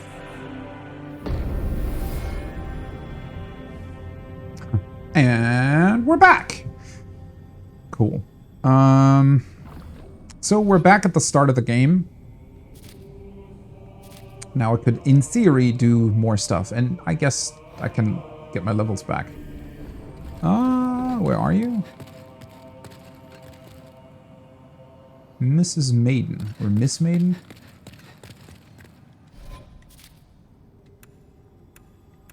Maiden in black. Source of enormous power.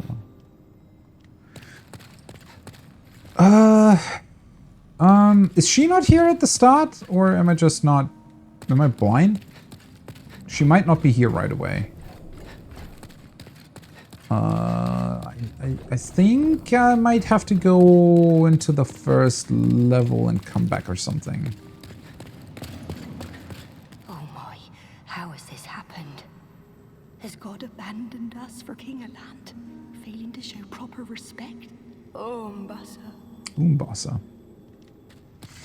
Well, yeah. I think that's going to be it for now. I might continue New Game Plus at some point. Maybe might look into, you know, a couple of the secrets that I potentially missed. It would be cool to talk about the game after I've looked up all the secrets, but I just have too many other things to play still. So, as much as I always want to do New Game Plus, sadly, I don't think that it's going to be something that I will do, you know, in the short-term future. But man, this was a cool game. As I said during the credits, I think that they did a lot of things right here. I actually have very little to complain about. And a large part of me wishes that they would have continued this.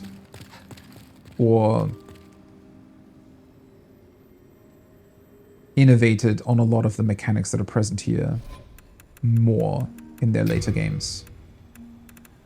Because especially Dark Souls just feels like Dark Souls feels like a Demon Souls that was kind of copied over to now be a multi-platform title, because again, Demon Souls wasn't that much of a success because it was also stuck, or is still stuck, kind of, on PS3. At least the original is. And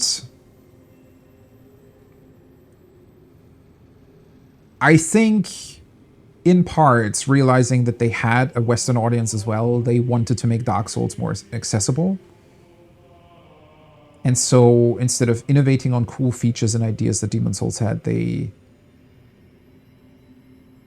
stripped it of the really awesome ideas. And again, not to say that Dark Souls is bad in any capacity. It still does a lot of things really well. It still has a lot of really, really cool ideas. It does obviously also add a bunch of stuff, right? And arguably, at least some of the boss fights, especially in the DLC of Dark Souls, are really cool. Which now makes me wish that they had done a DLC for Demon Souls, but alas, that never happened, I guess. Oh, man, it took me a couple months with long breaks in between to play through this game. But, okay, one more thing as well. I think this game has a much better length than Dark Souls. Dark Souls is too long, in my opinion. And instead of keeping it that long, they should have cut the levels that they weren't able to completely... Because a couple of the later levels, especially in Dark Souls, feel very cheap, right? And like they made them very, very quickly. And I wish they would have just cut them instead of keep them in the game. Demon Souls, honestly, to me, feels like it has the right length, and it has the proper sort of... Even the levels in and of themselves always feel like the progression through them, it never gets old, right? Whereas in Dark Souls, I think some concepts definitely overstay their welcome to a degree.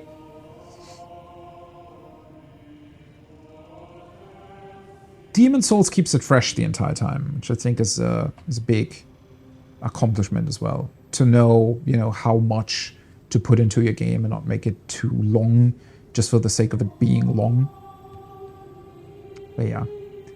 Anyways, that was it for now. I think I'm going to eat something now, and you know, I don't want to take a longer lunch break and then come back to, well, nothing in particular. So I think that this is where I'm going to end it for today. It was a ton of fun. It was a really, really cool game to play through. I'm looking forward to the next game. There are a couple of games that I want to play through on stream that going to be very interesting. While that is going on, though, obviously Final Fantasy XIV is going to stay around. Our progress through the Omega Protocol is still there. So thanks for watching today.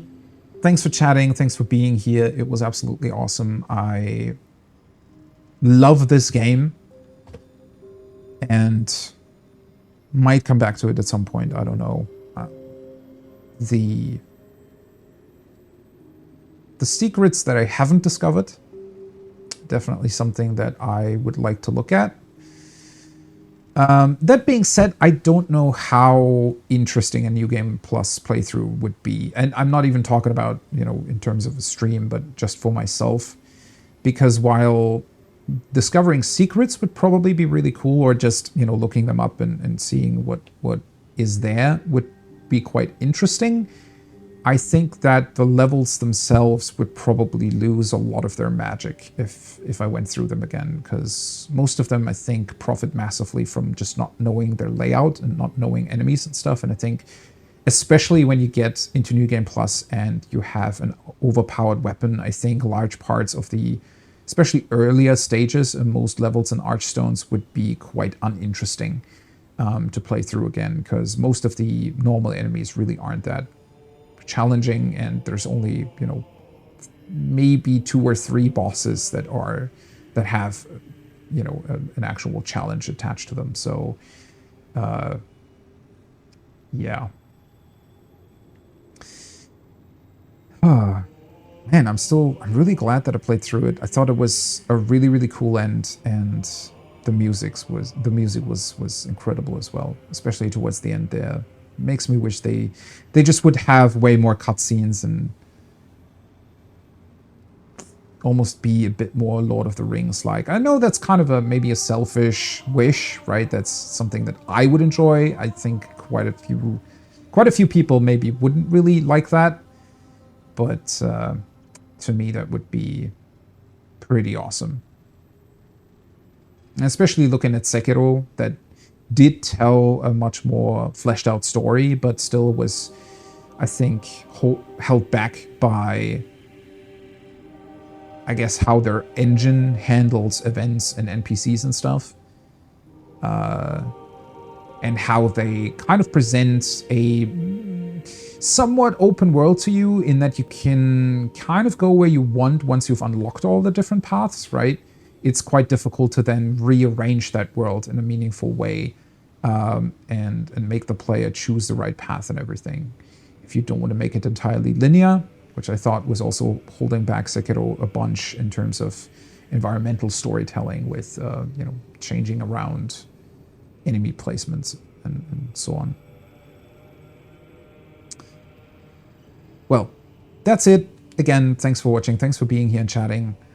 I hope you have a wonderful rest of your day, morning, or evening, wherever you are. Maybe I'll see you on the next one. Final Fantasy XIV is going to continue tomorrow evening. I still have the Easter event to do, so I will do that tomorrow before stream, and maybe the Loperid quest as well, the next stage that I have to do there. So I may start a bit earlier tomorrow with Final Fantasy, and then, well, I need to choose what to play next. I'm really, really looking forward to a bunch of things, but I don't really want to know. I don't know yet what I really want to start up. But yeah, anyways, that's it. Until next time. Bye-bye.